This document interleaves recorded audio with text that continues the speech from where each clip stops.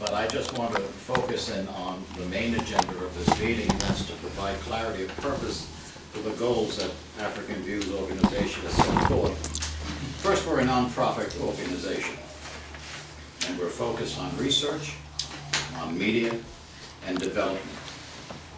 And the mission of our organization is to provide information, communication, and collaboration.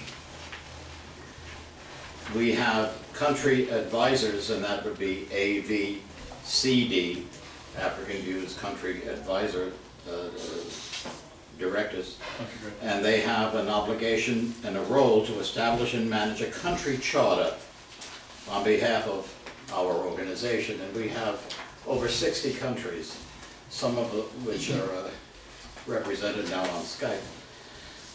And the obligation of the parties, AV shall perform the following obligations, and that is to provide programs, intelligence, and incentives, and AVCD shall perform the following obligations: localize and manage African Views organization in host country. In your folder, you should have the agenda, the minutes of the annual meeting, and the bylaws. And there is a list of our names and email addresses and phone numbers as well, because we will be contacting each other more and more as the months unfold. So item number 1 is a call to order, which I just did, and roll call. If you're not here, raise your hands. Very good. So that's a cheap shot, and everyone is here, except well, and then we have some people on Skype. A review of the last minute's meetings belong to Andy Howell, I believe, Wally, and he's not here. He's not here. And actually, I have the roll call sheet here, which we will pass around eventually once you have get this to you. I think that's why not having done so earlier. This is it right here. It tells us what we have and how we issues. Now, we have so many things. I'm going to kind of pass over Roman numeral 4, because the monthly status really involves some of the wonderful things that we've done with radio and with things within the classrooms. And the update on volunteer activities, I assume those on Skype and so many more who are motivated to become part of this organization will grow. We come to item number 5, and there are a number of people I want to bring to your attention, and one of whom is Chris Campos, who is sitting at the end of the table, and he is, and I've seen his curriculum vitae in his bio, he is a very well qualified person and is interested in the treasurer position. So when you look at item number Roman numeral 5, we have there to be announced, and Chris, can I assume I just announced it? Well, do I have a choice? No. No, this is not a democracy. You sat me next to the man with the cane. Yes. Yes, sir. I've learned from my grandmother something very early. Yes, sir is a good answer. So that's the affirmative we have.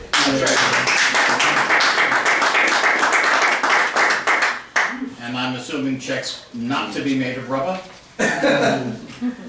So, therefore, Roman numeral 5A, we have nothing to report, so we will kind of skip that through until we come to what I hope to be a quarterly board meeting. Now, item number 6, the differentiation of the board members. This is extremely crucial because it, pretty much like an amoeba, can split into two and still be part of the one. And I've invited Carmelo Garcia to briefly discuss this, and he is also a man of amazing qualifications and is, I believe, Chief Board of Education for Hoboken. That's correct, yes. The superintendent? Well, love to hold that title in our lifetime, but it's I executive director on one end and then past president of the Board of Education. Yeah. Thank you. You know, African Views has reached a point of maturity where a governing board is necessary.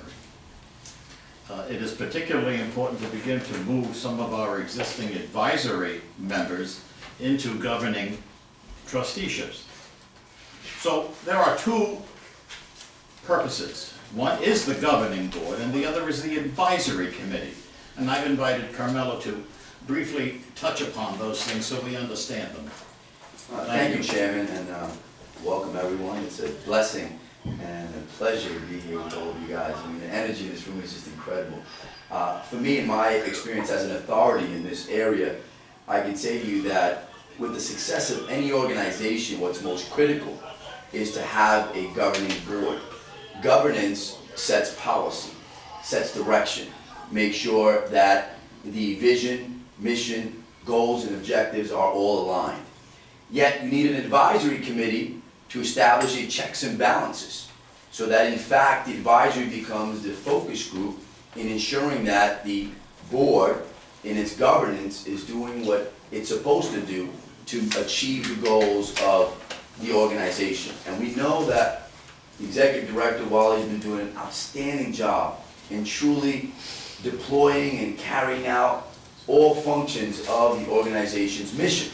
But without the support of a governing body, in the sense of a board of directors that is about governance, policy, the law, ensuring that as a 501c3, the organization not only remains afloat, but also thrives and really strives to achieve its excellence. And I think that's where we are now. We have that momentum. We're growing exponentially. We're growing every day, as Bill noted, like an amoeba. You can see the osmosis of what's happening with the organization. And I do believe that you have to have those in any organization, privately and publicly, in order to succeed. So, again, with respect to the board of directors, they focus on the policy making. They focus on ensuring that the goals are being achieved. The advisory committee, which is very powerful when you have both of those working together, because at the end of the day, you're aligning all the stars to make sure that you're really achieving the ultimate mission of the organization. That's why I feel, in my personal opinion, as an authority in this area, that you have to have these two in order to be successful. Because one will decide on strategy, the other one decides on process, one decides on planning, the other one focuses on the execution and the adaptation of the organization as it moves forward into what it's going to achieve. It's kind of like writing a textbook and then giving it to the teacher to implement. That's correct. That's it. Sir, who writes the textbook, the board or the advisor?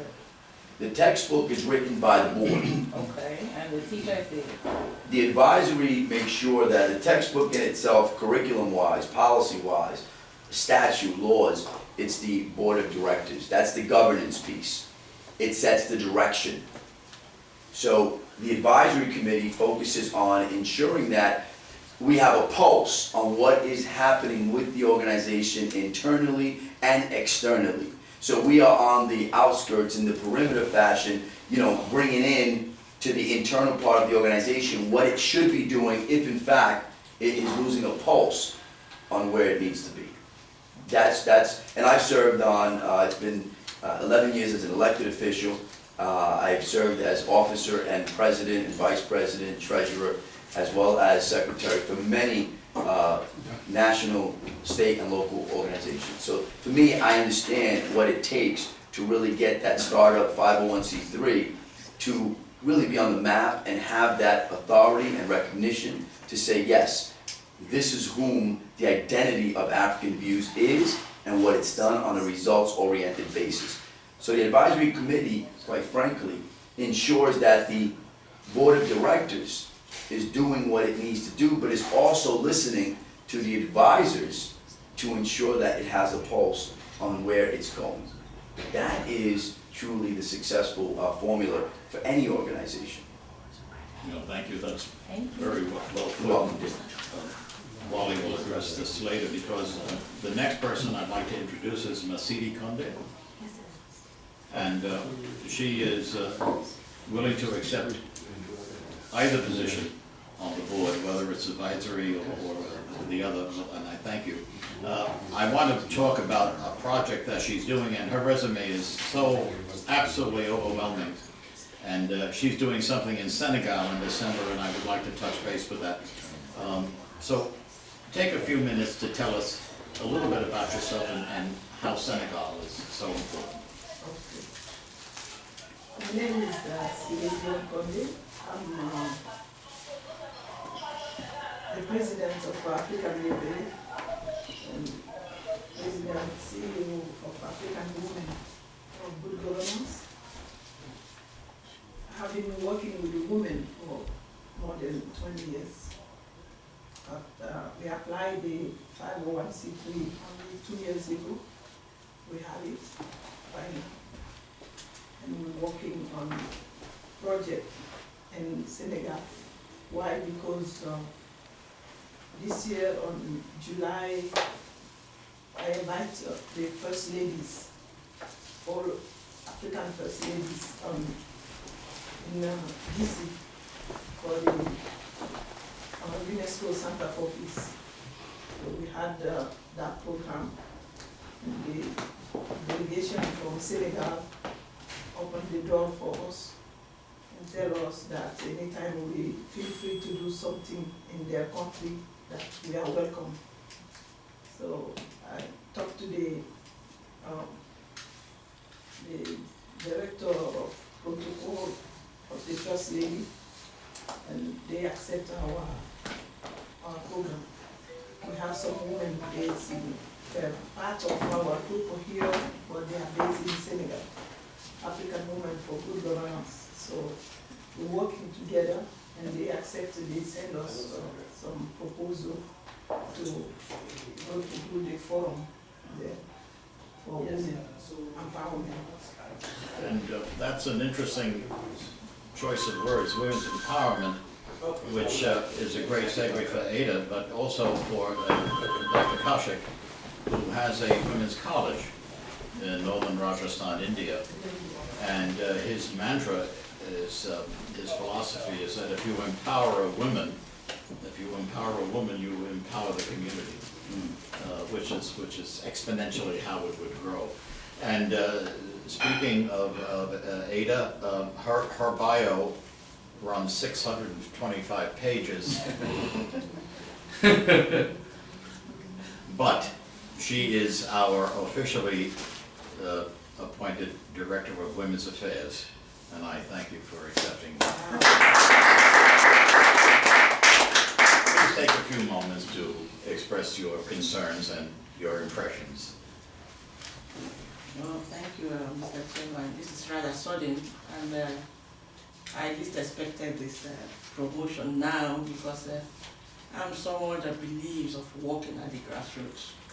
I like groundwork activities and not the upper room activity. In fact, the upper room activity is always my weakness. I want to be challenged from the grassroots. And that has been the mission behind, or the strength behind all I've been doing. I'm an educationist, and I've been a teacher for more than 25 years. I run a school which I inherited from my late parents in Nigeria for children from 6 months to 12 years. And in the course of that, my major motivating factor is on women, because I support this with what happened when I was born. My late parent did tell me that I was in my mother's womb for 3 days and refused to come out. And at the dying minute, where both the mother and the child was weak, and there was probability whether they would live or not. my mother has to sign her death bond for me to be, for her to be operated upon and then brought out. And my late dad, when he came to the hospital and saw that the wife had given birth to the first child, a girl, which he wanted, because he said that he prayed for his first child to be a girl.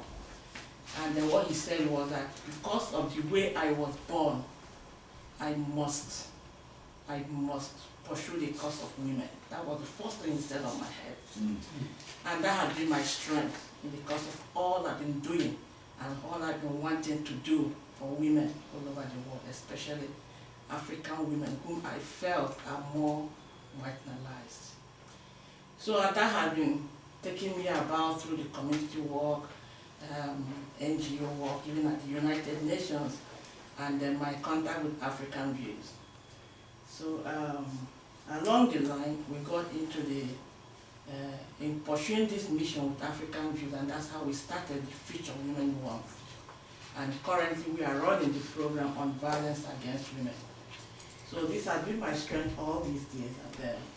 And I never told Wale this story about my desire and then my foundation and responsibility from my late dad on women, and I'm surprised we made the women programs or something like that. And I have no words to say that I will appreciate it, because this is a much more challenging responsibility and putting me in line of the cause I really want to achieve for our women in our own time. Beautifully put. Thank you. Beautiful. Each of us brings so many strengths, and I would be remiss in not mentioning the gal sitting opposite me. Regina, your radio shows are truly inspiring. Thank you. And the feedback that I get, everyone is well. No one is sick anymore. But you and Dr. Felucia are two forces to be reckoned with. I'm reminded of what you said because I'm thinking of the word compassion, and that's what we should show the world. It's compassion. And I'm also reminded of some adage that I read somewhere, and I don't know who said it, but it goes like this, and some of you may know it: we make a living by what we get, but we make a life by what we give. And that's so true, and I thank you for that. Mr. Chairman, I'll have to charge you for that one. Strike that out of the minutes. It's copyrighted. Yeah, that's it. The next person I want to introduce is our hostess, Agnieszka, and I'm not even going to think about saying your name, Grzybowska. Yes, Is that close? that's very close. That's Right. Yes. G-Boska. But she is currently a director of international relations and has been invited and has accepted a wonderful opportunity to be vice chairman of our board. And I thank you. Thank you.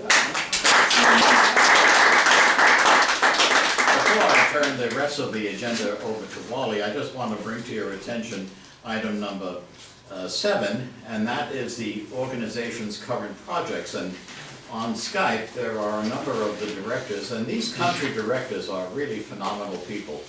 One of whom from Nepal, and is he on? Not yet. Okay.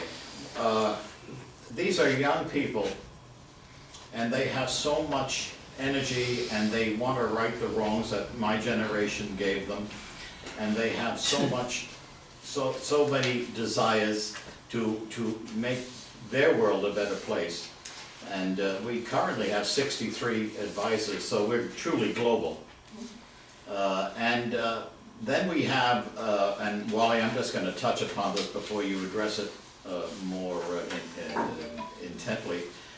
We have radio, and I mentioned that we do, Regina and Dr. Folo does a phenomenal job. And I made a connection, and this is aside, I was at the Indian consulate last night, and I met a doctor who wants to do a radio show in India and needs to understand what it's all about, so at some point we're going to network. But that's what I mean. Yes. You know, my philosophy is that it's not so much the stone that you throw in the pond, it's where the ripples go. That's where the energy is. and TV. We do radio, we're doing TV. And then we have magazines coming out, research programs. But I want to bring you down to letter D, Roman numeral small 5. And that's the Helena Koshik Women's College. Surendra Koshik, and I don't know if he's on Skype yet. He just called, he's been trying to get on, so I believe he should be on. Any perhaps, Would he be able to hear me from here? I am not sure. Surendra, are you on right now? Just proceed, sir. All right, but I'll just tell you something as to why he named the college after his wife. They've been married 44 years. 23 years ago, she suffered a complete stroke, both sides of her body. And he stayed with her and is, till today, constantly being motivated by her energy. She doesn't speak, she can't walk, she can't eat.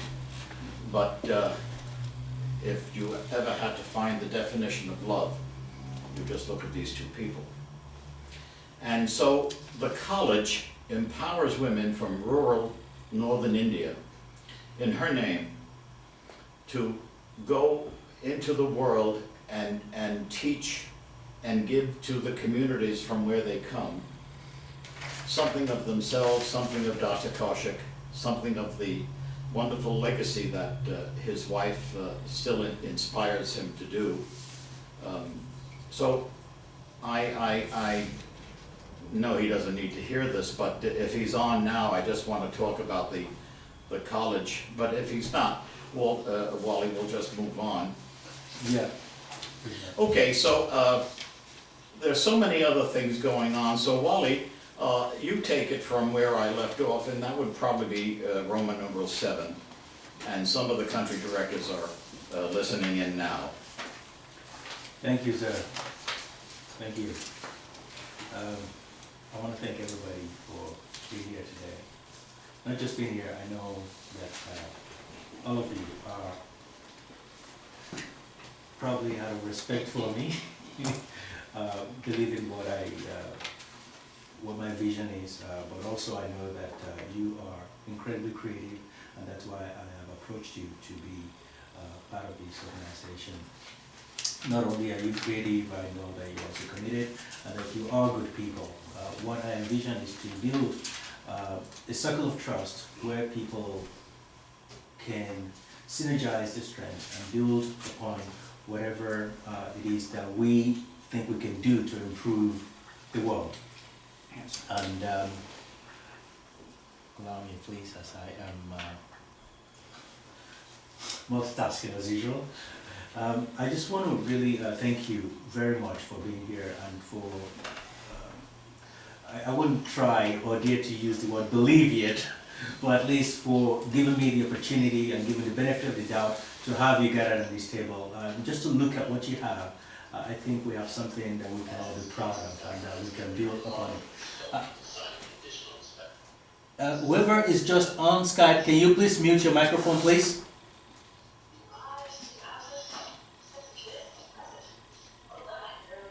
Can you please mute your microphone on Skype?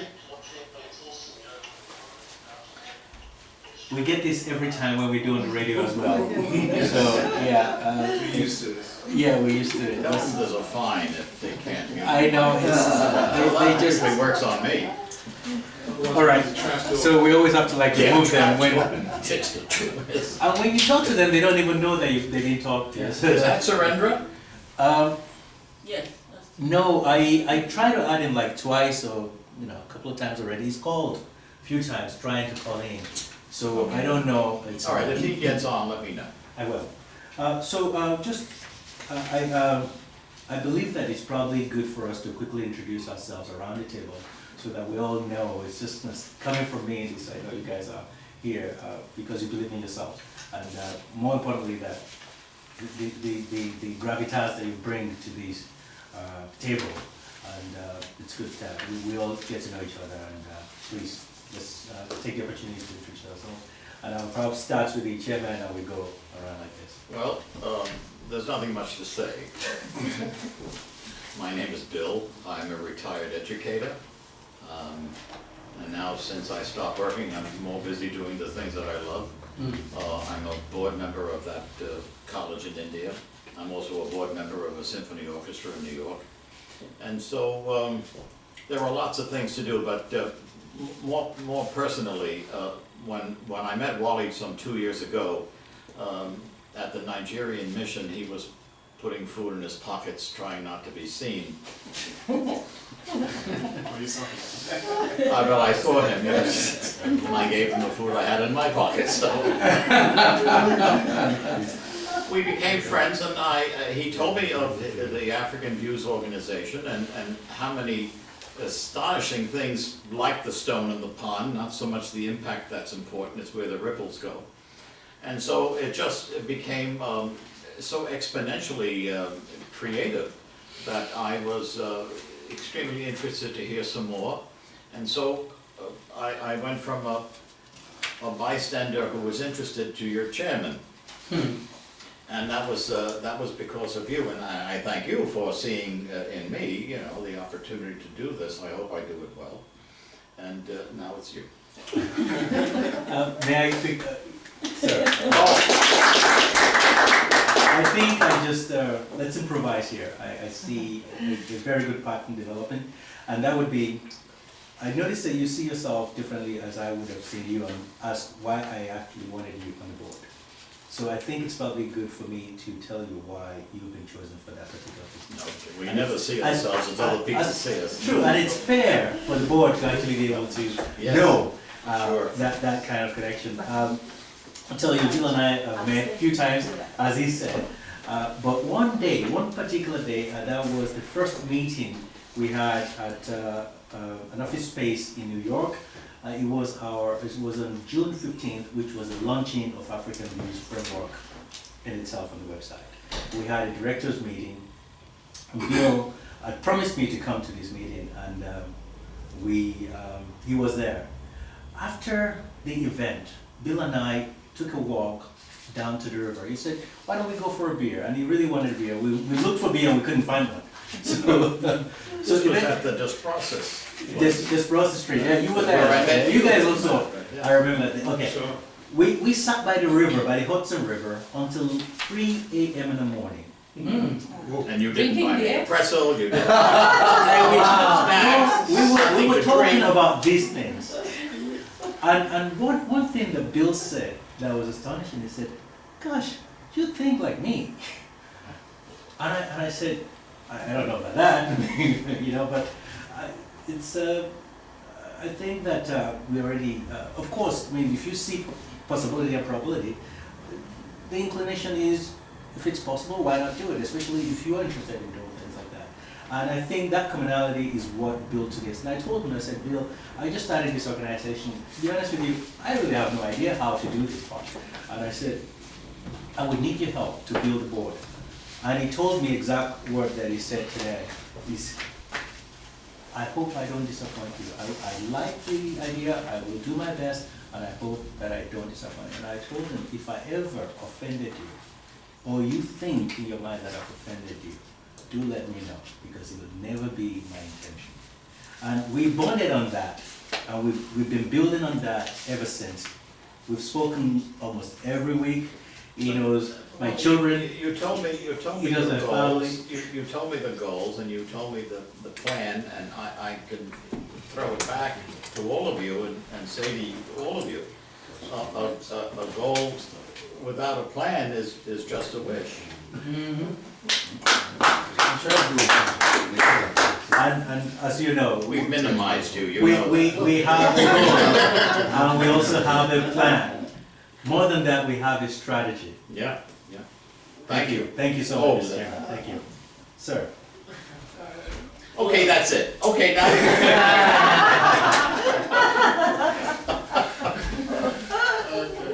Anyway, I am Oliver Mbamara. I am an appeal judge for the state of New York, being that I was trained as a lawyer. But also, I'm also the chairman of the board of directors of the Nigerian Lawyers Association in USA here. But also on the other side, I am into entertainment, and I am the president of a company called African Events Productions, which is an outlet for films and other creative works. I'm also the chairman of the board of the Expressions of Soul Incorporated, which is a not-for-profit organization that actually aims on using creativity, theater, poetry, dance, music, film, writing articles to express our differences so that we can begin to understand each other. That's actually the objective of Expressions of Soul Incorporated, to share, because when you get to understand people, or rather when you get to hear people, you get to understand them, and then you can be able to interact with them and understand where they're coming from. So, so those are the things that I guess I have been doing when Wale made me mention about African views. And I think the first thing he said, I think we're talking about African events, and he said, hey, your views in African events seems to be in line with what I have in African views. So I said, okay, let's see what this African view is about. And I'm very honored to be in the midst of you, because you are all giants in your own fields, and I'm very glad, and I hope I will learn a lot from you. Thank you. Oh, All right, okay, so my version. is this the way it's going to be? It's gonna be fun. All right, so first of all, this is Honorable Oliver Mbamara, the Oliver Mbamara. This man is one of the most humble people I know. To be honest with you, he is a giant in his work, in his field, and this man wears many hats. He is a judge in Brooklyn, in New York, as a lawyer, and being a judge, of course. That's his day job. Now, he has many projects that he's doing on the side. He's a poet, and that's his natural inclination. He is a movie producer, a movie director. He is, if anyone has ever heard of Nollywood, he is one of the biggest Nollywood stars. Yes, Nigeria. No, Yes. Regina is here. She's the biggest star. We get into that. So he is a great actor, and he is a great producer and a great director. He does a whole range of things. He also runs an organization called African Events. I've been very impressed with the work of African Events. Now, when Oliver and I first met, he probably doesn't remember. I had gone to see his movie randomly. Somebody dragged me along. So there's some movie you would like, some African movie. And I said, whatever, let's go see the movie. And I said, I don't really want to get into this Nollywood thing. They don't impress me. As a matter of fact, they make me angry. So I don't want to go there and just, bore myself and anyway. I was taken to this movie theater. It's not a movie. It was done in somewhere in New York, somewhere by close to Broadway. Somewhere is where he did it. Anyway, it was here in sort of like a theater, but it must have been one of those off-Broadway theaters, and it was like probably not something regularly done there. But this movie was brought there, and you charge $10 for the entry. Anyway, and what I saw was Spade. I didn't know he was there. I was just going to see a movie because I didn't get the program for it. Too busy to check out what the program was. Anyway, I saw this Spade and I was so impressed, and I thought, I have never seen a Nollywood actor this good before. Honest to God. It's true. And I said, wow, and then after the movie, he was there answering questions. Wow. And I remember I wanted to ask you a question that I didn't get to ask you that day, which was, when you detonated a bomb, there was a bomb detonation. It sounded like a real bomb. Was that a real bomb? Hopefully not. It was. You shouldn't say that too loud. We are here in the circle of trust. Right? We are here in the circle of trust. It was, wasn't it? We didn't check with him. That was just a acting career. That was just acting career. When he said Bob, he didn't mean your career. So I figured out because it sounded real and it was definitely, I was like, wow, that sounded so real. How do you get that sound effect? How do you get that effect? But yes, it was. But I just wanted to come, I've been seeing your movie ever since then, and I think you are really a distinguished producer and actor. Thank you. And a visionary, a really great visionary. It is a pleasure to have you on this board, and I think that if you look around you, you will find equal partners here. Thank you so much. Thank you.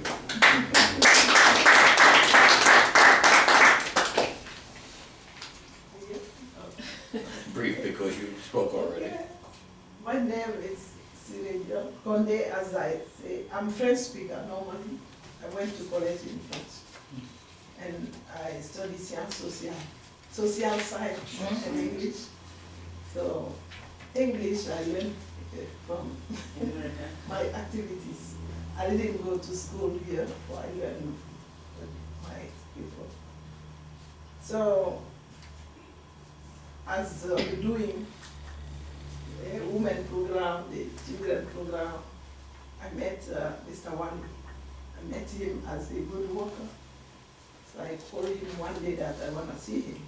He said, oh, you want to see me? I said, yes. I would like to see you because I went to 2 of his events. I saw him with Mr. Mike in Indian embassy. I met them there, but I met him before on parade, the parade meeting with Mr. Mike. And I met him at the UN for Women program. So I called him that I want to see him because my organization I'm doing, I need someone who have open mind like him. I invited him, he came and I exposed my program. He said, boy, you know, I wanted to see you too. So we start to talk. Is that way we met and talk about this program. I'm very blessed to be part of the program. I know human being is not perfect. You know, we all can, he knows something I don't know. I know something he doesn't know. So each one of us, nobody knows everything. So I pray God the program to go good and better, and I will do my best to do what I have to do for the African view. I'm very blessed to be here. I thank everyone to receive me in the group. Thank you very much. Bienvenue. Très bien. Ladies and gentlemen, Merci. Merci beaucoup. Mrs. Sire Dion Kande, alias Massi. Let me tell you a little bit about it. See, when I met her, I knew that she is my kind of person. I could feel her sensibility and I can empathize with her intuition of what we want to achieve. That's the first connection we had. But what I've learned about this woman is how popular and powerful she is. And honest to God, that was not what attracted me to her, because that would have been a good alibi. Yes, and I thank God for that. We had worked together indirectly on many occasions. I've been invited to be part of programs that she's working on, and we work together, and we just, out of respect, that sort of thing for each other. But I have been hoping to be able to connect with her. And while I was figuring out which way to make that connection, she approached me. And that was a blessing for me. But what I have learned since then about this woman has been fascinating. She is one of the most powerful African women in diaspora. And she's the least that will show you that. She's a businesswoman, a very prolific businesswoman. And she's an ambassador of the UNESCO and all of those things. This is a person that the wife of the president of Ghana picks up the phone and calls. and she is in the membership of in the area of the African first ladies, so to speak. So they have this, and so not only that people just respect her for who she is, but also the kind of heart that she is, and the fact that she has this ability to empathize with people who are on the ground. By the way, she's from Guinea, and in Guinea they speak French, and you can see that English is like a fourth or fifth language. So when we spoke about our interest, we saw the opportunity to be able to bridge the Francophone into the English, into the Anglophones. We see the opportunity to collaborate there. But again, more importantly, I just want to express that she's an incredibly creative person, and she's one person that you can come to with your ideas. Because one of the biggest problems we have as Africans and in Africa is when you come up with an idea, it's very difficult to find someone who will embrace it. It's very difficult. And to have Masidi, who has a connection of people at the top and people at the far end, it's a really powerful thing to have. I mean, one of these reasons I'm making these sort of like interjections is for us to understand our strengths and be able to build whatever it is that we want to build. Of course, this vehicle is not just a platform for African use. I know that we all have our projects, and it's important that we understand our strengths and be able to collaborate to move everything that we're doing forward. Ladies and gentlemen, I say this way.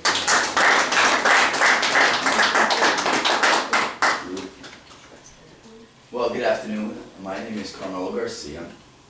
I have been an agent of the federal government as an executive director of the Housing Authority for City of Oakland for the last 5 years.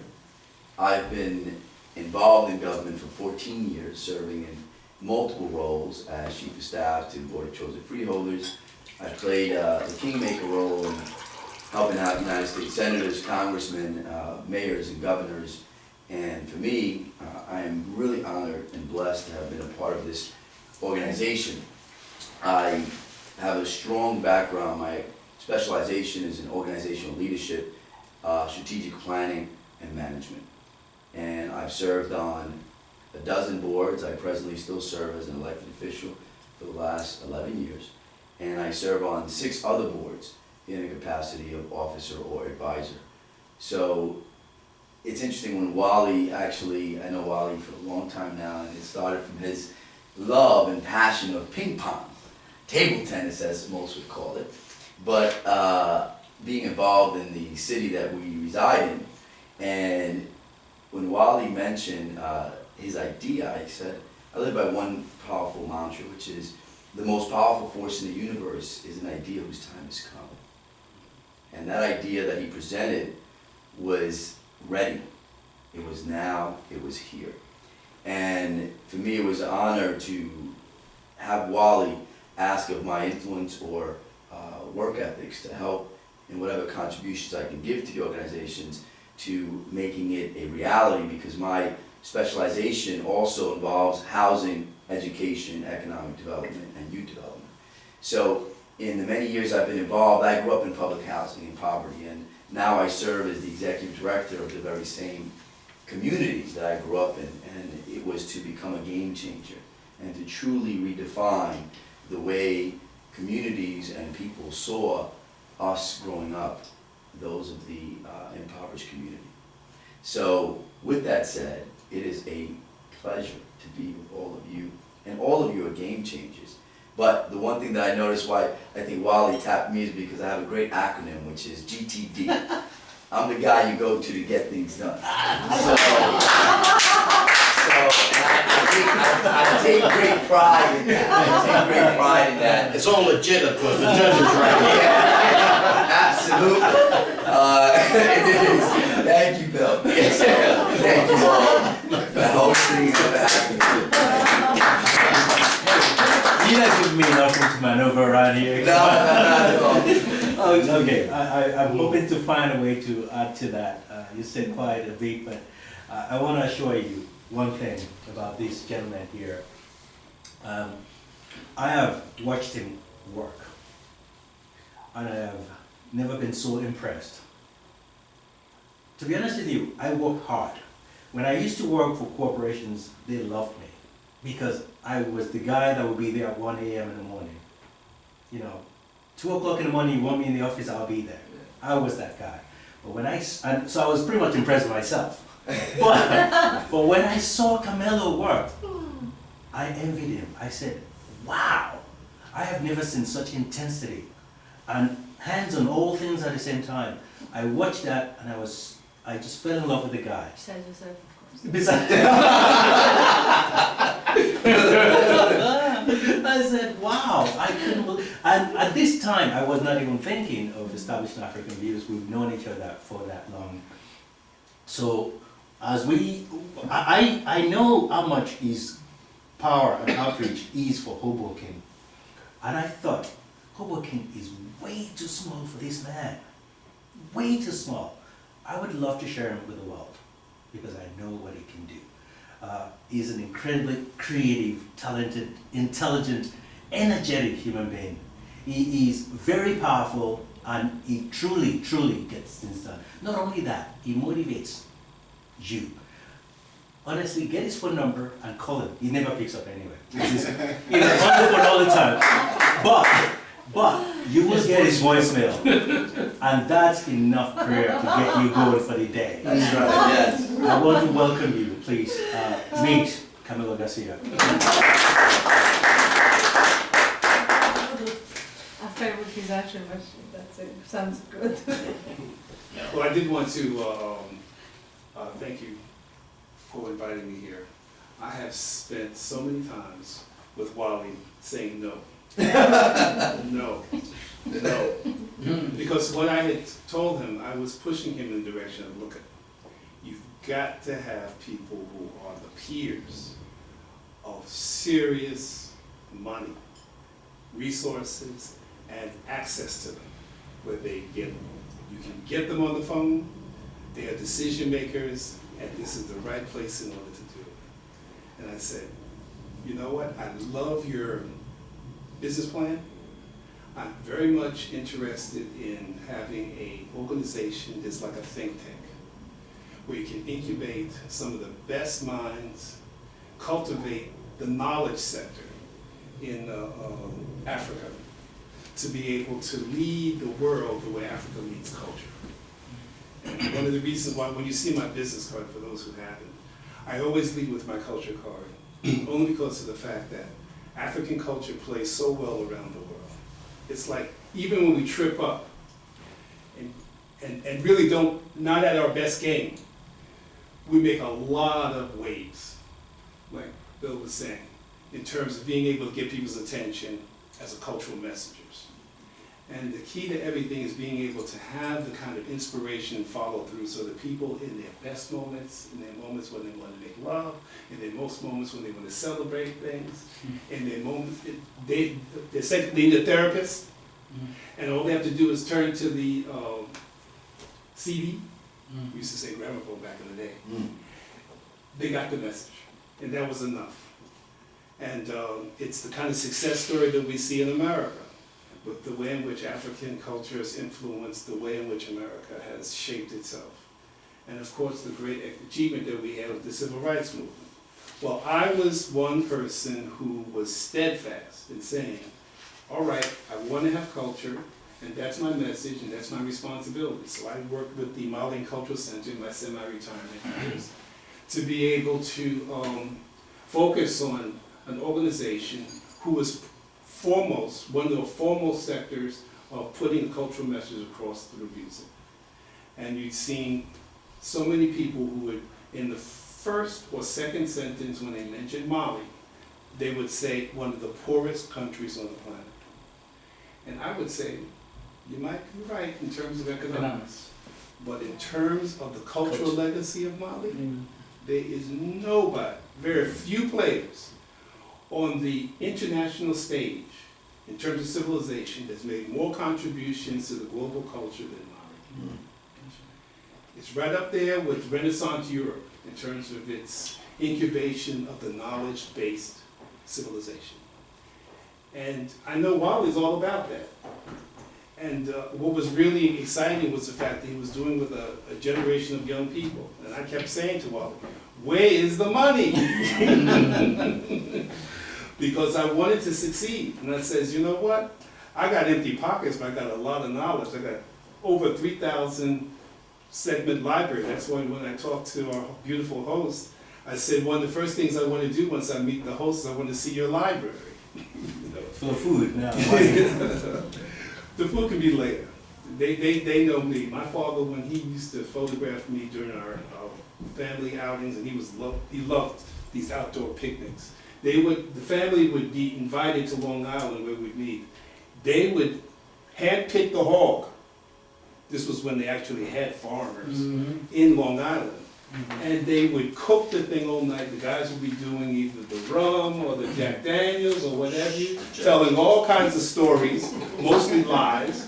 Exaggerations. We'll put it that way. You're being polite. Political license. But the idea is that I really wanted to be up to snuff in terms of having a knowledge-based organization. And the reason why I said what I said when I told him about coming to this meeting was the fact that I really needed to have peers who could really fight the battles. Whether you're up on the mountain or down in the trenches, they were still with you. And I thank you for this invitation.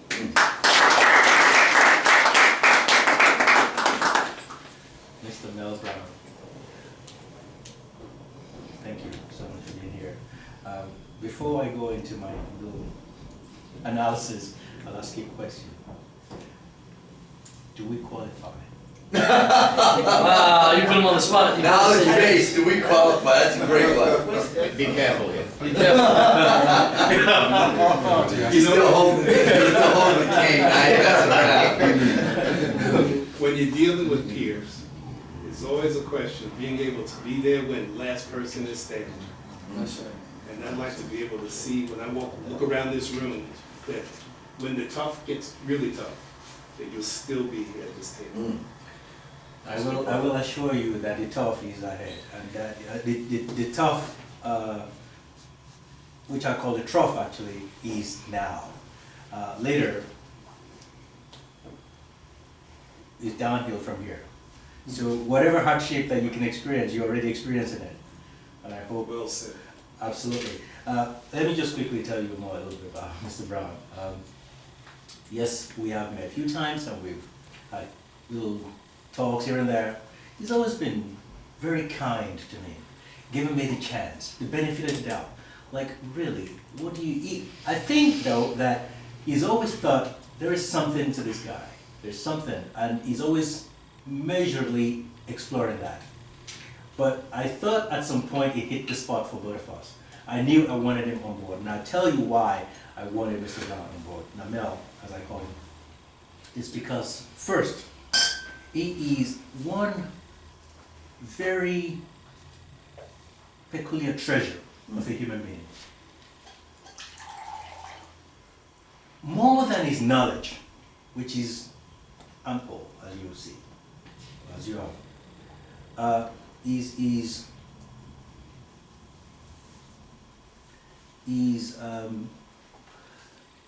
I would say is diplomacy, which is very important. I mean, we've been to events together, and I've seen the way he came across. But one thing that's very special about him is the fact that he comes from an African-American culture, but he is an international person. Now, African-American culture is a very interesting culture, and it's also a very closed culture. It's very difficult to break into it, regardless. You know, if you're outside of it, it's very difficult, and it's also difficult for it to get out and embrace others. It's very difficult, and based on experiences that we know. However, it is difficult. So it makes him a very rare species, to be honest with you. If you find an African American that is of his caliber, we probably can't reach them because they're like Oprah, or they're so rich, or they're so this, or they're so that, and so on and so forth. And the fact that he's made himself available not only because of this capacity, but also because of the vision he shares for what we are doing. He sees the capacity of culture in the world. He can adhere and identify himself with African culture, and he is open to look at what's new and open to analyze how we can embrace and engage that and put ourselves into it. This man can spot opportunity like a needle in a staff. So he got the deep pockets. Deep pocket now. Full of That's information. the come. He is full of information. Well, I got it, baby. He is the absolute analyst. And he is, more than that, is that bridge that it brings to us for connecting this incredible culture that is yet very big and very out there, but again, very difficult to penetrate. And I hope that with his help, we're able to create bridges and open more doors for opportunities. I thank you so much, sir. Thank you. Well, good afternoon, everyone. I'm very humbled to be a part of this room. The synergy in this room is absolutely amazing. There's some extremely talented people, and it's humbling to me to see the diversity of the talent around this table. My name is Christopher Campos. I'm an attorney, as Your Honor is present. I was a former municipal prosecutor, and so I served as municipal prosecutor for the city of West New York. I was the city council president for Hoboken. And I've lived and studied both in South Africa and Europe, spent time there. And I've always believed in a biblical scripture that says, where there are two or three gathered in my name, there shall I be. And I've used that, extrapolated that to believe that where there are two or three gathered with a common purpose and a common vision, there shall an idea come to fruition. And what we have here is a vision that I believe was inspired by Wally, hopefully by God first, but through Wally, and disseminated and shared amongst this table. And I'm excited. I'm excited because I've been hearing about this for a while now. Carmelo is a childhood best friend. He seems to always rope me into things. He's the reason why I ran for city office. I ran and got elected. So much so that he brought me back from Washington, D.C. at 24 years old and said, "You gotta do this." "No, I don't wanna do it." "You gotta do it." "No, I don't wanna do it." "Okay, I'll do it." Today, So he knows better, kind yes. That's why I think he blames me for some of the hair that is missing. I've stressed him out enough. We didn't want to go there, but since you... But I could. I have license to go there. At least he's had some left. Great people are not the ones that love titles. Great people are not the ones that get all the accolades. Great people are the ones that can get off the platform and actually do the work. So I was moved by what you said earlier. Because it's one thing to get the accolades and be recognized, but it's the other thing, who really gets the work done. And unfortunately, so many people like the accolades but don't like to do the work. And it's humbling to hear that you like to do the work. You want to be a part of that, because that's where the real magic is, where the rubber meets the road. And that's what made Ella Baker one of the greatest Americans that we had in our civil rights movement. So impressive, because she wasn't the one giving all the speeches like Dr. King, but she was the one getting things done on the ground. So I'm very humbled, and I thank you guys for even opening the opportunity for me to serve.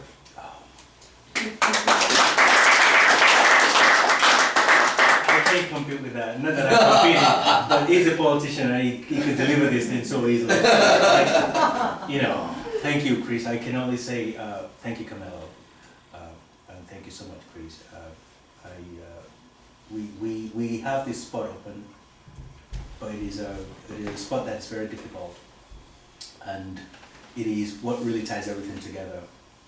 And from the conversations that Carmelo and I have been having, he told me that if there's anyone to do it, it's Chris. And I said to myself, I'm not sure. And believe me, not that I didn't believe Carmelo, because I knew that's what it is.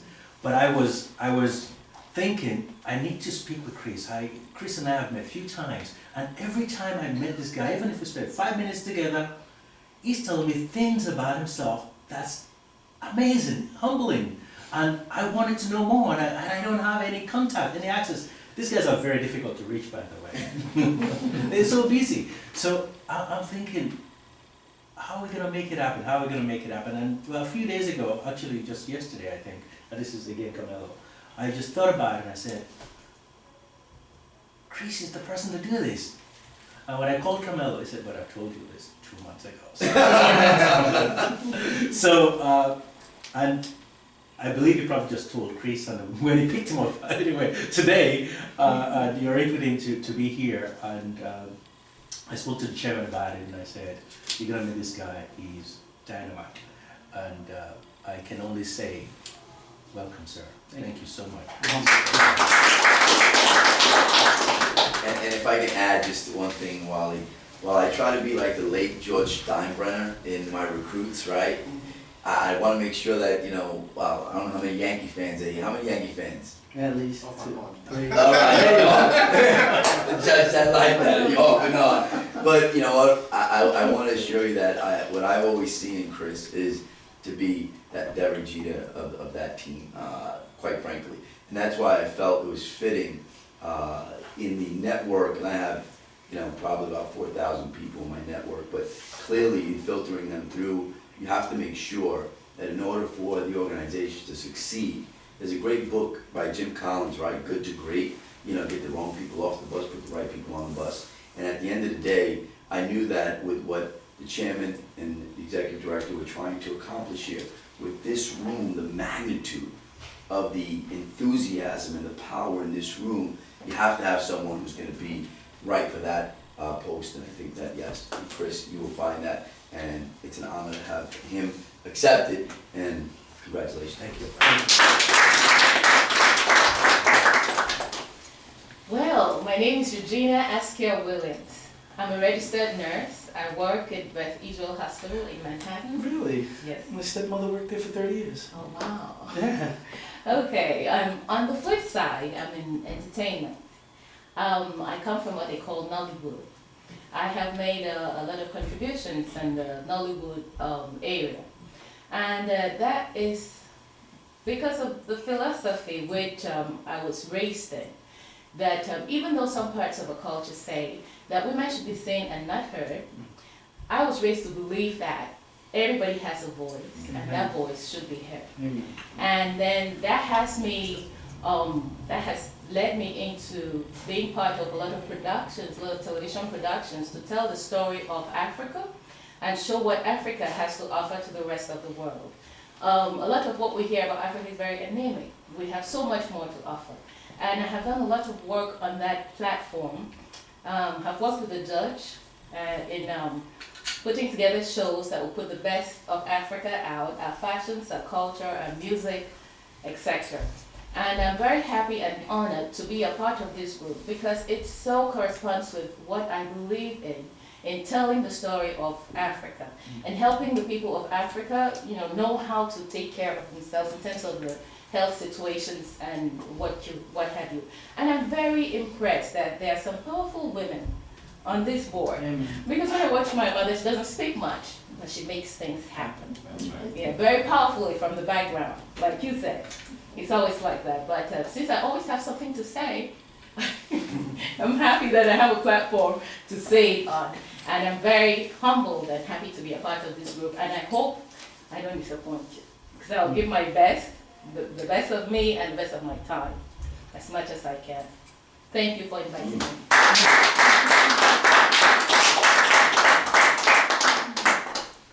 Regina Askia Williams.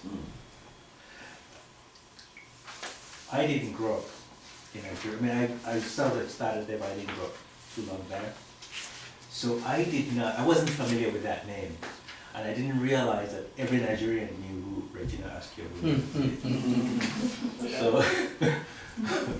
So at some point, one of my colleagues in the radio program called me and said, no, actually, she came on the show. I was invited on the program Invited the to program. come say something. Right, and then I thought, who, this is not, I haven't seen her, just heard her, and I thought, who's that girl? And he said casually, Regina Askia, and I said, oh, okay, great, we should get Regina Askia back. He said, okay, do you know what she is? I said, oh, Regina Askia. I said, no, she used to be this. I said, used to be what? I said, a Nollywood actor.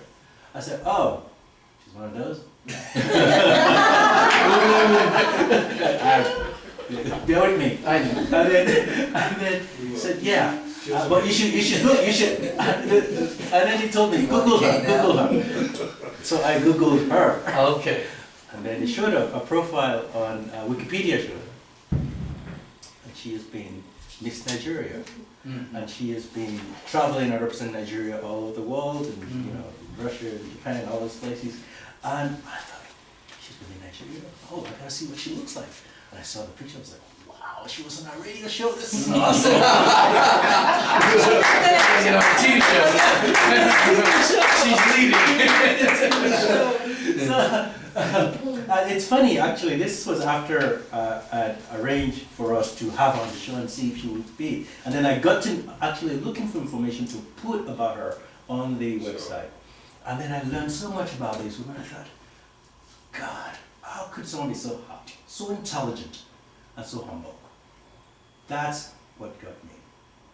And I'm still trying to figure that out. To be honest with you. But the highest compliments I've ever heard. Now, Wally, you must tell us something about yourself. Well, We all have something to say. Now it's our turn. Now it's our turn. Here are the tomatoes. It's the Wally Roast hour. okay, I will quickly, you may find me awkward, and I'll explain why. It is because I was one of those few children, because I know there are very few of us, who got put in a boarding school by the age of 2.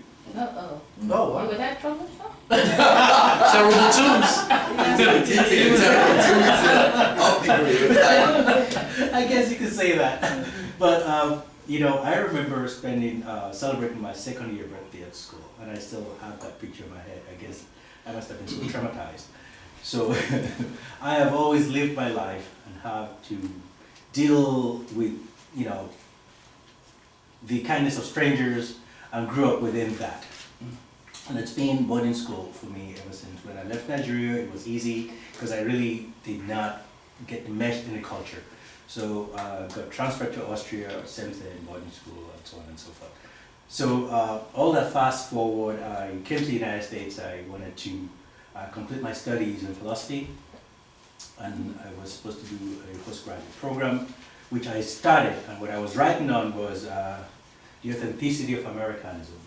Well, prior to that, in Vienna, I had started an organization for African culture. I did a Pan-African cultural organization in Vienna, which was good, but as I came to the United States, I realized that there's so much opportunity here in this country, even though people say that all the time, but there actually are opportunities in this country. I mean, what I love most about this country is the fact that it is the only place in the whole world that you can come to and be part of it. And I say that and I mean that seriously. If you are Russian, you come to America, you can become an American. You can. Not just by having a passport or citizenship, but actually you will become an American. And that's something I couldn't get in Austria. If I had gotten an Austrian nationality, I would still be that Ausländer. Ausländer is that outlander, that foreigner, whatever the case may be. Even if I, show my passport. Anyway, and I saw that, and that's one of the things that really fascinated me so much about wanting to really contribute to the richness of this country. And it is through that effort that I started a program a while ago, at least tried to do a program called the American Jazz Festival, because I have always wanted to bring people together, because I believe that if we're able to assemble the right people, we are able to move forward. And if you would look, we have two areas in making things happen. And we have the emotional layer and we have the substantive layer. And I think that areas of culture, those deals really with the emotional layer, and that's an area that a lot of people are not, that's not fully developed yet. So, and I think that there's a lot of work to be done in that area. And again, my really utmost driving factor is the fact that I just really wanted to contribute to this society. And as I started to grow into that mentality, it is one of the reasons that I got into the corporate America. I changed my studies from doing philosophy into economics and finance. And I went into the market and I thought, it's crazy stuff. What are you going to get into culture for? Just forget it and just deal with the market. And I became really good at the market. And I could, I forecasted the Korean market 1 year ahead and was on the money, like at the money on the year. I'm very proud of that. It's actually one of the coolest things. But going into all of this, I decided to put the market away. I decided to put all the cultural things away in my heart and then just make money and get on with it. But when I traveled to Brazil, I got reminded why I got put on this planet. To be honest with you, that's how I felt. I realized that there's a lot of work to be done, and that it's my work to do. And it was clear to me that regardless of what I do, else than that, even if I make money, so much money, I would be unsuccessful. Not that I would be unsuccessful at it, but I would feel I would be unsuccessful. So that's unfulfilled. And to me, that is really the ultimate measure of success. So but not that I'm after success in any way, but really I see that there's an opportunity, not just for what each of us are trying to do, but something that we can be proud of, that we have put together to make a difference in this world. And I would say to that the biggest achievement of my life really is this very minute. Being able to attract you guys to come at this table and for us to sit together and talk about this little thing that we're trying to water or plant or seed, I think is next year the goal to beat. And I just want to, again, I'm more than humbled. I'm actually not humbled. I'm proud. I'm proud of you being here. I'm proud of each one of you for being here. Deeply honored. Yeah, Mr. Chairman. Please. Thank you. What they have been describing all of you, right? Yeah. And I saw we are here, so someone has to describe him. There you go. Over to you. Over to you. I want to tell you that this boy is here. Boy, This boy is here. He's from the western part of Nigeria by birth. That are very cunning, very crafty, very selfish, very what else? No, I can't. arrogant. All of them. And aggressive. No, they're not really aggressive, but they're very economic conscious. Oh yeah, very much so. And probably that was why God removed him from the environment at the age of 2. Because I tend to see those attributes negative in him. And I see you as someone who is a learning institution. And he makes a lot of sacrifices for the development of the community. And that's one of my attractions to him. On 2 different occasions I've met him. In fact, the very first time I spoke with him on phone, and I don't know how he got my email, but I got some mails from him, and for one event that was in 2010 at United Nations for the people of African descent. So I called him on phone. I said, "Where is this event?" He said, "At the UN." I said, "Will you be there?" He said, "Yes." Okay. I was at the UN, just sitting behind him. I never know him, but suddenly he was called upon by the chairman of the event to speak. And he introduced himself, taking time to educate, even though he was given 2 minutes to talk. Wow. He took his time to educate the conference room. What time? I'm sorry. And he kept on, he was still trying to start the topic introduction when the chair said, it's over for you. Ouch. Over. And I went to him, I said, this is the act that we spoke on phone, and that's how I got. But I see the way he moved, he handled his things. But one most important attraction of me to him is that the day he was talking about his vision on this African view, and he mentioned the amount he has spent. Then I turned back and looked at him, a Nigerian spending such an amount of money for an organization. And I said, this boy is something else. Mm-hmm. And he's worth being explored. Mm. And I started exploring him. Mm. And I'm happy that I have explored enough. Amen. And, We all are. Come down. let me hold my word there.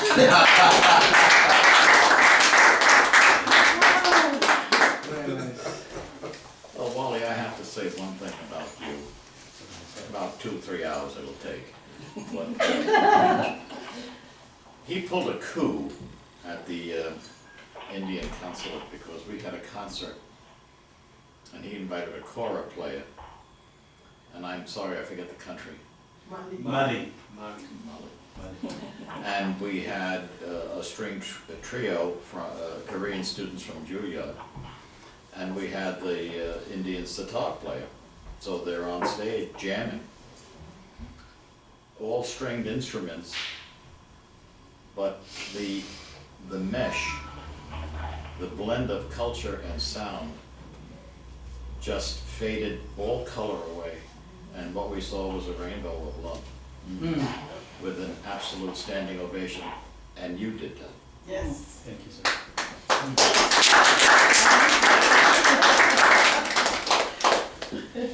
Now, Wally, it's 9:45. No, it's actually 5:30, so I want to finish the rest of our guests, and of course, Kofi is a guest, and our board members, and then we have some things to do, and then we have dinner, and I'm focusing right now on dinner. I think the introduction is actually very important. I think once we have finished the introduction, Yeah. we could probably start with some dessert, some appetizers, and we can continue the program. Yes, that's a good idea. Come in. May I interject on something about Wally? Yeah. How many of you are familiar with the ACE program? Just by show of hands. Is It's anyone- what's ACE program. The cultural exchange, African cultural exchange program. Great, okay, For so children. some of you are familiar, Just like- and some aren't, right? So the blessing about this story is, it's gonna be quick, but Wally, when the African Culture Exchange Program was announced, it's dear to my heart with education. And it had been launched in New York City and in a few schools there. And when I kept talking to Wally about it, there was a colleague of mine who I kept talking to about this, and he was very, very persistent and to the point of obsessed. Like, we gotta get it, in New Jersey, be the first in Hoboken to launch it. I said, all right, Wally, we're gonna get it done, we're gonna get it done. And lo and behold, when I tell you, if you haven't experienced the effectiveness and power of the ACE program, then you should, being there personally. Wally did such an amazing job, and Agnieszka was there, and it was such an amazing job that the headline was, in Hoboken, New Jersey, was, students visit Africa. And that was all possible because Wally made that happen, where for the first time, not only did they have a cultural exchange, and they got exposed to Africa, but we were able to have students speak with other students Botswana, 3 countries altogether, actually, correct me if I'm wrong, actually it was 3 parts, 3 groups together, all, and Senegal, it was Botswana, and I think it was Zimbabwe, if I'm not mistaken, but it was incredible just seeing these kids' faces light up, and the questions that were being exchanged. That was, to me, trailblazing, and that is my story about how Wally is indeed a pioneer and is so devoted to this organization. So I just take my hat off to you on that, Wally. Actually, I happily take that, not only for me, but for the team, because the idea of Skype actually came from the chairman. Oh, wow, Bill! Wow, you see that, Bill? It was funny, you know, why we came up with, why Bill came up with the idea was, in that program, we would usually introduce the children to the picture of Africa. And what we'll do is we'll get still pictures of children their age groups. Okay. That's great. And Bill says, why don't we actually get real children, their age group, in real time and get them to deal with each other, so they actually know. And I told the class, you're talking to the past, because their Yes, yes. our is the, That's right. Wow. that's a learning It experience. did. Fantastic program. And again, this is why you guys are here, because I know each one of you is way world smarter than me. So I don't have to do a lot of thinking. Thank you. My name is Ernest Opong, and I am the publisher of a Mandela newspaper, if anybody has heard about that newspaper. It's also an African community newspaper and published in the Tri-State area. Matter of fact, if I decide to say so much between me and Wale and Bill and all that has gone on in the African views, I don't know. It's going to take quite a while, but I'll keep it short. Just about a year and a half ago, was it? We met in Tarrytown, New York. And a mutual friend of ours, a very close friend of mine too, working together as well, made a statement. He said, "I don't want to die." And it stuck in my mind. And I kind of adopted that mantra. So yes, I don't want to die. I have been in the newspaper business for the past 10 years. This is my major domo. Kofi is my editor. I don't know what I can do without him, but that's another event. And looking at the past, looking at how we started, and until the time we met in Tarrytown, I met this young man with this goatee. That made me look at past pictures of a few things and a few people. And the website he showed us during his presentation, I was amazed. The idea behind it and the philosophy and the projection of his ideas in such a powerful medium drew me a bit near to him. In fact, in the morning of our first day there, I met him and a few other colleagues discussing other things, and I went quietly and drank my coffee and went and sat away from them and enjoyed my coffee. And after that, we got to the session and everything started until he started talking and introducing himself and doing all these things. So at the last day, we spent 4 days there. And on the day we were coming home, he offered me a ride to Penn Station. And that is when we started talking about African views and stuff, and so much water has gone under the bridge.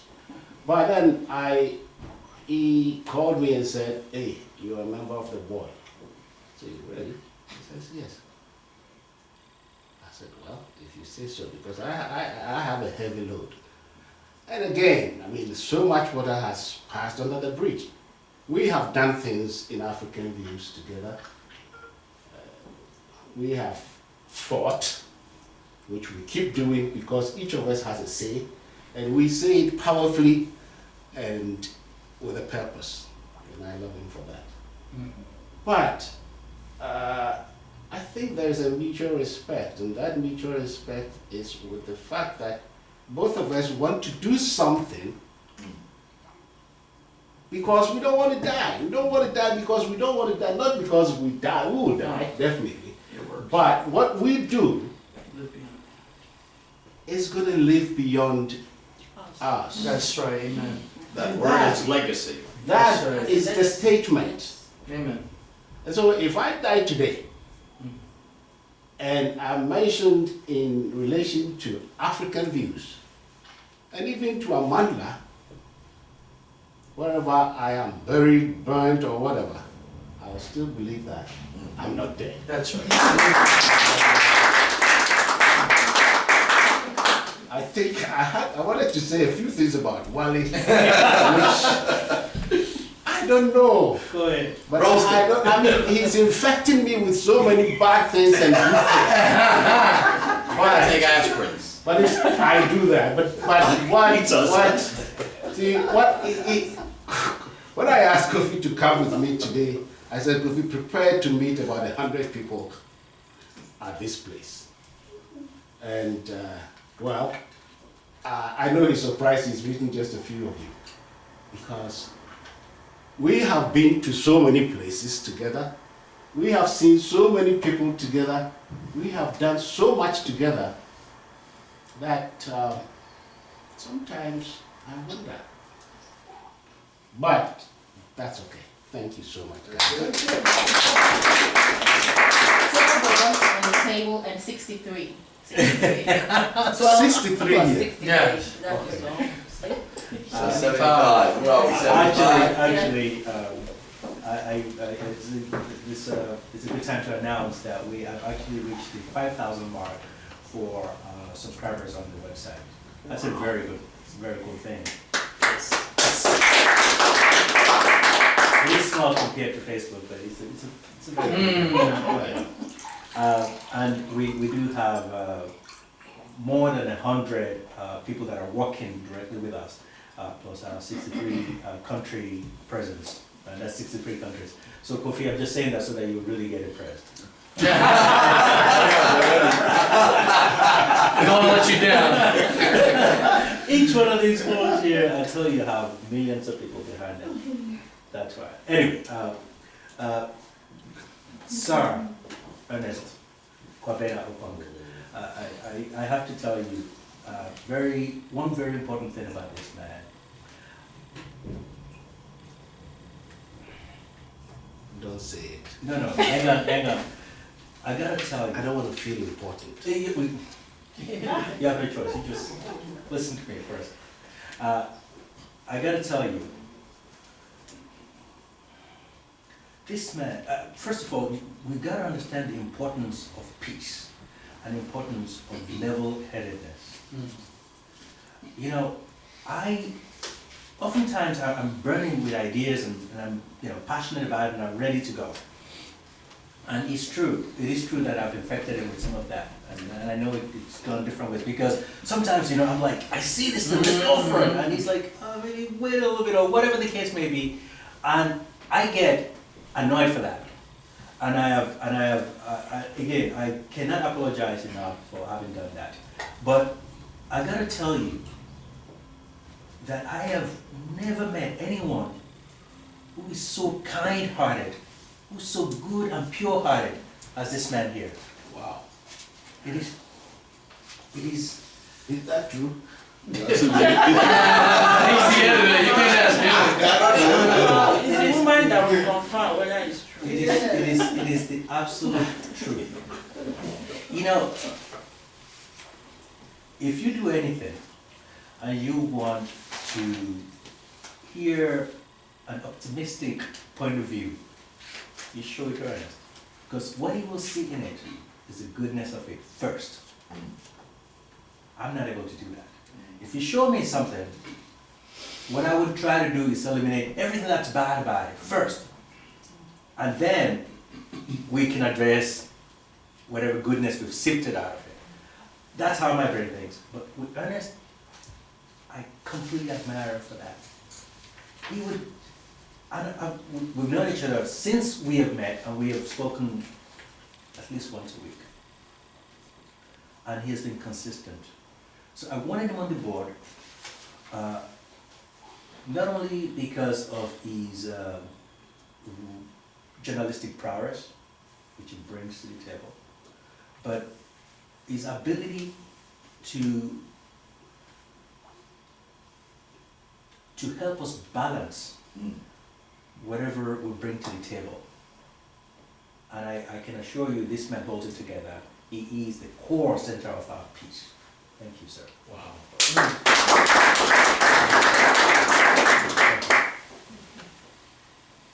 Kofi, tell us about yourself. Yes, my name is Kofi Ayim. I will just be very brief because I'm a guest, and a guest is not supposed to talk so much. And in fact, what Wale said about Mind Boss, technically, he's the publisher of Amandla, is very true. Kobana is one of the most level-headed person I've ever met and worked with. And I'm not saying this to praise him. So for a raise. I had been involved in the newspaper business before. That newspaper is gone, it died. And we had a group of people, intellectuals and all these things. But when you compare the level of intellect and reasoning, there is no comparison. He's a very, very principled person, kind-hearted, who would give you ears and listen to your criticism and your critique of his works. And I give him credit for that. He's extremely level-headed person, guided by principle. Like I said before, we say now, there's an African proverb, if the tongue is present, the teeth does not talk so much. So I will not talk so much, like I said. I also work for the city, New York City, MTA, those who want to know, apart from being editor-in-chief. January this year, I published my first book. Thank God, it's doing well. Congratulations. It's on Amazon.com. It's about a slave who was from a royal family in Ghana, sold into slavery here in the US, fought in the Revolutionary War on behalf of his master, got his freedom after the war, and he was given an acre of land near where the Star Ledger is. In fact, I had an interview in Star Ledger, I think February, and I've had 2 cable TV interviews in New York. Yes, Friday I spoke at Essex County College about the book, and I think next week I'm doing about NYU about the book. Basically, that is Kofi Ayim. Also, I speak and write Russian fluently because I was there for 6 years.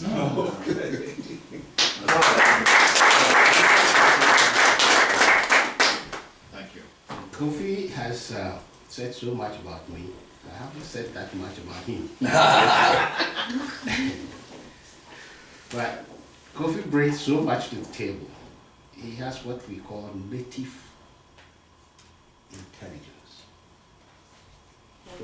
From you see, in Africa we have people who are educated, but who are well, with all due respect, very unintelligent. Well, we call that common sense. Common sense. And the funny thing, it's not common. Right. So see, if you want somebody, he was what in fact the core of his job at the MTA is as a strategist, and he brings that to the table. And if Amandla has been able to hang around for 10 years, it is mostly because of his strength and his energy of purpose. And again, I'm very happy he has met Mel because he's a man of culture. And he's a man who sees everything through a prism of culture, which is an all-embracing world in itself. And he approaches things from that intelligence, that native intelligence, that strategic intelligence. And I'm very sure he's somebody we might need on either of the boards, advisory or the governance. And he will be of great help to us in the cause of this organization. I rest my case.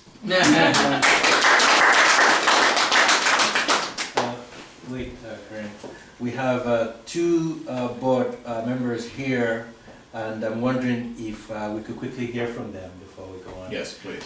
So Luttrell, are you there? Can you hear me? Go to the next. Julie, are you there? I think you have to switch back to, Luttrell. Make sure you mute them, yeah. yes. Yeah, okay, hi Luttrell, how are you? Very poor communication. Poor communication, we're sorry for that. But we're just wondering if you could quickly please introduce yourself to the board. Hang on, I'll try to speak as loudly as possible. And also, that's fine. Also, give us details about your experience. You want me to do what? Introduce myself? Yes, sir. I want you to introduce yourself and talk a little bit about yourself and about your passport. Okay, I'm a 73-year-old Washingtonian from the United States of America. I've been selling since I was 6 years old. I like to talk about the setup in my mama's womb. Be a light-skinned black man born in Washington, D.C. with no money. I didn't see my daddy until after I was 21. So I grew up and eventually went to work at the CIA out of high school. I worked there 26 years. I became what's called a spy manager. I supervised CIA agents and assets in over 30 countries. I also am the only former spy manager that also had over 6 years of communication security. So I know how to run the national security agency. I quit CIA in '84, went in business 3 times, failed, went back into the government. I got involved in what we call federal contracting. And I retired in '94 with 32 years of federal service and started a consulting business. We now do security and business development. That means we know how to help companies grow and become larger. That's not for profit as well as for profit. I've been married 55 years. Amen. That's Times. an accomplishment. Amazing. So I was saying a little bit about relationships. I consider myself a transformation manager or an agent, transformation agent. I like to get a problem and offer solutions. That's Luttrell Osborne. Thank you. I like that. Thank you, Luttrell. Which one is he? Something else. Anything else? No, I will just quickly introduce you again to the board from my perspective, which I think I can add a little more just to add. Real quickly, Luttrell Osborne and I met randomly, unintended in DC, and I was at an event there, but we didn't speak. So one day, he called me on the phone to introduce himself and showed how much admiration for what we are doing. And when we talked about our operation, he said to me, how much he thought of it in the sense that we are at the cutting edge and how what we're doing is so revolutionary, it could be something that could save a lot of people in the world. I believe that's what he said. But he said it in such a way that it made me feel that we are onto something really good. Not that I don't have that in the back of my head, but it's good to hear someone who is coming from a position of intelligence actually say that to me. And we have been working together since then in how to bring our operation to a standard, as well as how to coordinate properly with all our country directors and find ways to work more efficiently with operation, and he's very keen in making sure that we become prolific and sustainable. So he's a wonderful member to have, and also a fan of our organization. So it's glad to have you on board, sir, and I will welcome you.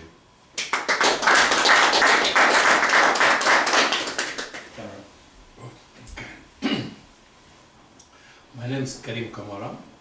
I've been living in this country about 20 years now, from France. I did so many things, but I'm going to talk about the last 12 years what I've been doing. I'm founder of African Cultural Center. For me, why African Cultural Center?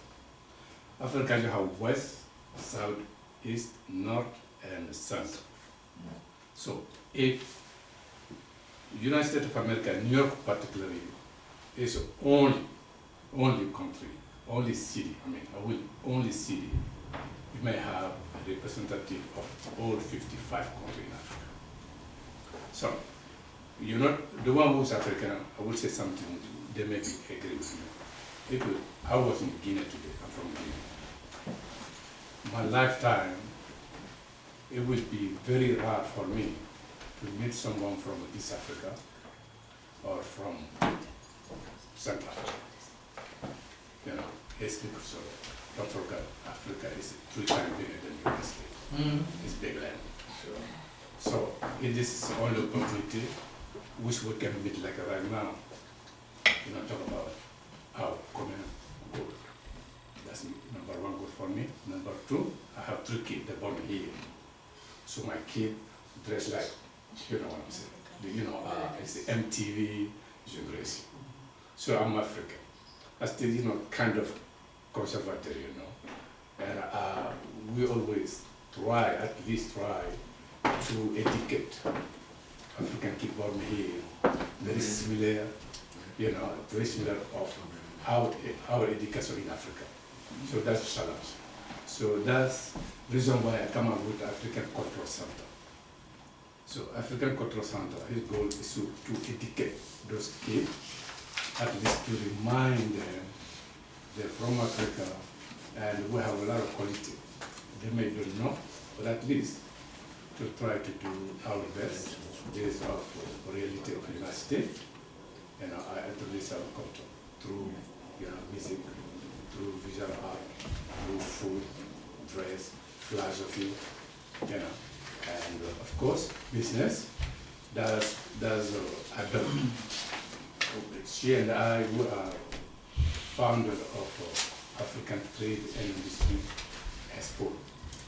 So that, what we do with that, we're promoting, you know, businesses, American, you know, business people so interested to do business in Africa.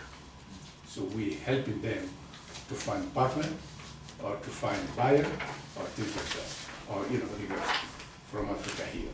So that's what I do right now for the last 12 years.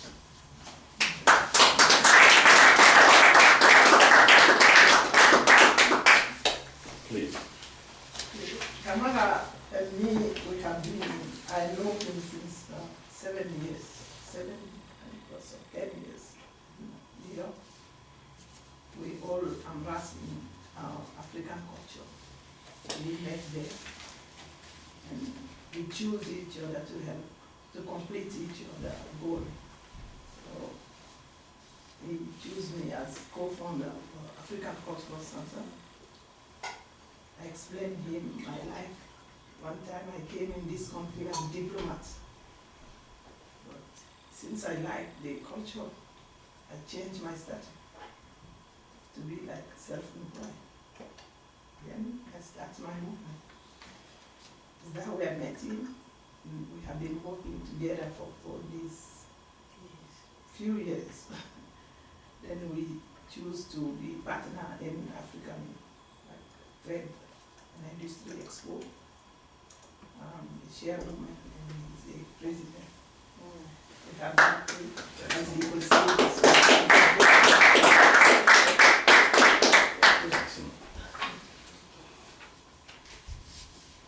And now our hostess. You know, because then I can start preparing the potatoes and you can still start. potato. The potato is very important. That's In my a good idea. culture, I came from the potato culture, so I have to serve the potatoes actually in two forms. One would be sweet, one would be regular. I'm sorry, guys. That's great. I don't understand rice. That's the right. Yeah. My name is Agnieszka Grzybowska. I apologize for that, but not my choice of the name. I'm very honored and feel very distinguished to be part of that enthusiastic group. Thank you, Wally, for putting trust and faith in me. My journey with Africa started in 2010 when I traveled to Ethiopia. I fallen in love with the innocence of Africa, seeing from the perspective of the Ethiopian culture. And then my first thing, having always believed in changes in the world, changes in a sense that humans have evolved into kind of higher level of development, I kind of thought to myself, I kind of saw a lot of good movement in Africa, kind of renaissance, if you will, and also asked myself, okay, you know, here's this innocent, beautiful continent, and what to do to help those people to avoid this post-colonial or second wave of colonialism, and believing in the aspect of the fact that humans are past that stage of being kind of aggressive and trying to carve off something from Africa for themselves, as we think that those things are happening. I kind of was standing on the other side of the pole saying, you know, those things shouldn't be allowed anymore, and what to do about that. So one thing I thought would be to look for a place, organization that either you could go to government and work from government or from organization that is interested in African affairs. And then I asked myself, okay, what kind of organization, what kind of place I would love to work with? Something that is already established and structured, or something that is possibly young and fresh, and something that is open for more ideas. And as I met Wally, you know, I got very excited and interested for numbers of reasons. One reason is that Wally himself. For me, the human factor is always, wherever I do business, wherever I meet with people, to some extent doesn't matter whether somebody comes from royalty or is that official from this organization or that business. I think we all experience that the human factor that is always important to us. And to me, Wally was the, you know, certainly the pillar of the trust. I kind of didn't know much about this man, but I trusted him. I trusted him from the human perspective, and I shared his enthusiasm about what he was trying to pursue. That's one factor. Second factor, why African views, why not something else? And at the beginning of the, when I got engaged with African views, I kept asking Wally one question. Please tell me, why is African views different than many other organizations that are out there? There are a lot of organizations. Why you think, how you distinguish yourself, why you're different? And what I liked about how possibly different we are, can be, Wally, if he agrees with me, I don't know, maybe I'm just speaking from different perspective, but at least that's how I perceived that. The fact that Wally, I think, had the vision, if I'm not mistaken, of bridging out a lot that is out there. And he looks from the perspective of not somebody who is jealous, who doesn't want to share his ideas. He's very enthusiastic. Doesn't matter whether he gets the credit for it or whether it's just done. It's just, you know, he just likes things to be done for the sake of it, for the you know, pleasure for somebody else. You know, getting the trophy doesn't matter to him. He's a man of principle. He's a man of vision and honesty. And that's why I am with Wally, and I'm honored to be with him, and I do believe that he would take us somewhere in a different dimension, you know, coming with the globalization era where we have to kind of go out there and reach out across. Thank you very much. Now I go to get my potatoes. You sure you don't want to hear this? My problem. Oh, God. Oh. Thank you.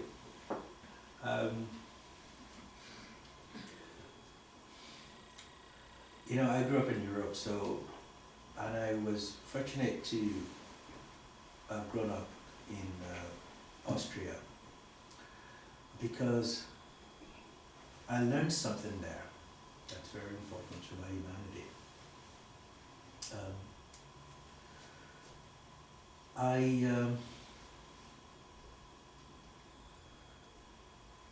didn't have that non-objective view of things because I was exposed to humanity from a very neutral perspective. Let me explain what I meant by that. When I was in Vienna, there were some Africans there. Few of them, however, there were some.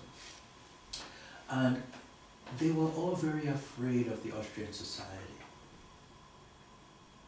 They were afraid. For many reasons. They think they are racist or this or that. I was just really excited. I was excited for many reasons. Maybe I got lucky. I was in a girls' hostel. I was the only guy in a girls' hostel of like 300 girls. So that's exciting enough for me. But not that I planned it, but they had nowhere else to put me, so they put me in a girls' hostel. I thought, he's young enough anyway. He doesn't know anything. But the way I was embraced gave me a lot of confidence about humanity, and I think that a lot of inhibition we have from both sides of cultural divide is that suspicion of, I'm not sure, and that is perhaps one of the main reasons for underdevelopment in most places in the world. That being said, when I met Agnieszka, she had applied as an intern. To be honest with you, when we started African Views, as you can see, there's a lot of programs we have, this data so I put out a lot of internship programs, and we got a lot of results. As a matter of fact, managing the intern itself is so much job that I'd rather just get the job done because it's just about the same amount of work. But she was actually not even the first one that applied for Sinhal, but she was different. And at this point I thought, first, I liked the fact that she was European because I could, but I also liked the type of European she is. And that's the one that introduces, that reminds me of that humanity, that purity of humanity that is so rare these days. And I was hoping that she'd be able to fulfill that. So I've been measuredly engaging with her in a way that, I'm not sure, I don't want to lose this lady, she's really nice, she's really cool. But as we continue to work together, I just noticed that she was in the same position as I was. And the first thing she was able to do was provide us with the African perspective in Poland. So she wrote the country page for Poland on African Views.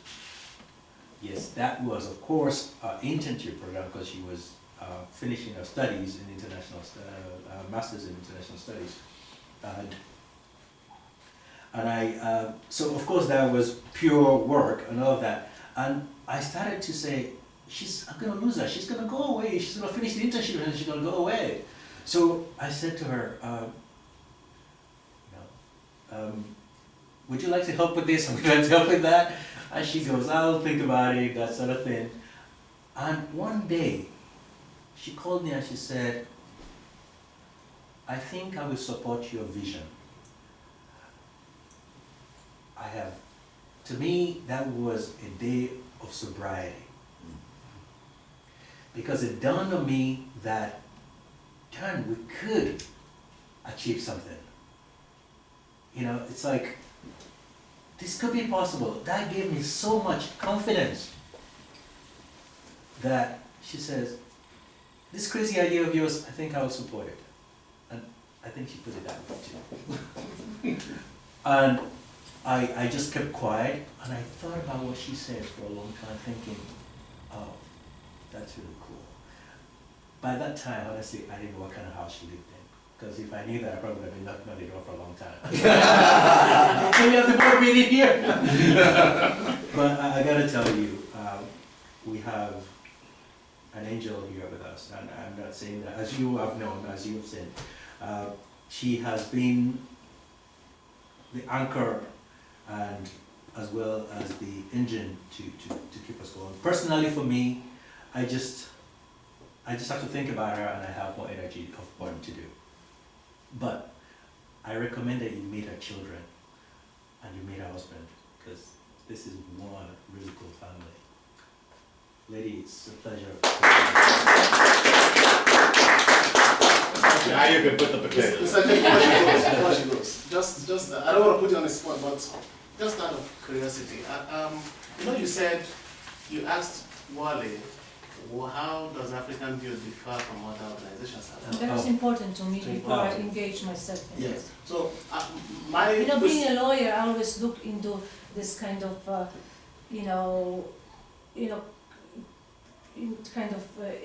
how does it fit in within the status, this, that, very cautious about the logistics of the, Detail. try to see the whole picture before I engaged, yes. So my question is in the reverse.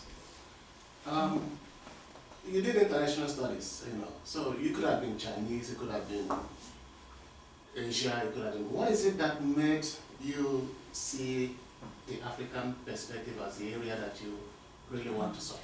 First of all, I think that Africa has been undervalued for so many years, for so many centuries. There's so much opportunity.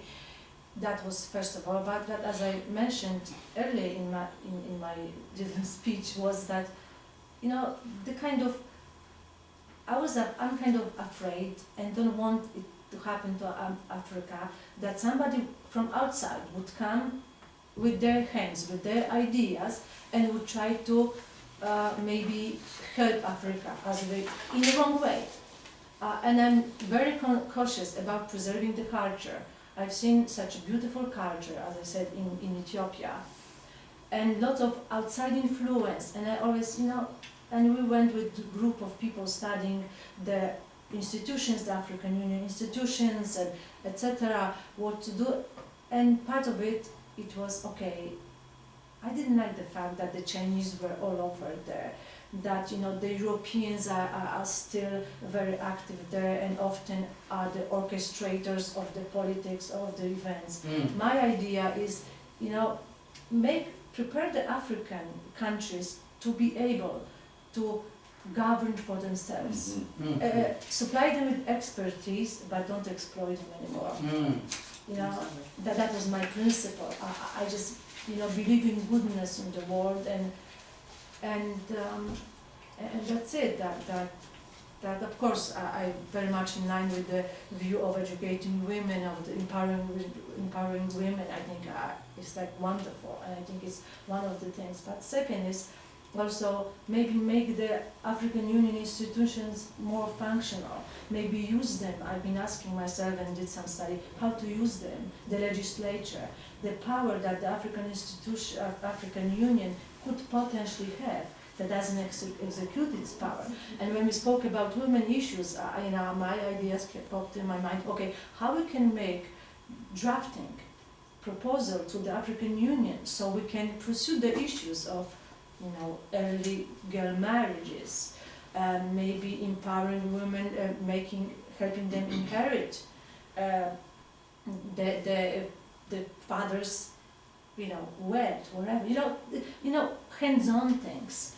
As a matter of fact, when we spoke to Wally, I mentioned how we can provide. Now out in Africa, the women, people have cell phones, people who use internet. Maybe we could provide things like how to help African women to find out where to file papers for divorce, how to do that. Maybe we could create, there's so many opportunities, so many ideas that we can give our expertise to.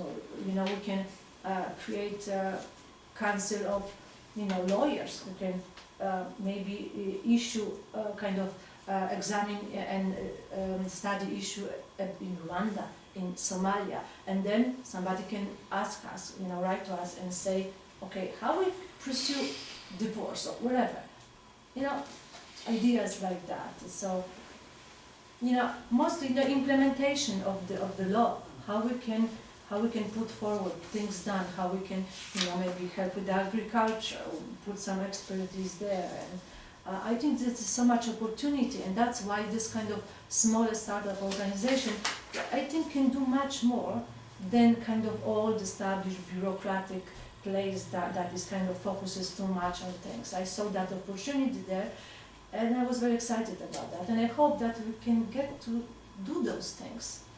I mean, that was part of why I, joined the organization, with hope that we can do those.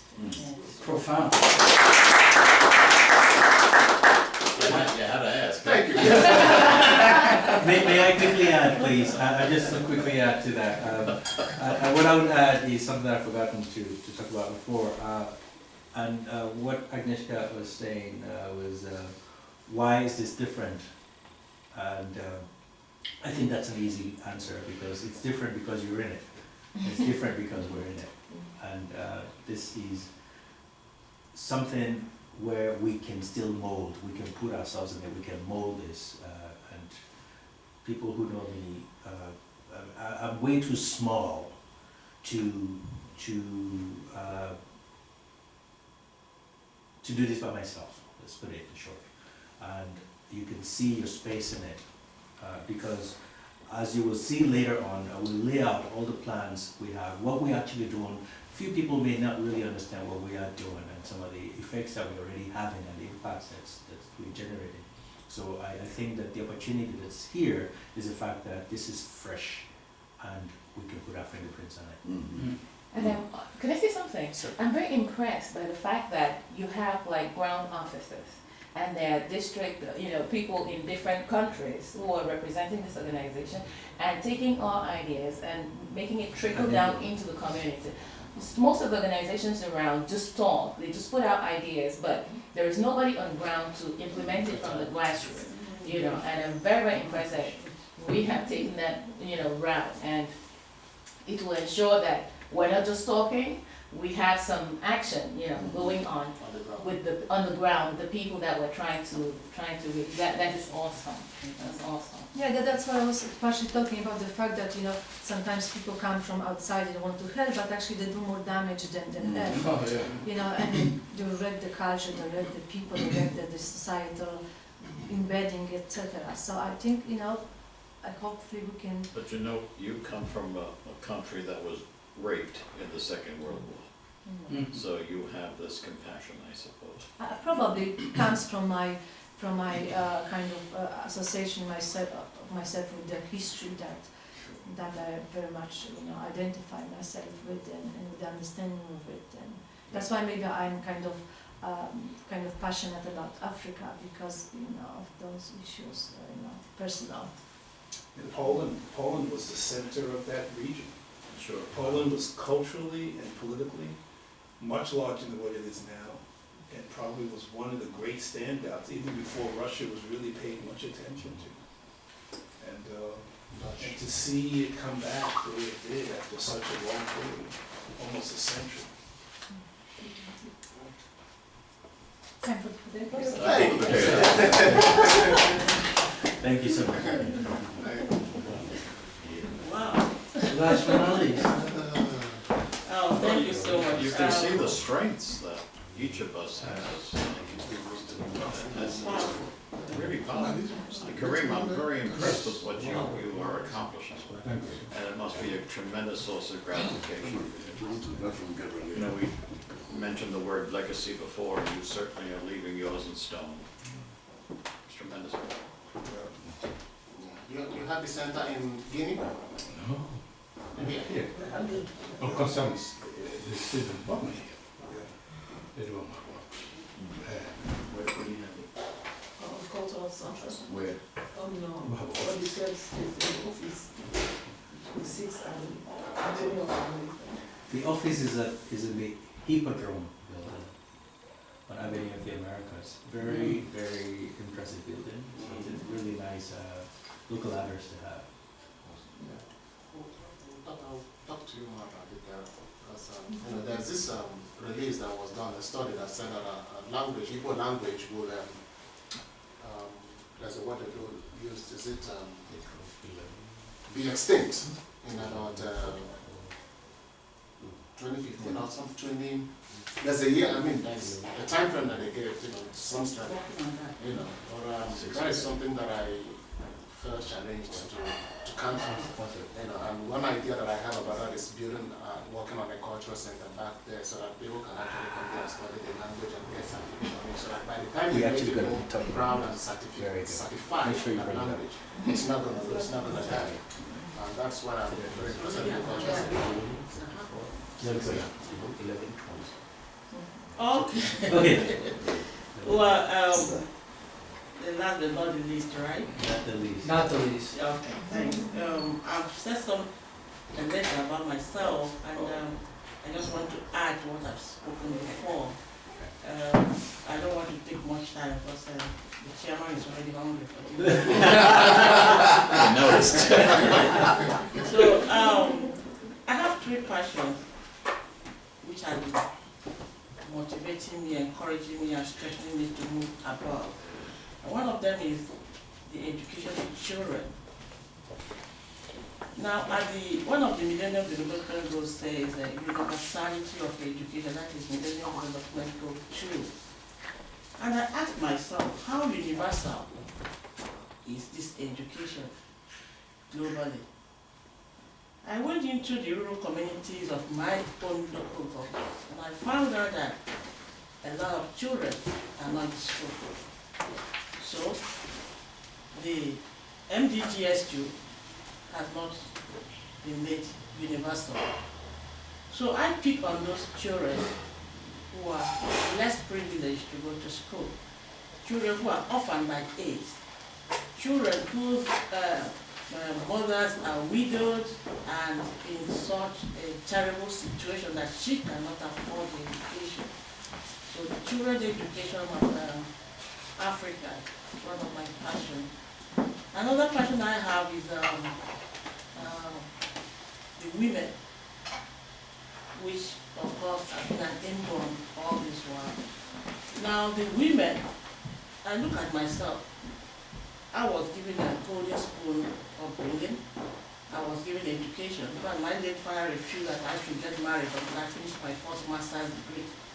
Even when there was struggle between himself and my late mom, he insisted that I should not get married out of his house. I have my master's education. So I had that opportunity. But there are a lot of women in Africa who don't have that opportunity. And then how do we help them?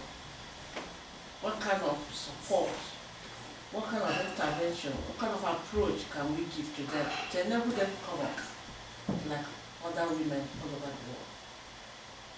My other passion is on the African girl child. I felt that because of the orientation, because of the culture of Igbo land, because of the culture of Africa, the girl has 2 options. One, just get that education, for you to be able to, join the line that you have been educated up to high school level. The next thing is to get into marriage. And then you begin to, swim through the ocean of management, even when you don't know what you are managing. So these were my strengths, and I found that the girl child should be given a global exposure that can empower her to belong to the society, that can empower her to also contribute to her society, because women are the face of the earth. And if we don't provide this to these girls, what if our age passes on? What happens to them in our own community? So this group became my passion.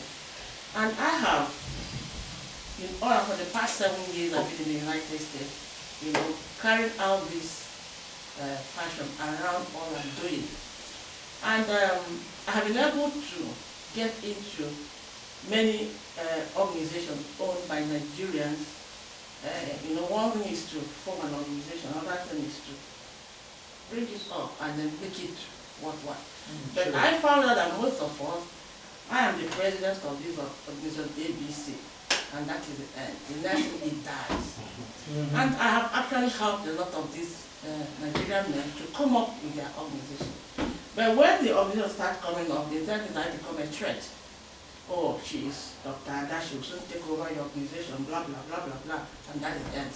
I move again because I don't believe that your destiny should, end mine. So I move again. And all these experiences, one, it has not been encouraging, it has been so discouraging, because I have what I call a divine instinct in me, I move on. So when Wally came, when I met him, I was talking about this idea. In fact, one of the events we had last year, he told me, why don't you become the president of this organization? That's the organization that had the 10th anniversary. I said, this one passed my power because it can never be possible for this man to say, oh, Ada, come and be the president of the organization I founded, that kind of thing. So I said, please, it's not possible. I'm not really interested in that. But as we kept on discussing, I went into exploring about African beauty. And I observed that African beauty has the ingredients I need to cook my passion. And that is, they have information dissemination, they have education, they have networking, they have collaboration. And above all, their focus is, in fact, their cooking stove is Africa. And I said, fine, let me try collaboration. So most of the things I do, I try to bring in at the UN. And we have been working very fine on that aspect. So that is just basically my interest in coming to African youth. I don't know whether I have measured to his expectation, because most of the time we argue. And you tell me, you are stubborn. I say, yes, I am very stubborn. Yes, because one thing about me is that I don't know whether it's right or bad, but I have at this state I call it divine in me. If thing is not wrong, my body tells me. And if I get that passion, there's nothing will tell me that will change me. That's my stubbornness. Some will say that I'm too hot-tempered, I'm angered, but if we continue to argue, the next thing I'll do is what? I put inside my shell like a snail and find another way to come out. Thank you. Please don't bully, sorry, we need you all that. I will not. You are there. Once you are there, I'm okay. And then when you are here. I'm going to say a few things. Ladies and gentlemen, Dr. Ada Chinwe Okika. First of all, the argument we had was about Masini's program. So we should, oh my God, Masini, you had no idea. Now. So first of all, this is a good point to bring in that program. We are planning a women's empowerment conference in Senegal in December. And we really hope that many people can join us and that we're actually going to do this event. So we're working on that. So we had to come up with a concept paper. And she made me stay up all night doing this thing. And we would be, this item would be about concept, about a word. See, this word provide should be before meeting, a meeting should be, and we'll analyze, just so you know what went on into this. Believe me, at this point I was going to take her head off. But I'm glad that we have a very good concept paper, which I believe we can build upon. So that's what she was referring to there. Otherwise, we have been doing phenomenal thing. The program that Ada helped initiate, the Future Women Watch, we're blessed with a very wonderful co-host who's in Atlanta. We are working with the Igbo Women World Igbo Congress, and this is the branch of the Women and Family Affairs of the World Igbo Congress. For those who might not be familiar with Nigerian Nigerian cultures, it's funny. You know, when I try to explain to an African American, for instance, the difference between African culture and American or African American culture, I try to explain that the extent of the difference really is the extent of the difference between Nigerian and Ghanaian. That's as far as it gets, really. Now, for some people it might be, I don't know, but it's really the truth, because even within Nigeria alone, you have all these really conflicting cultures, and they are strongly opposed to each other. Hundreds. That too. Hundreds. Yeah. So, what I really love is the fact that nobody knows, except, well, of course, people know. Once they see my name, they know that I'm Yoruba. Yoruba. Once they see my name, that's a dead giveaway, you know, they see. But when people oftentimes get to know me, they see that, oh, I don't have that inhibition, you know, and they see. And so I'm able to work with a whole lot of other cultures, except the jihadists, which we have the Boko Haram and all those violent militant cultures. But in all honesty, I think that Ada is more than just a degree accolade. Because first on this table she's dealing with a doctoral degree. But more importantly, of course, Dr. Surendra Kaushik is not here, all these doctorals. But let me quickly address the issue of the cooking stove Africa. Just imagine that the stove is really not Africa, it is African, which brings us beyond Africa. That means, but it is really the world. And what we're trying to do is to improve that relationship with African, with all other societies in the world. And when you look into that, you will see that that is really the road into which we can address all the things that we want to address. Because I gotta tell you, Africans in general, in Africa, do not believe or understand how vulnerable they truly are. And they would argue with you, and they will fight with you, but we know that. Can see the drone coming? Hello? No, it's a different, and so we're here, and we have a really good opportunity to be in the midst of standard intelligence and be able to coordinate energy and passion to really help improve things on the ground. And I think that all the programs that we are developing is going towards that. But again, just to go back to Dr. Ada's presence on this board here. She's an intelligent package herself. More than that, this is a woman that would not take no for an answer. And believe me, we need that. Tenacious. We need that. She can knock on any door and she can actually open that door. Either by twisting it up or kicking it down. I'm waiting. Oh, exactly. And we did that. So I begged her to please join our organization. I am delighted that she has agreed. It's a pleasure to have you on board. I have some questions for others, as well as for Wally. Okay. One of my passions has been French-speaking Africa, for all the obvious reasons.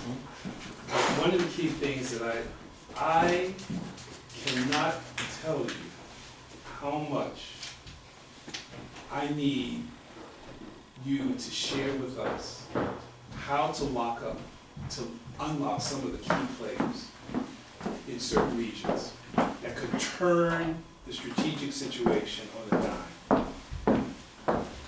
I need you, not necessarily now, to be able to say, how can we unlock certain aspects of this story around Nigeria? There have been so many people that have written off Nigeria so many times, we could fill a graveyard. And we know that there's so much potential there. We know that there is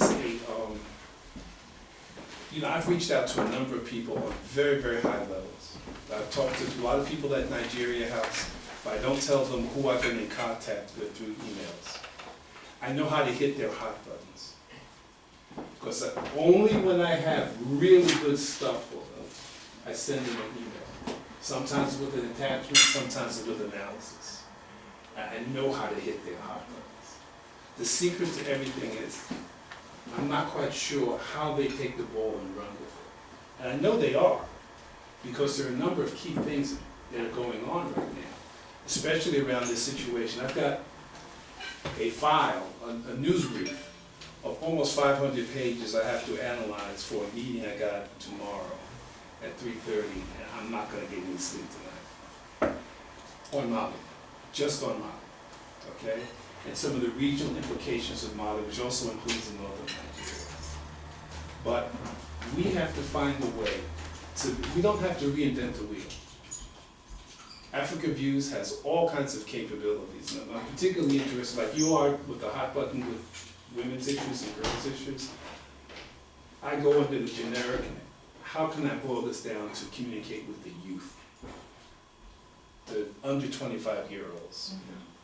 And how can we create a model by which we can do a transatlantic kind of dialogue on entrepreneurship, right? Whether it's with the women youth, the girls, the teenagers, what have you, with certain entrepreneurs within the small business sector, because I've tried to get some of my Malian friends to tell me, listen, or my Cote d'Ivoire friends, tell me what's happening on the small business level.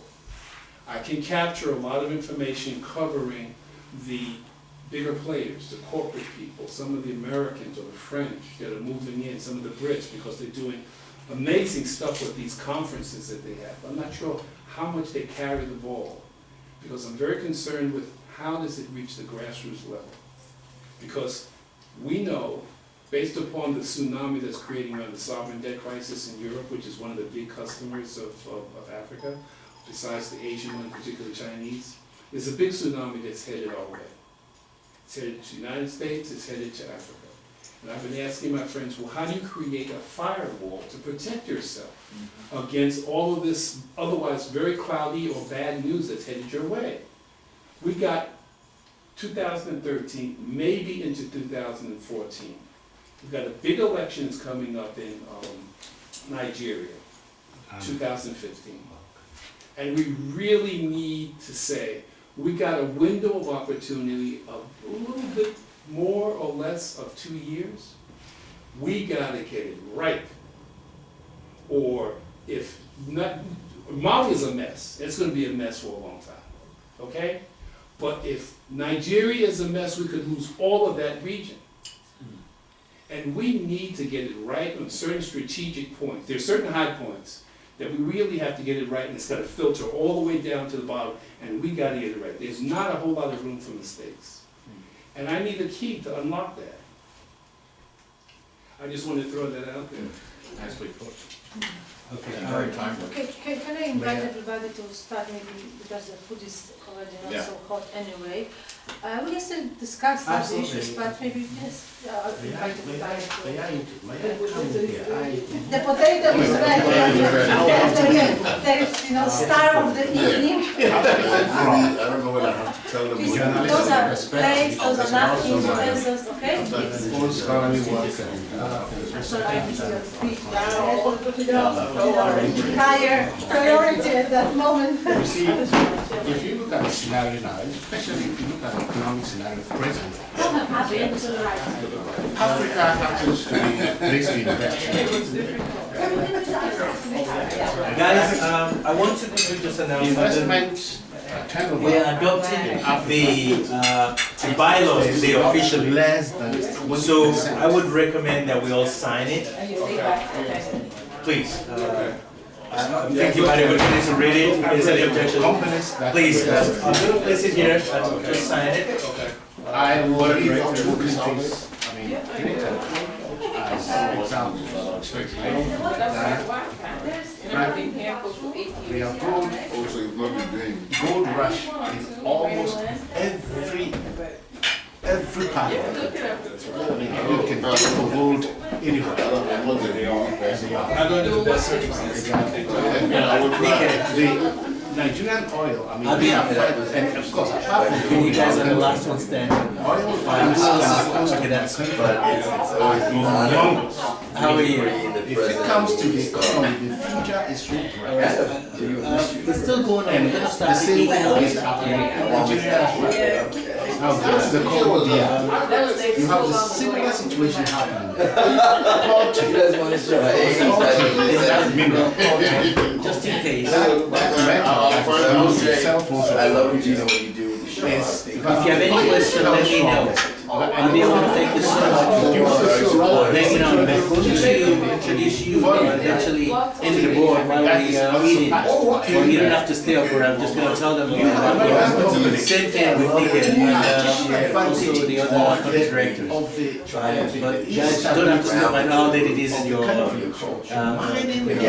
where you are. So don't feel obligated to stay up. But you're welcome to hang out. If you go to Rwanda, Angola, you have Chevron virtually taking over the country's oil resources. Even in Angola, I'm telling you this. Now they call themselves unofficially, the MPN calls themselves a socialist government. But I can tell you that is such a very, it's a farce. Because what they have been able to do is to stand behind communism and socialism to exploit the country in one way. I'm not rooting for what's his name? Savimbi, but Savimbi had a legitimate cause for fighting MPL. And guys, please, the drink However, is that, you know, just feel Savimbi free. is support. Yeah, let's sit here because it's more comfortable. Great. And Now, coming back to this issue of how we get please, around this Nigerian. help yourself to the drinks. See, it's You're having a deep dialogue right now.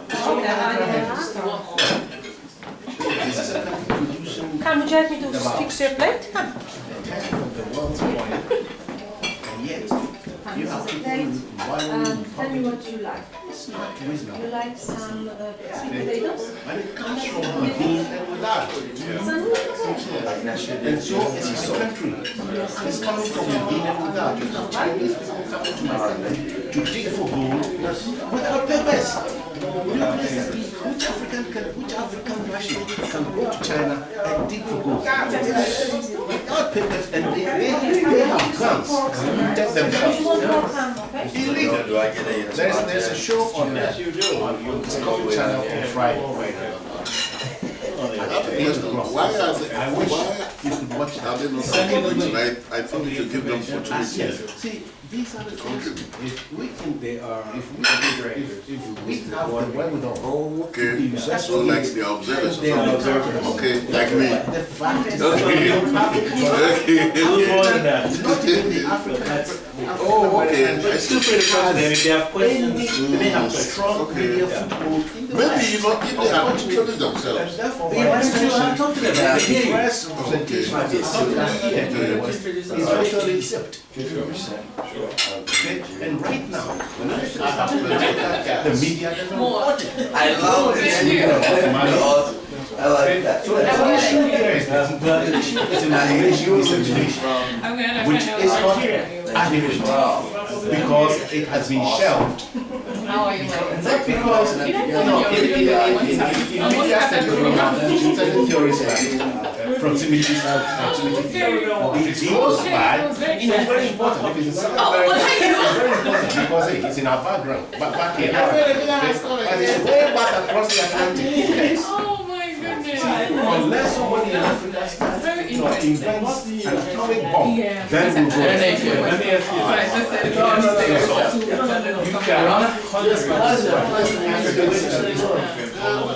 Right. My strategy is intervene into their events. Gail sends me 2-3 times to that event. have at their very African, sometimes their lunch buckets become lunch bucket round table. When they do over lunch, they have a panel discussion or discussion among students or graduates. Columbia University, they do the same thing. They send me emails 2 or 3 times a week. African friends even wander around the campus by accident. I tell them about these events. I can't even get them. Not even by accident do they even come on the campus. They're so intimidated by these scholars and all this PhD. What is intimidated? You know? And as soon as they hear about what these people are saying, that's when they blow their top. That's the point. So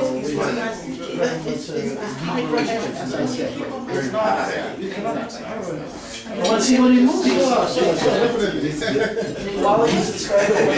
They talk about the 1%. All we need is a 0.01%. If we go into those meetings, we can turn Columbia on the dime.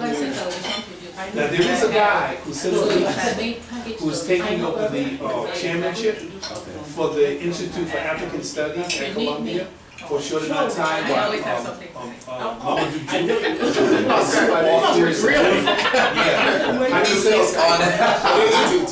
not. Right, yeah, I hope he can survive if he does that. Well, see, the secret is on us. If we go to someone's event, we should talk. Well, yeah. I guess I have to watch out. Your name sounds like you're from like.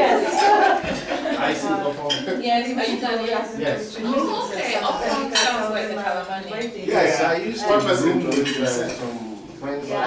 But I guess what they'll be doing now that they're eating. Oh, Congratulations on your book. Well, thank you. I'm actually, Oh, wow. I've been launching it for a year. Hopefully while you I have a great friend who I brought him on board to assist in the publishing program. He had his publishing and they like the concept, which is called the Becoming the Leader, how to take action for your ultimate destiny. So, it's a lot of acronyms, a lot of high-powered formulas on how to get things done, how to become a leader, how to become a leader, remain a leader, and have your legacy. That's why we sell. You can easily get a publisher. Yes. Mine was a research, history, and it talks about slavery and That's why I commend you because that's more difficult. like my library. In the genre of what is now the highest top 10 and ratings of what it's selling. That's very difficult. Yeah, very. That's why I love it. You should have Wally share it with everybody. Because the same way you're going into different universities, speaking about your perspective on the book, we could probably bring you into different universities in New Jersey, other contacts in Pennsylvania, Ohio. Ohio. Yeah. That's what I'm looking for now. I really want to take, I gotta get the title of the book. I can get it on Amazon. Very intrigued by that. I was in history class studying Romania. Oh, okay. Yeah, it took me like 8 years to write it. Wow. It's not big, but it's a research. And for slaves, they have no records. That's right. So you took a postmodern approach. You tried to research Thank you. Don't go where you say, the potato. Italian But even go on, even forget to go on Amazon and type my name, Kofi. Yeah, real quickly, hey, this is Niken. Oh, Niken, how are you? Hang on, turn around, say hello. Hey, Niken, how are you? Nice to see you. I wish you could join us. Yeah. Hello. God bless you. I love the energy. Calling from London? You're in London? Wow. Whereabouts? Cranberries? It's where? Anybody needs fresh glass? It's London. East London. Nice to have you. Sorry, I can't give you the salmon. See what you missed out on?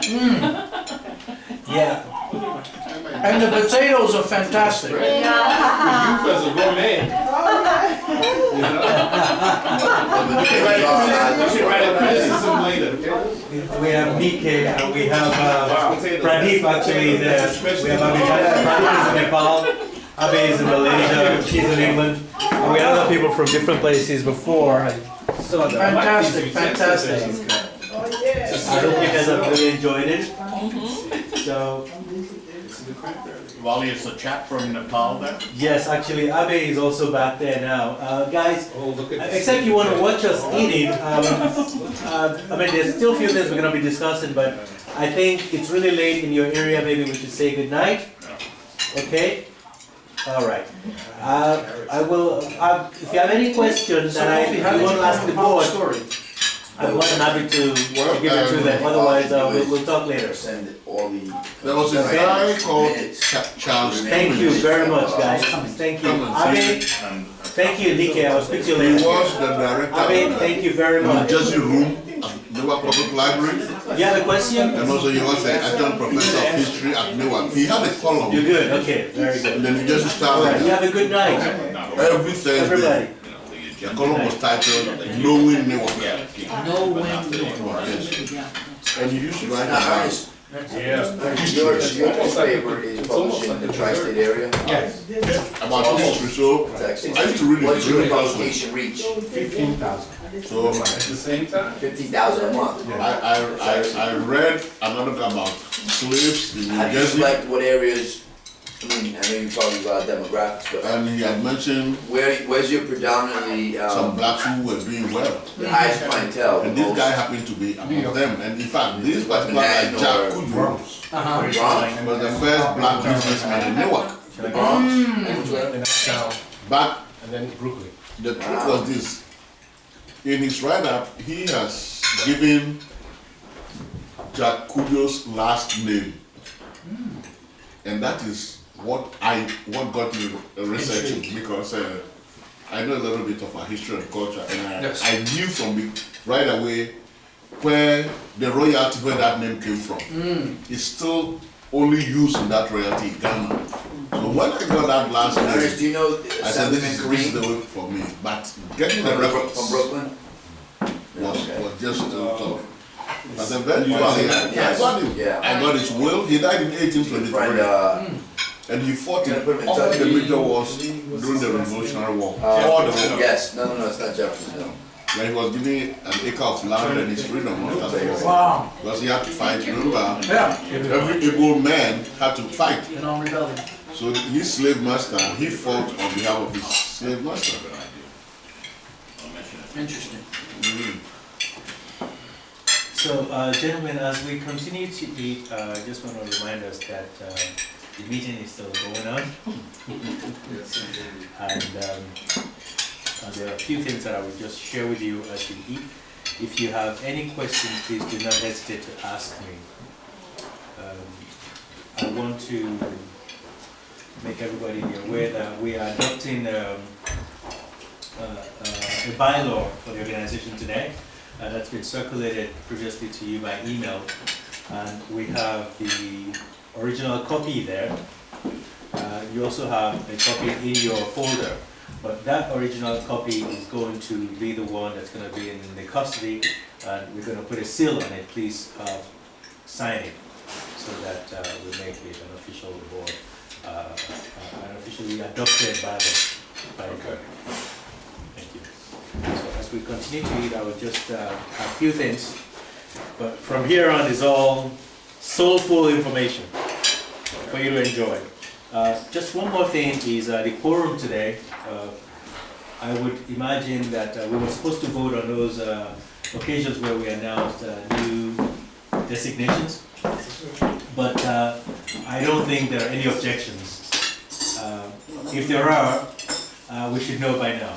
Any objections on all those assignments? No, we'll do it right? I mean, I have to interject and say that, yes, you know what, I mean, you have to do it where there is a nomination, a first and a second, all in favor, or you can do it, Chairman, individually, as far as individual votes, but I would recommend that, in fact, or you can say basically prior to that, are there any objections to the nomination or a second nomination that would like to be put forth on the table? So I think you begin first with the positions that were created or filled, and that's what we should do, yeah, absolutely. For your minutes, because as the board secretary, you have to have those minutes correct, yeah. I'll just announce the Properly name. memorialized. Who's the secretary of this report? The chairman is the board secretary as well. Yeah. Good one.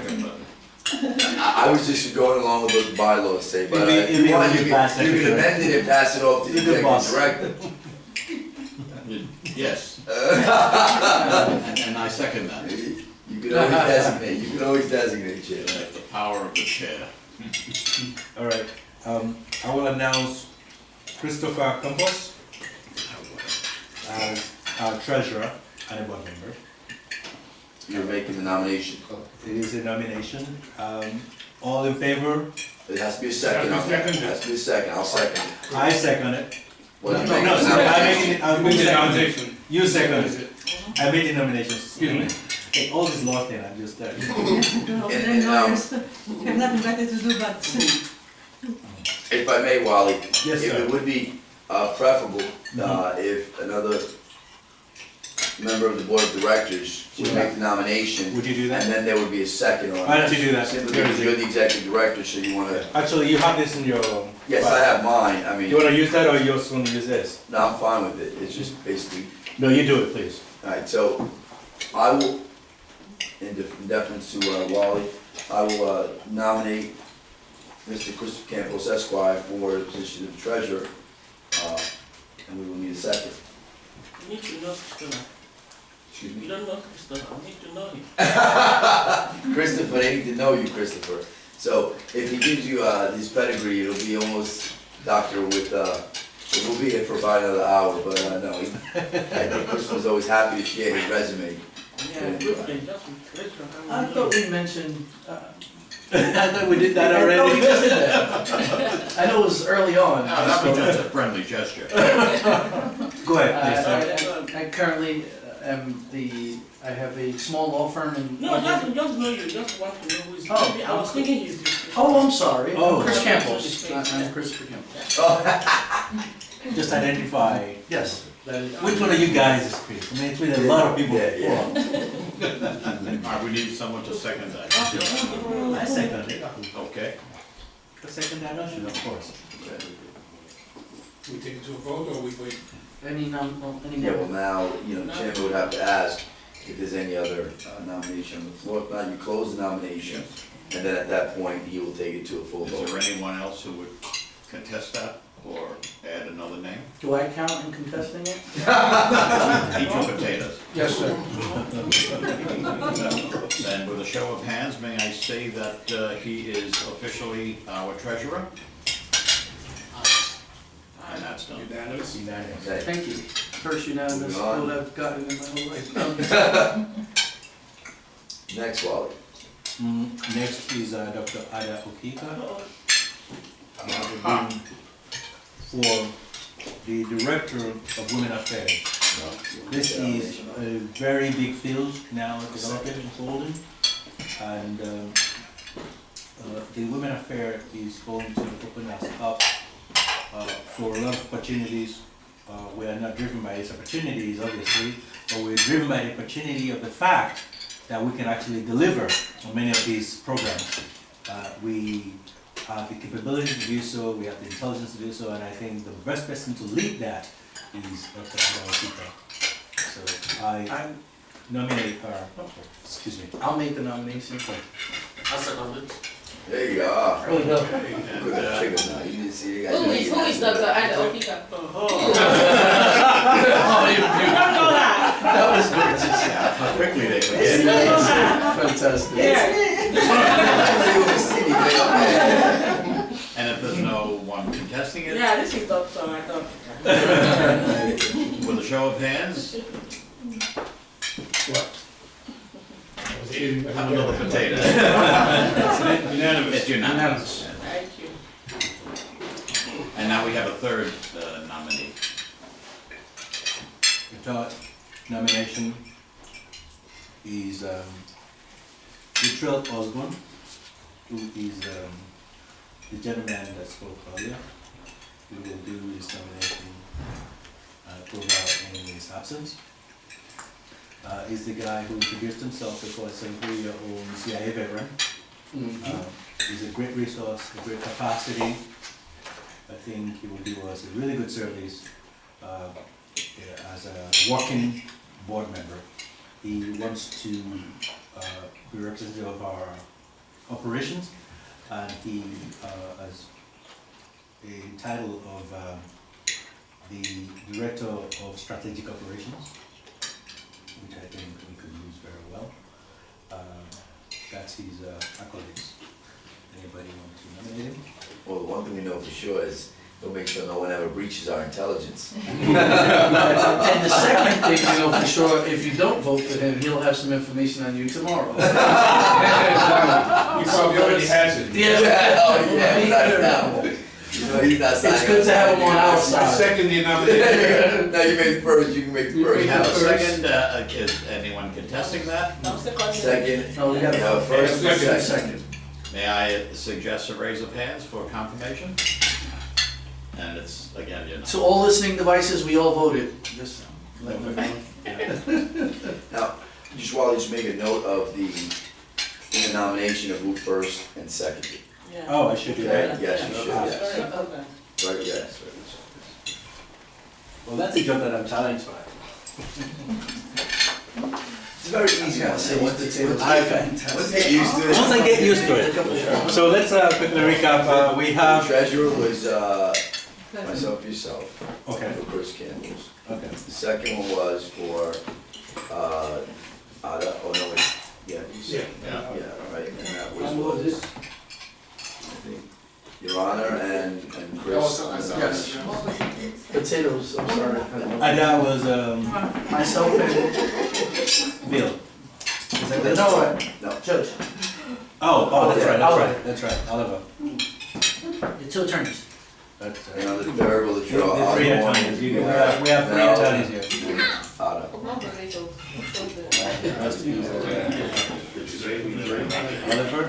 Man, these potatoes were unbelievable. Second is Put me on my way. and for You the know, trail. you should have married Polish wife. For the trail. I'll never say that again, my wife. Yeah. You didn't mean it, right? Yeah, Wally, it was My Mel wife. on the first on the nomination and Ada on the second. Okay, first is That's for Latrell Osborne. okay, that's for the trail. Okay, so Mel Brown, first is Mel, and second is Ada. Ada. All right, the third is to have Mrs. Siri Dion Conde as a member, official member of our board. We have many projects planned with Mrs. Conde, and we could just call them a city that way. It's easier. Yeah. We have many projects, which means that our organization and her organization, which is the advancement of African women Empowerment. for good governance. African women for good governance. For those who are interested in checking that out, it's awgg.org. It's a fantastic website, and more importantly, it's a fantastic job that she's doing. We will be able to work together with the organization providing intelligence, which is what we do, providing logistics, and also collaboration on many levels to make that a success. So this collaboration is going to enable us to do many programs in Africa, and I believe also here in the diaspora, but more importantly, we will be able to uplift and connect with a lot of women on both ends of the aisles. So, Mrs. Sire Dianconde alias La City, well know who she is. Anybody wishes to first that? Move it. I'll first. I second. Okay, I first it. You first. All right. Camille, first another one? Or? Well, you can, He seconded. I seconded. Well, why don't you first do that? You second. Okay. Mel can defer to, Okay. Ernest So I can first. first. Okay, and yeah, second. okay. Okay. Is that That's how you right? spread it out, it's always nice, yeah. They second me? No, you have a nomination on the floor and a second. And a second. I nominate. What is that portfolio? There you go, okay? What is a portfolio? Yeah. Well, really, if you want to know that, I'm going to have to open my computer. And I can assure you... No, her portfolio of the African viewpoint. Oh, Opposition. this is a working board. Working board.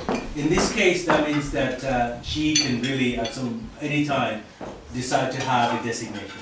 If you want. But at this point, it's going to be a collaboration between the two organizations.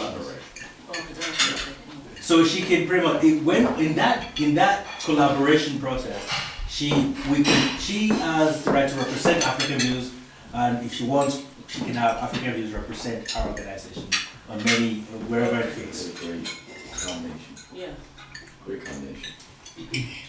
It's a lot of power entrusted to you, madam. Global responsibility. And I am sure that you can handle it. Yes, So- you can. So you have the first. The first is Ernest, and the Ernest. second was Mel. Right. second. And now, Mr. Chairman, And if there were anyone here who will contest it, will we raise our hands in approval? all in favor? Unanimous. Unanimous. Welcome. Thank you very Big much. congratulations to all the officers. Thank you. All of the members already are in the board, and we have just accepted new people who we know for sure are going to help move us forward. And if I may, Wally, Certainly so. can I make a nomination for the spokesperson? Not because, just on looks probably, not I think Regina, you know. Just kidding. Go for it, go for it, go for it. The public face. That's perfect, go for it. You make a dynamite combination, you two, that's it. Did you hear that? Thank you. Best. All right. I want to quickly share with you some of the things that we have done this year that I think that is phenomenal. One of them, obviously, is the program we did at the Indian Consulate to honor Dr. Surendra Kaushik, who is also a board member, not here today because of his illness. Dr. Kaushik, we represent Dr. Kaushik's university.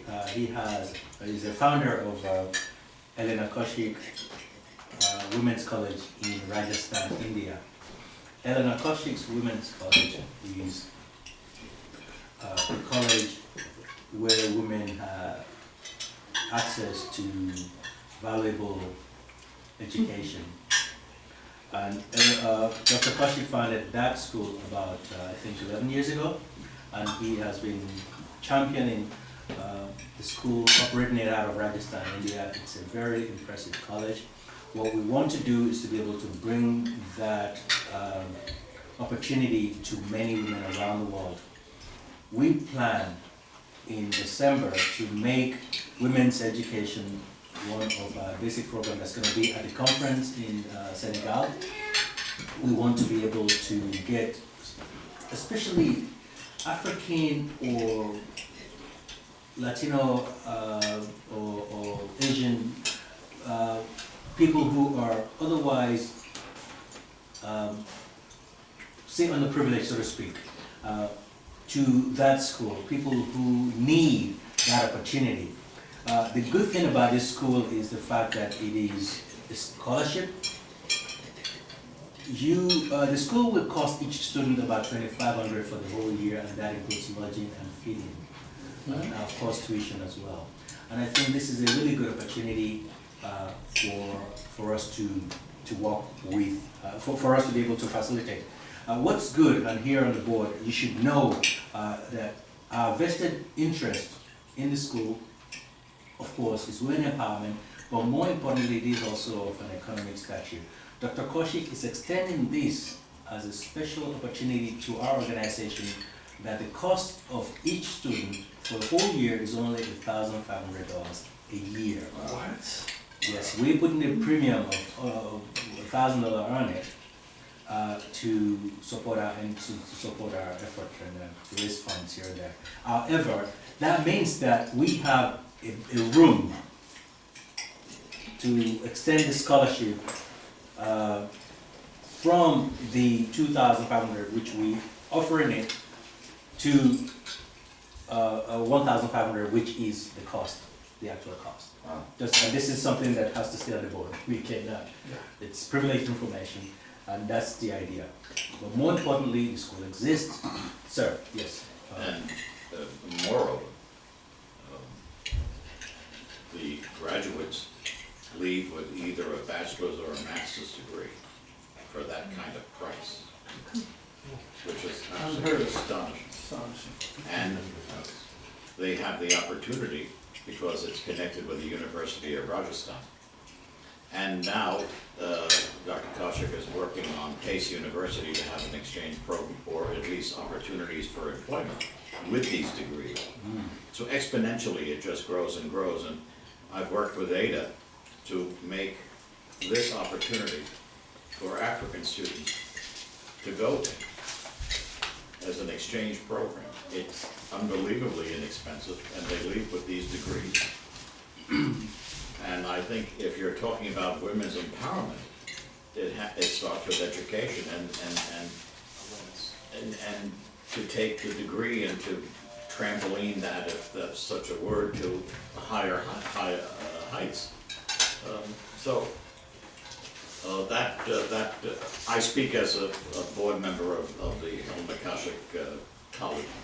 So I wear a lot of hats, but I'm very excited to have this opportunity for students to go to India and vice versa, to gain this global knowledge that you don't just get from a TV or a book, that you've got to be there in person.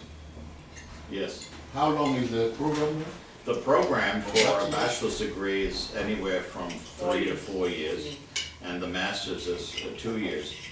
It's a girls' college, and they stay on the premises, and all the food is provided. So, and I visited the college in northern Rajasthan, and I was overwhelmingly impressed, because he has from computers to nursing opportunities and education opportunities. And for that kind of price, I think we should get American students to go there, because as a graduate of New York University many years ago, my entire experience for 6 years, and that included the master's, was just under $8,000. Today it's $35,000 to $40,000 a year. A year. It's outrageous. Yes. And that's just tuition. Yes, just tuition. Data. Yeah, I just want to add to what William had just spoken. I'm opportunity to be one of the African regional directors of the college, and basically the college is a non-profit university, and just as the tuition is related, it has everything, including the hostel, the tuition, and all the use of.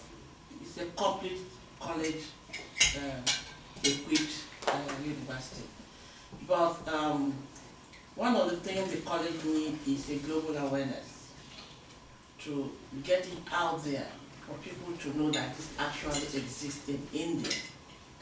This college is also recognized by the Indian government. The President of India has personally given a special award to the college. Yes. And we've been trying to reach it out to the UN women ever since they started the issue on empowerment of women. And these have been the things on the ground. And in January, last week in January or first week in February, there will be an women empowerment education conference at Abuja, Nigeria, in collaboration with the Indian High Commission, trying to bring out the college to the awareness of people. And we are trying to reach out to African countries on this regard for them to be aware about it. The college is about 15 years old, and it takes people, the normal credentials for college education, for university education is the requirement. Of course, there's a flip side, before I introduce you, there's a flip side, is that there's no reason why a campus can't be opened in an African country. I mean, there's no reason, and hence it's truly global. Yeah. Yes. No, I wanted to know, These two things actually. Satellite campus? Yeah, the first one is, we want to take information to the Ministry of Education in Ghana. Okay. Guys, yeah, I wanted to know two things. One is the amount we're talking about, the 1,500. Is it the actual cost of running the program, or is there a subsidy? No, No, that's actual cost for a year. we contribute. Okay. He That gets, was the non-profit in gets a non-profit. Yeah, so you have some subsidy to balance the amount. Yeah. Okay. The other, honestly, there are probably no really significant subsidy out there. No, it's not big money. This is very altruistic from all levels. We Well, did. just established to help It is. women. I'm a long way. Go to school, you know, considering the less privileged women. But as time goes on, when we start to expand, then such opportunity, financial, what is it, financial aspect will be reviewed.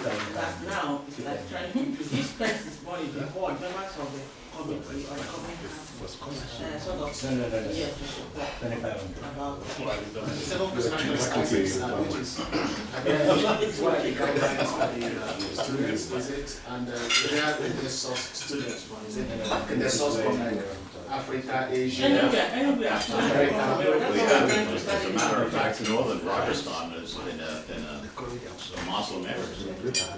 There are many mosques in the area, and when I was there, I heard in the early hours, called so the women are there in whatever nationality, but they're getting an education, and they're getting the exposure of communicating with others. And as he says, if you empower a woman, you empower their community. I have a suggestion to make before I leave, and I may want to ask permission to go. Yeah. I guess it's not Wally, we want to hear this. till the end of the day. My suggestion is this: I think Wale and maybe the chairperson of this might want to work something out with Amandla newspaper, and the publisher is on your board. Maybe do a big article, maybe 2, 3, 4 pages of pictures. If you have to send one of us there, you send us there, go in, interview the people, take pictures, and come do front page. It's about $15,000. Really for you. Because the point is, apart from, of course, Amanda has a website, we do have 15,000 hard copies in the tri-state, but our database reaches almost everywhere. Some of our people go to some of these embassies, South African embassy, I think Nigerian embassy, and some other African embassies. And our database, there are so many people on our email that we send to them electronically. And there are a lot of Indian, Pakistani, Bangladesh people living in Jackson Heights, Queens. So, which you reach. yeah, We do. yes. Yeah. So I will suggest later on maybe you try to work out something with the publisher, to publicize some of these things, because you can't beat it. Yeah. You can't beat it, and you may be surprised to know how many people might, Thank you. Maybe for contact information, we might put their contact African Views or whoever is in charge of the educational, unit here, and then take it from there. Well, Kofi, thank you very much for coming. I hope you have been enriched with what we are doing. Absolutely. And take that with you, with our compliments. Okay, thanks. Without a compliment. Put $10 on my bag when you leave. All those who might want to be on a distribution list, he can do my job for me. Please give me your cards. Get your email, get your cards to him, and they will put you. All our emails are in the folder. Oh, okay. Yes. Okay. Yeah, Mine isn't on there, they're all in there. So I'll work on it, and then I'll put you on a monthly mail list. You know, just to I'm quickly, receiving their email. yeah, You do that, yeah. I want to quickly share something again. As you know, we have collaborated, you know, for a long time now with Amandla and African News. At some point, you guys had African News logo. I had on the front page. Yes. Yeah, and we are very appreciative of that, and to know we have your best interest, perhaps more importantly, because President Chairman had the publisher is on our board. I want to also extend to you something that we did in the past that you should follow up and perhaps have not followed up enough, which is to put Amandla on an e-publication, since you're giving it out for free. It's as simple as you uploading, you have the password and all the information you needed to just upload it to the server, which we own, and it shows up on African Views' list of publications. I thought you had it before. Yeah, it's still there. So why don't you do it? Well, Because I said no, because we agree, you do it. Oh, I should take care of No, it. oh, you want me to? Yeah, you do it. Because I get so preoccupied, I don't have time Well, to do that. you presume so many things. The man does presume so many things. I don't know how to do it. I'm not as technologically advanced. Wally, get it done. What did you? ETD, But baby. give him a step-by-step. Yes, for next please, time. exactly. Tell me what to do. You know, I've told them before. Yeah, but do it in writing, do a paper trail.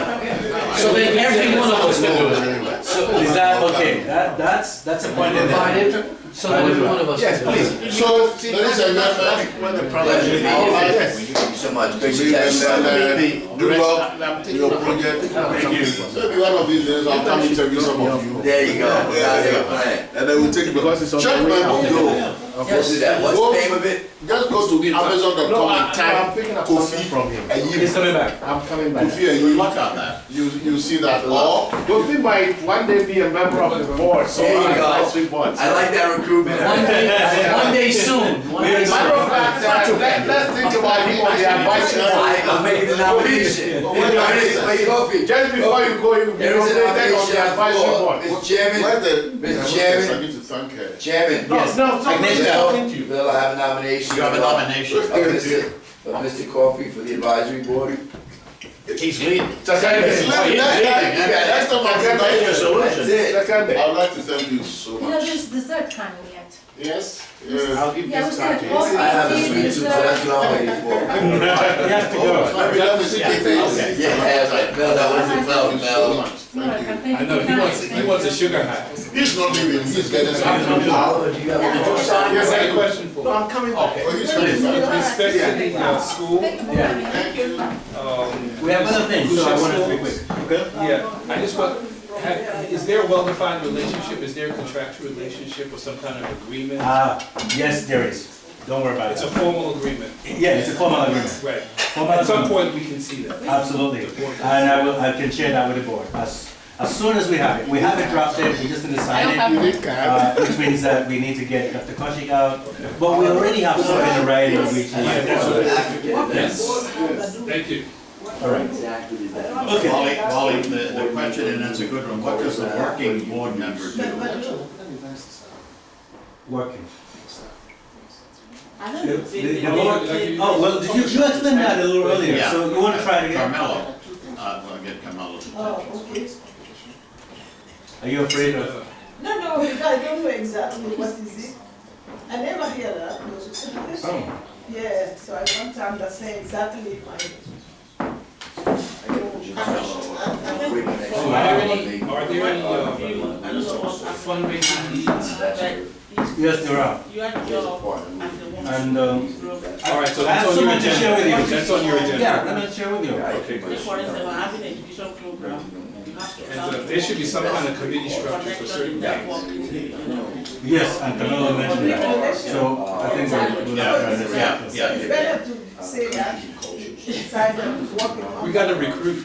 I don't, we don't have friends speaker when he say working on, but that means Yeah, you working can go on. anytime, you can go anytime. Media package for African youth. By every program, women education, their region. Really are. Okay, so. Look at the agenda. So, now I understand. No, yeah, I can quickly. I can come anytime I want and I can go anytime. how are the women economic There's no salary, you know, there's just no money. Bill, I'm sorry, Bill, my satellite.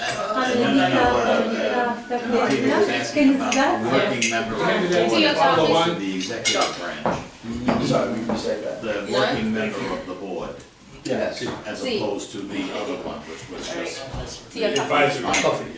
Decaf? Well, at this point, as far as is there room, how do we, Yeah, she was curious as to where she best fits in. Black. I would, say, more probably in line No with decaf. Regular the coffee. board of the Thank you. governance, directives. As far as the actual policy making, if the issue is, you normally have just four, right, which is the chair, vice chair, treasurer, secretary.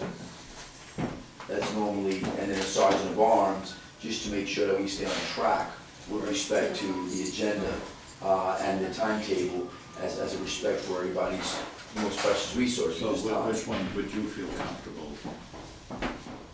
Public relation and stuff. I think, I like what you said. Yeah, that would be, that Marketing. would be the working, Yes. the advisor.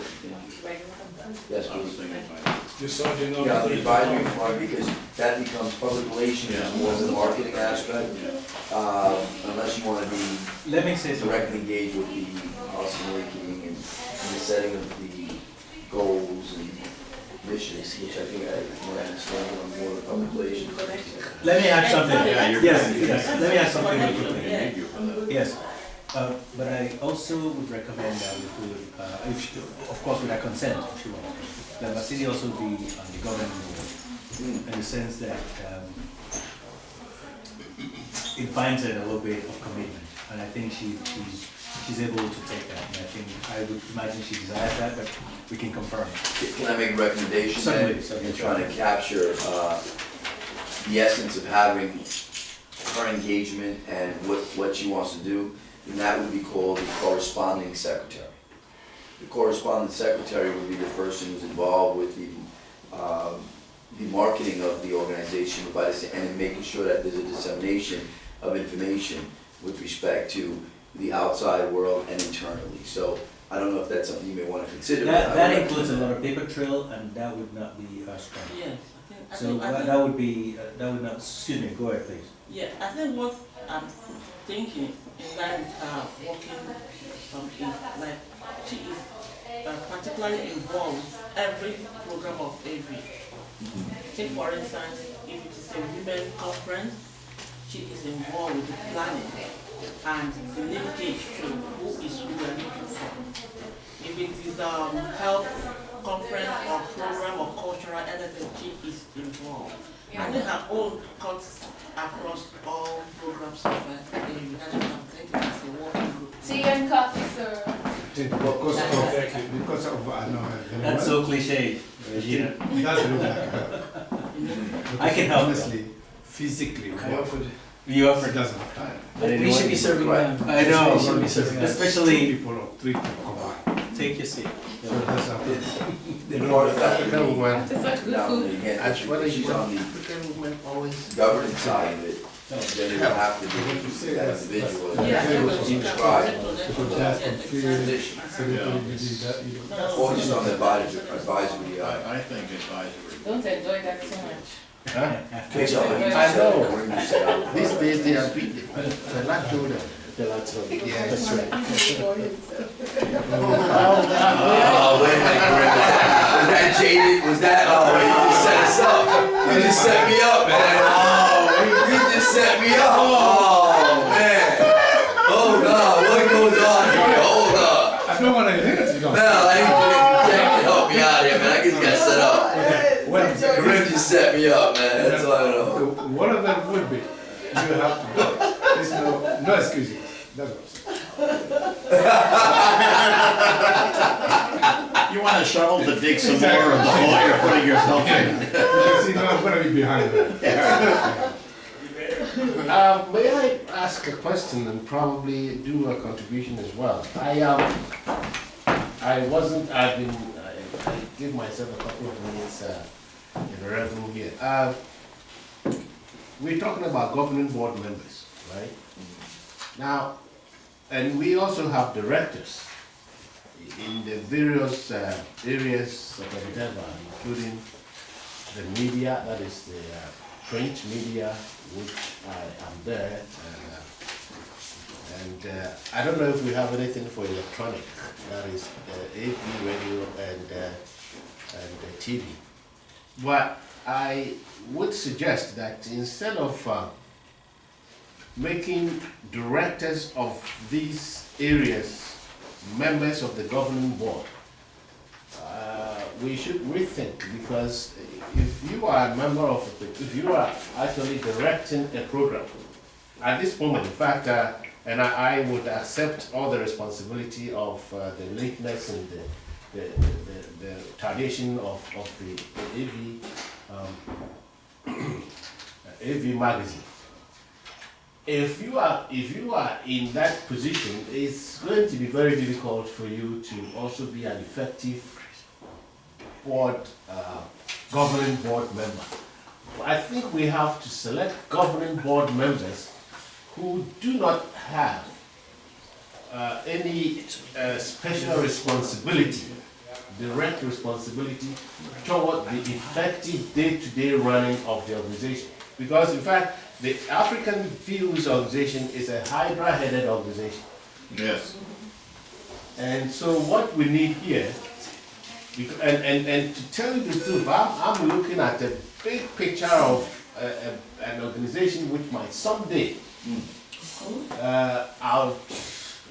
yes, Oh, it's enormous. outgrow our strengths in effectiveness. So let's be very careful at this point in selecting the management of this organization.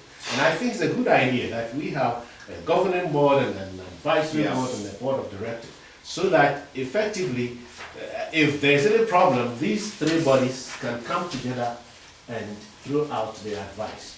You see, so let's be very effective, especially for the governing board. Let us exclude those with specific responsibility. Well, those directors you were referring to, those are the country directors, some 63 of them. They are not part of the board.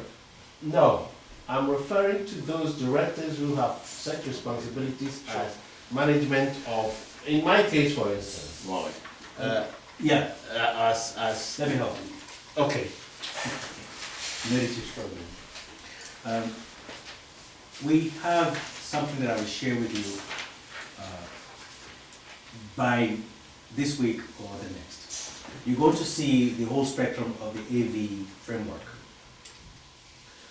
We have what we call AVCD, which is African Views Country Directors. These are people who manage a particular country. Now, that means that we're present officially, we have representatives in 63 countries. So that's what we have. Now, we have other people who are directors of different operational duties. Okay.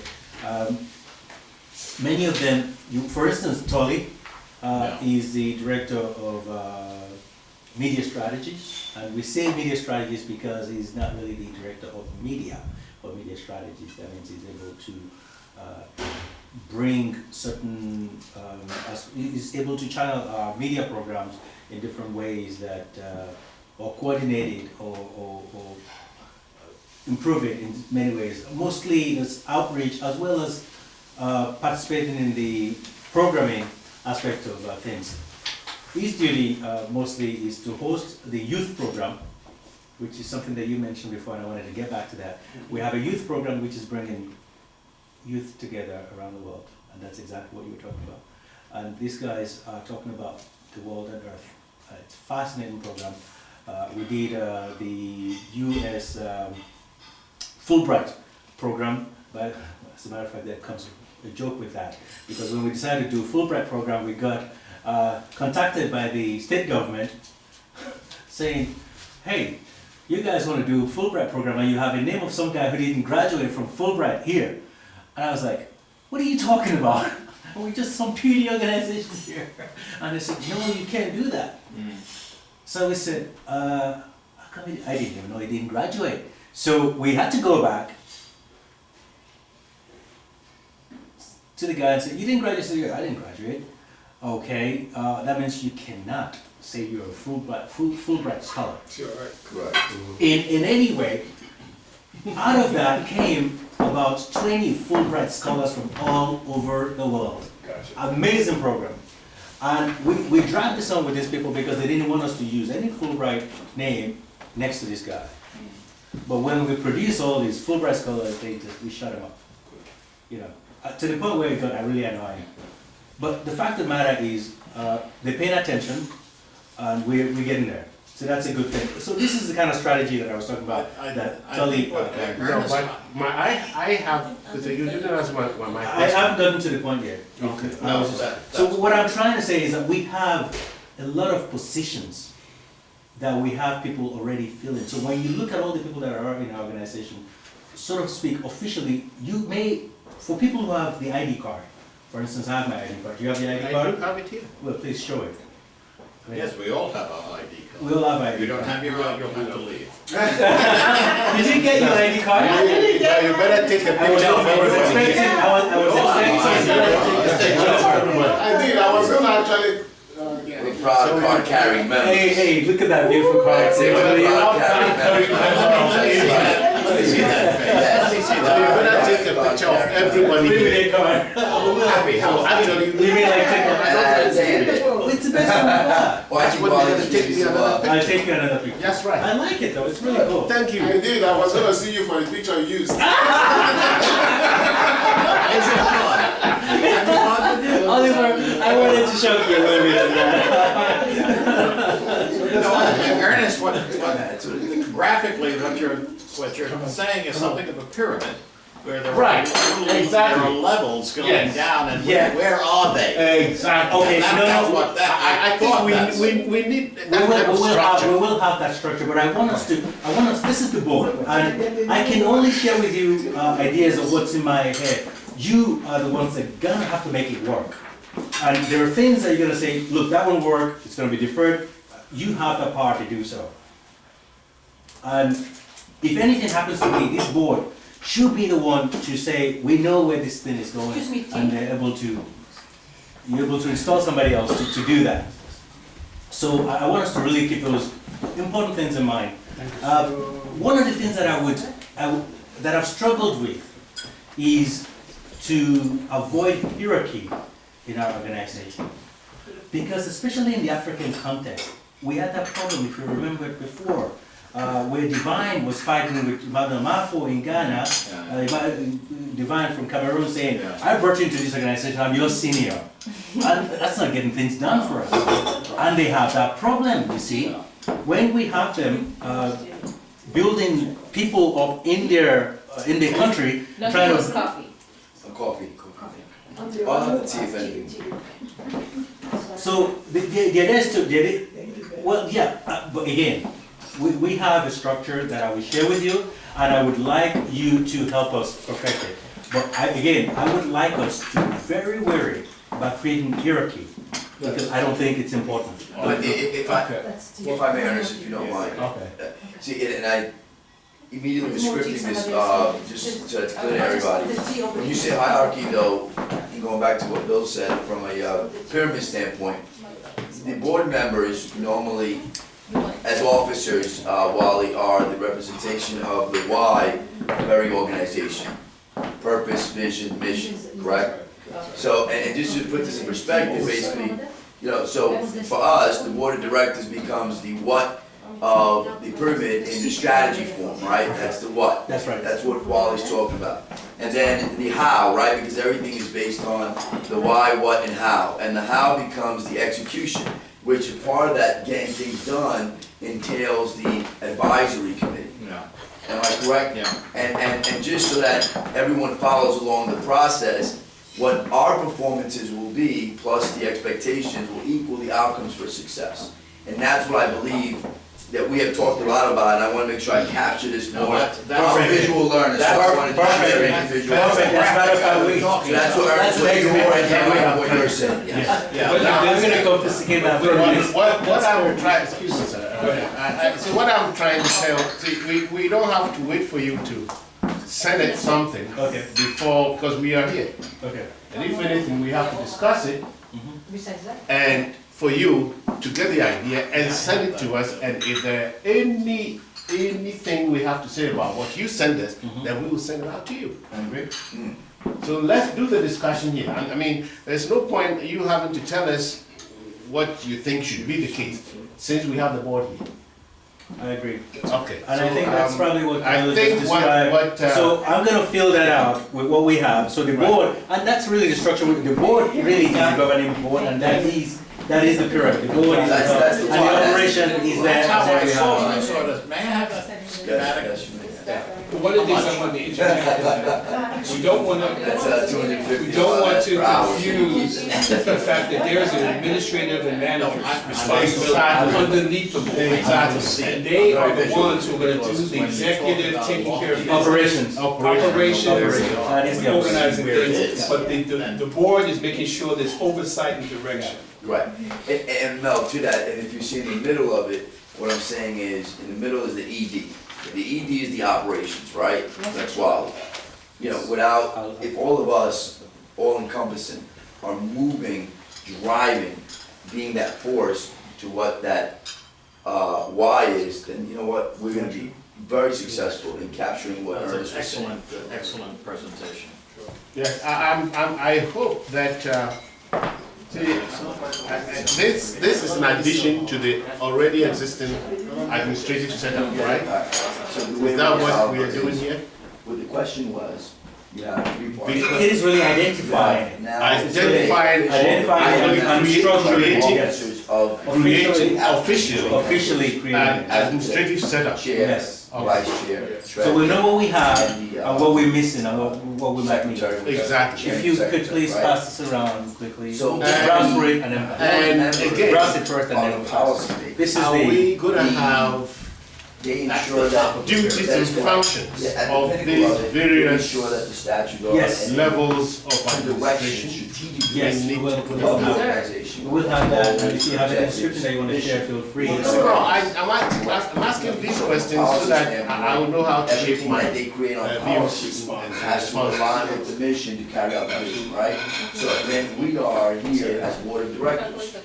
That is the what in strategy. Okay, so what is the strategies that are gonna be employed? So systematically, each function of KB is really achieving its goal.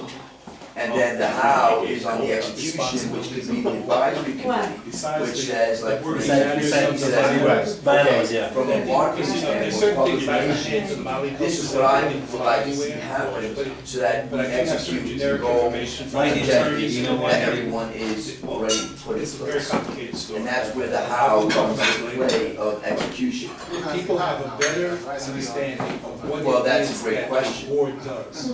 Why, let me give you that, because on a 90-degree, right, it would become here, here, and here, The right? legal, So on this side, it would be here, fiduciary here, there. responsibilities, as they call them. That's right. Up to the So in 3 parts, One of the yes. basics, right?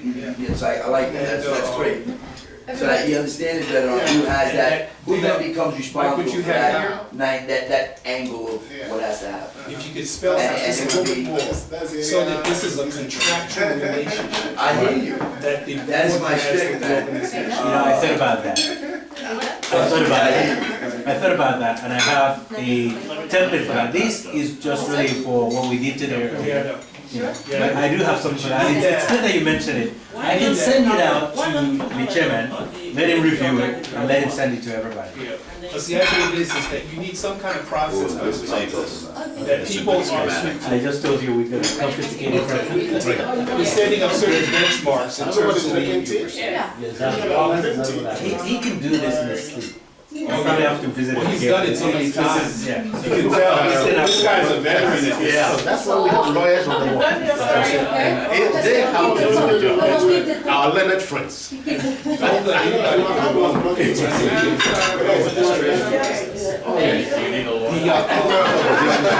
call for help. Oh my That's God. That's it. That's very kind of you.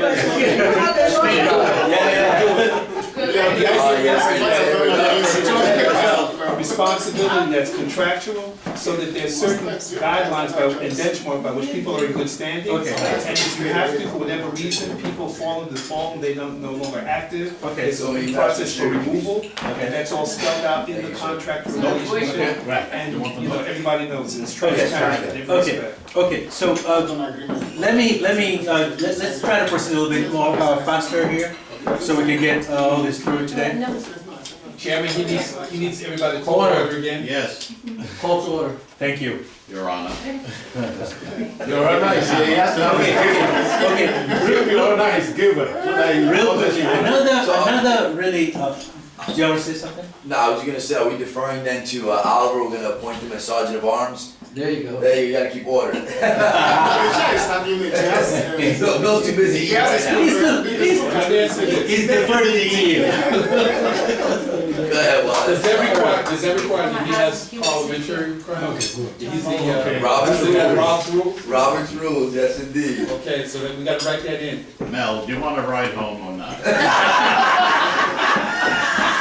No, man. Don't go there, man. He's giving me a parachute. You don't want to be victimized by that guy. He's gonna give me a parachute. That's the official. He said, this is your transportation.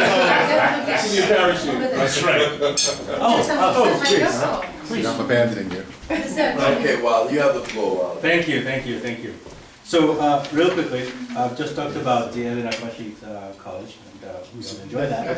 Now, one of the things that we're doing on the education front is children's education. With children's education, one of the things that we have determined, especially in developing countries, is that one of the determining factors for students to be able to learn is the ability for them to actually see clearly. A lot of our children are suffering from eye problems, and we have made it one of our agenda to explore that situation and see how we can improve it. We have partnered with Sidewalk University, a member of our board who is currently not here today, as well as the Lions Club, to organize eyeglasses for these children or people, but more importantly for the children education. Now what we did this year was we worked with Irene Menakaya Children's School in Onitsha, Nigeria, and we're very fortunate that the proprietress of that school is actually on our board, incidentally, okay?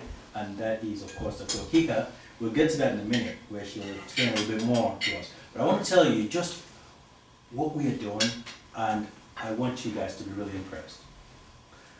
Now, we provided, first we connected with the school, get them to get us the specifications. That means we got to mobilize to get doctors to actually test the children's eye and give us prescriptions order for the eyeglasses, which we then submitted to Lions Club and coordinated with the Lions, the Sidewalk University, to get the eyeglasses for them, and which we, the chairman and I, delivered to Irene Menaka at their office in New York. Now they shipped these eyeglasses to Africa, to the school in Uglu, and they eventually distributed these eyeglasses to the kids. Now, that's not what you should be impressed about. What you should be impressed about is the fact that we actually sent one of our directors to go to that school and make sure that those glasses were distributed to the children, and to give us a report about the school itself. Wow. That's great. Awesome. Big kind That's of. awesome. No, she went there physically. No, but then first kind of measurable link that, Right. you know, like. Absolutely. It actually That's- Absolutely. That's And, actually, it happened. and exactly, that's what, so this is a pattern that I think we need to set. That we're able to do, not auditing in a way, but really, say that again? Monitor. Monitor, thank you, sir. Monitor. That, and check how the status of the school and what kind of help they really need to really help the children. And this is something that I think we were able to establish here, and I'm really proud of our work. She gave us a report, which I will share with you. The reason I have not shared the report so far, first, this lady went from the Ukraine to Nigeria to do this report. Yeah. And what we then did was, when we got the report, we shared it with the proprietors and said, this is the report we got from you guys. What do you have to say about it? Of course, the proprietress is here. What she did was she designated to the principal of the school and said, this is the report given about you. What do you have to say about it? So we gave them an opportunity to rebut that, or give us their own opinion or their own, whatever. And they provided us a documentation about why it is so, or what might have been perceived, whatever. I had to make sure, and I had to speak to them, it was facilitated that I speak with the school, that we don't want them to be on the defensive. Because the opportunity that this presents is really enormous.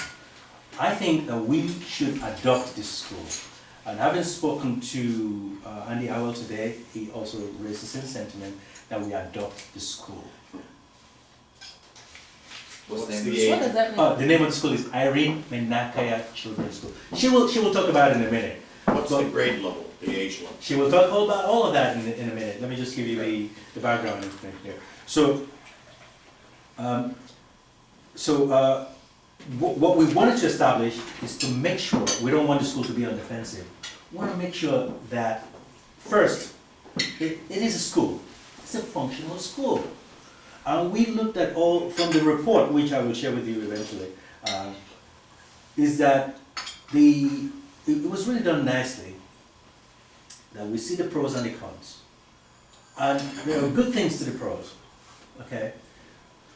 Well situated, very interested and involved teachers, but they lack amenity, which we know anyway, and we wanted to make sure that that's the case. And the fact of the matter that they are there, they're responsive, we can guide them, they can provide us information of what they need, and they can execute if we provide them any kind of resources. So I think we're able to establish that. And I think that the reason I am shooting for us and making the notion here in the board to adopt the school is that we can begin to set a pattern. We can begin to set a standard. We can take the school from what it is now and turn it into a standard school that we can point to as our work and be able to duplicate that elsewhere. That's excellent. In which sense? In which slide, it is excellent. I don't know Yeah. the meaning of adoption. When you adopt the school, Exactly. what do you do for it? You supply books or teachers? curriculum, Intellectual resources, books, materials. It's like a sister Computers, school, sister city. Teachers, if possible, send, There's a second school now. First of all, the Indian school. The Indian school, yeah. And there's But that's the university. So that's the thing. The Indian school is a university level, and Yeah. this is children's school. So she's going to tell us the grades and. Now, well, before we go there, I'm thinking if we are adopting a school for that matter, and if we might want to probably, in addition to sending equipment like computers and other things, probably isn't there the need to collaborate with other organizations that send out teachers so that, or even appeal to colleges of education here to send teachers every now and then to this school, to help? Good question and a good comment. Right. I would first say that that we are heavily involved in education and educational process and standard and quality of education. Not that we're going to influence the curriculum, or at least we can provide support programs that we know could reach and benefit the children in our state. More importantly, we have the proprietors of the school here. So I think at that level, there are many things that we can interject into this process that would be of great benefit to the school. I think we would need all the information that we could possibly get. The fact of the matter is we now connected to the school, it is available to us. We know the capacity, we know what they're missing, we know what resources they're missing and what they might need. So the fact of the matter is that, yeah, I mean, we're not like some rich organization. We don't have money for that matter. But the fact of the matter is we could solicit for resources for this school. Just by the fact and virtue that we're here and we have that network. That's what I'm saying. My recommendation, as I heard you speak about it, Wally, and I know it's an amazing cause and it's a really effective way to get children to learn better, because even here in the States, you know, normally a lot of children in urban impoverished settings are classified ADHD or ADD, and then later on, they don't realize that it's a vision impairment that the child had. So I commend that. My two recommendations would be, one, to also add the International Rotary Club, which is an international organization. I belong to the one in my county and in the city, and we've had some great causes internationally, and they would definitely buy into that immediately. And the second would be, in considering to adopt the school, consider also having a university here in the States adopt the school. Yes. That is powerful, because a lot of the organizations, with what Ernest is saying, within the university setting, will jump in and say, like NYU, I think with the other program that you're working on with NYU, they would jump in and say, oh, we'll adopt that school. Columbia Teachers College. So the good thing is we have this school now to facilitate. Great, it's a great pilot. So that's, for us, you're asking what does it mean when we adopt them? Really, that's what it means. I know Ada is about to speak, but can you tell me the grade level? Because I'm thinking if these... She's gonna talk about that. Tell me the grade level. Why I say that is because if they're close to senior high, India is the next step, the college. Yes. Yeah, we're planning that. Okay, that's what I wanted to ask.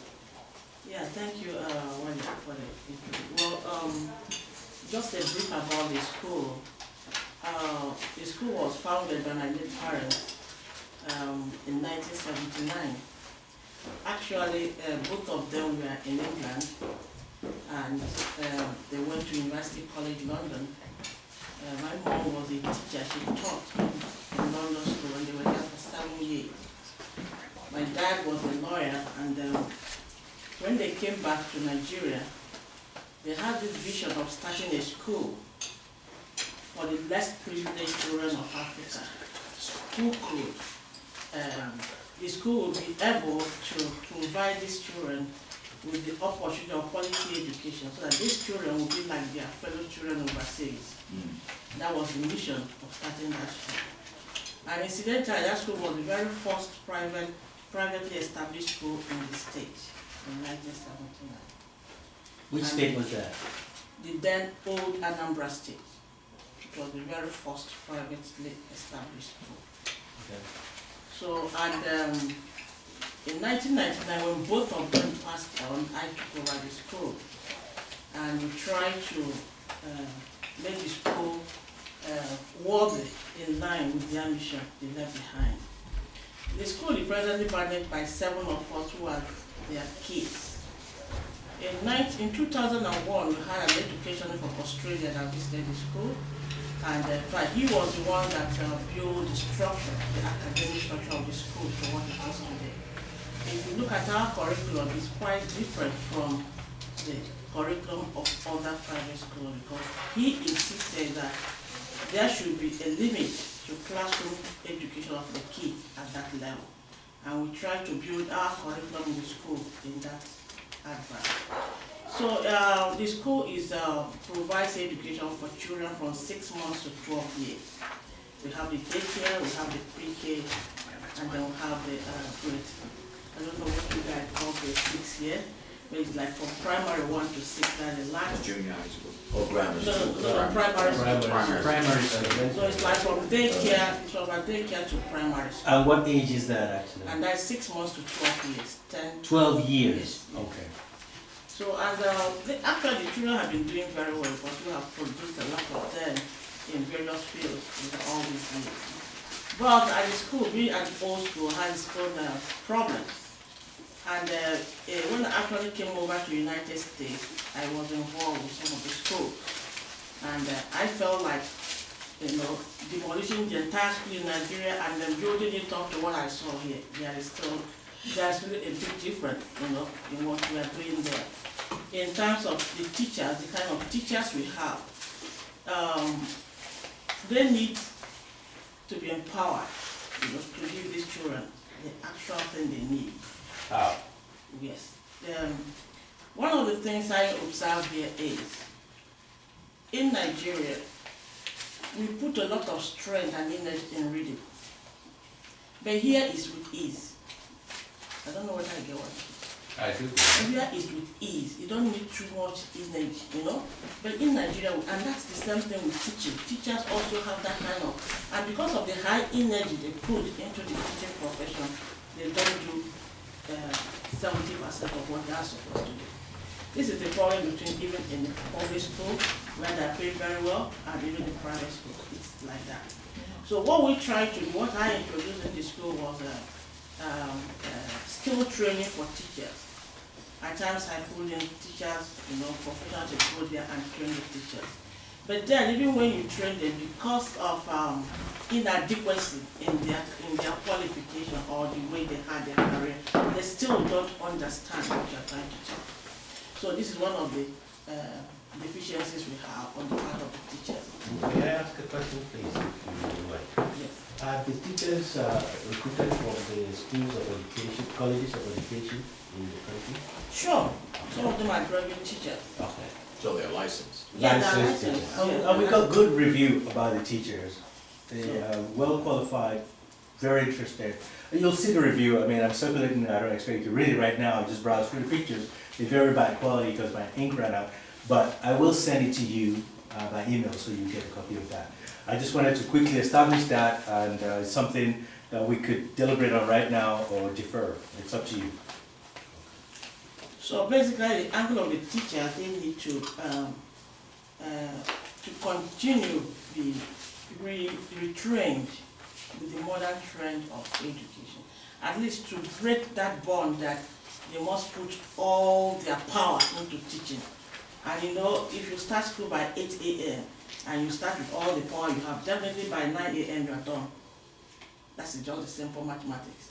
You know, so because you are done, the rest of the day, if they do it, you know, in a laissez-faire attitude, which doesn't actually bring in the required thing for that day. Yes. I don't understand. I don't understand what you mean by all their power, because there's a schedule, like 8 to 9 for games and activities, 9 to 10 for math, 10 to 11 English and stuff like that. Exactly. Right, so there's a schedule. So if the teacher is done by 9 a.m., that's a problem.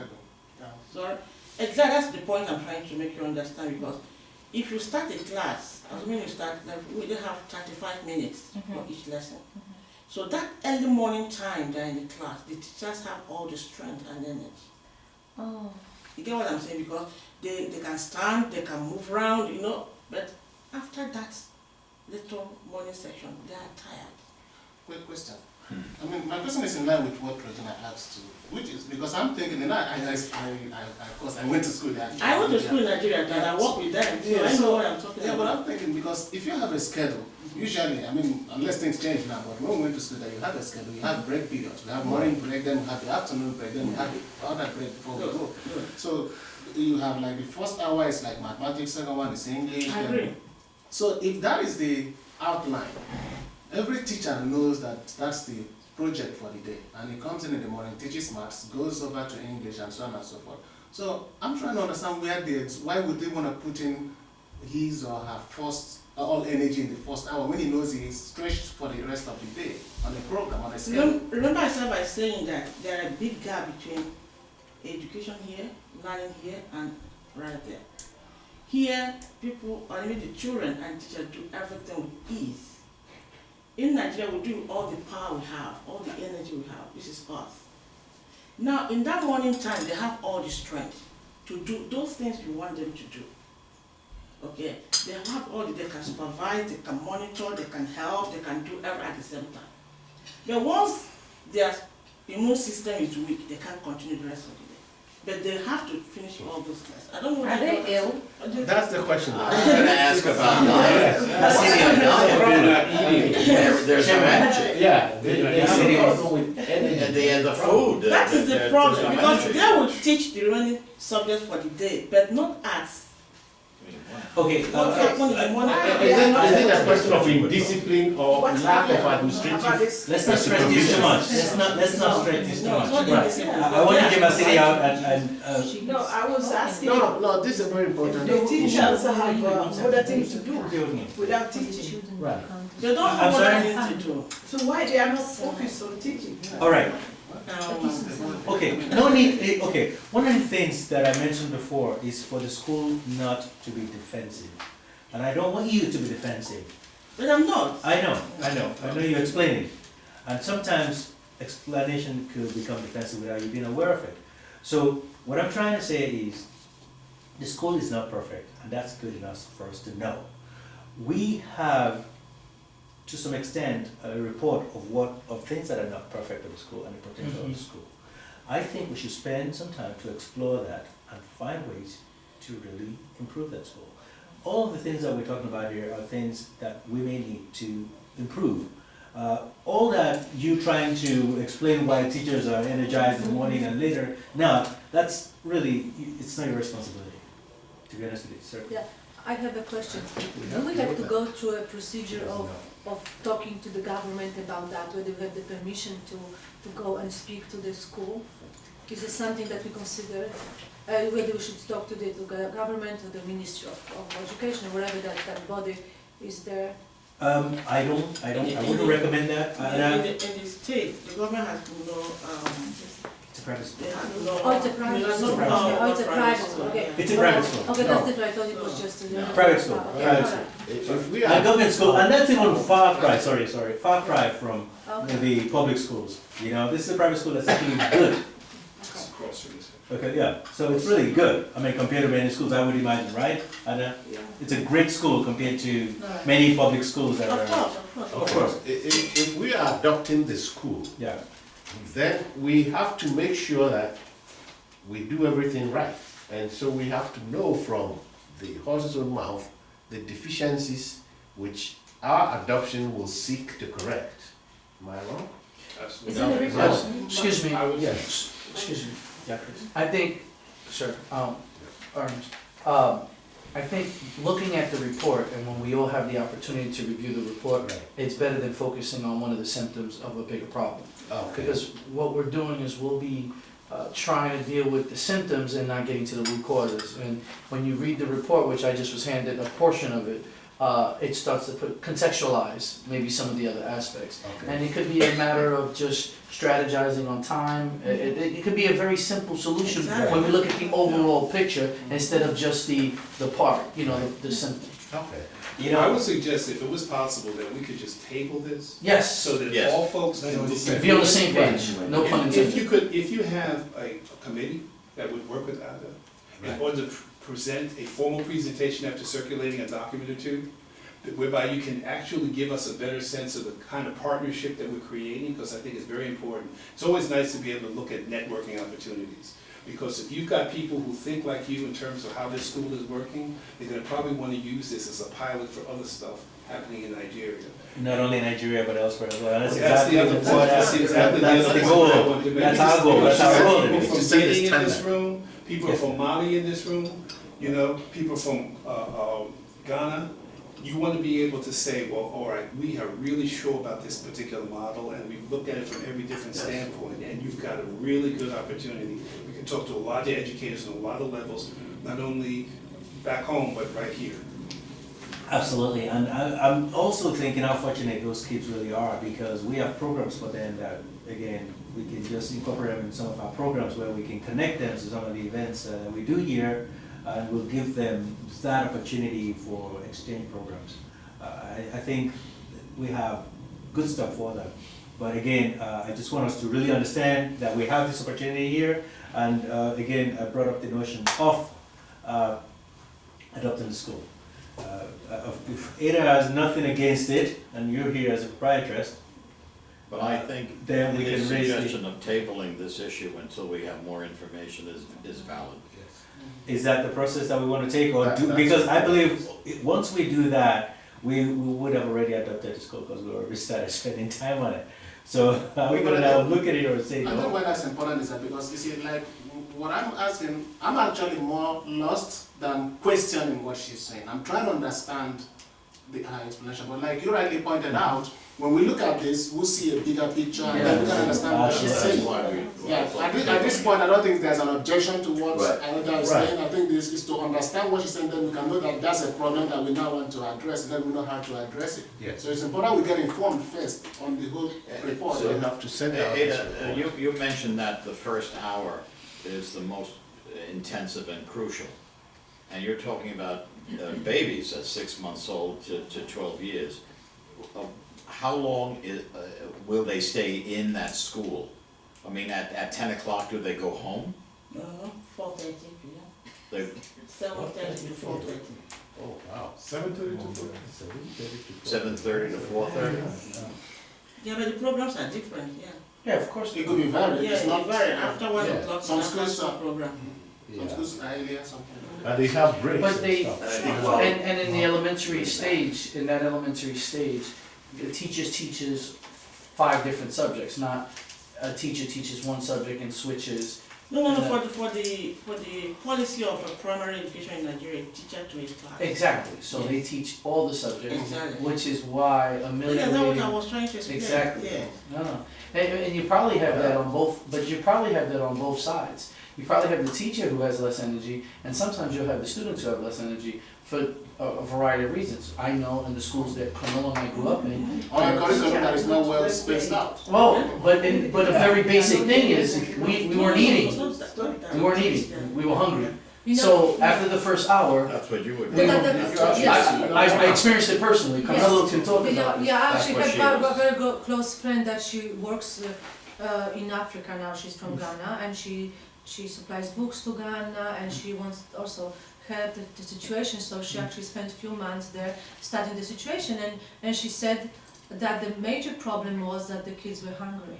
And sometimes the food was the factor for them, the motivator factor actually to come to school. So she was looking for actually solution for that, to like put some incentive of like, having the food in school. Maybe the children would come then, and I mean that's sad, but this is a reality. And the other side of that coin was that in our environment, we had teachers who were so overwhelmed that they were up late at night trying to prepare and get ready for the next morning, that after the first hour, they could spend it and they would be exhausted. So there's a variation of a lot. This is not a panacea. But it gets, I think in this case, it's even more dramatic, because when we were in 3rd grade, we were with 3rd graders. Mhm. But in this case, you may have a 6-year-old with an 11-year-old. Am I not right? You're right. No, I don't understand. Is it- No, is not that- in the same classroom. In our environment, So how do you prepare a some lesson? students Teacher will be families teaching start their from children sixth grade late, to- so you could have somebody that's a Oh, different yes, age. yes, and within the same class. Within the same class, so That's true. how do you prepare a lesson Different when you've got a curriculums. 6th grader, Oh, wow. a 6-year-old, and an 11-year-old? It's very It great. boils down to. All right. If Can we- I may- Carmelo, yes. Well, just Yeah. real quickly, I mean, I've been fortunate to champion three divisions on curriculum. I mean, truly, and going to what Oliver was talking about and trying to just capture everybody's thoughts here, I think Mel hit the nail on the head with respect to a committee being developed, but what we call it is simple. It's basically instruction, nutrition, recreation, and special needs.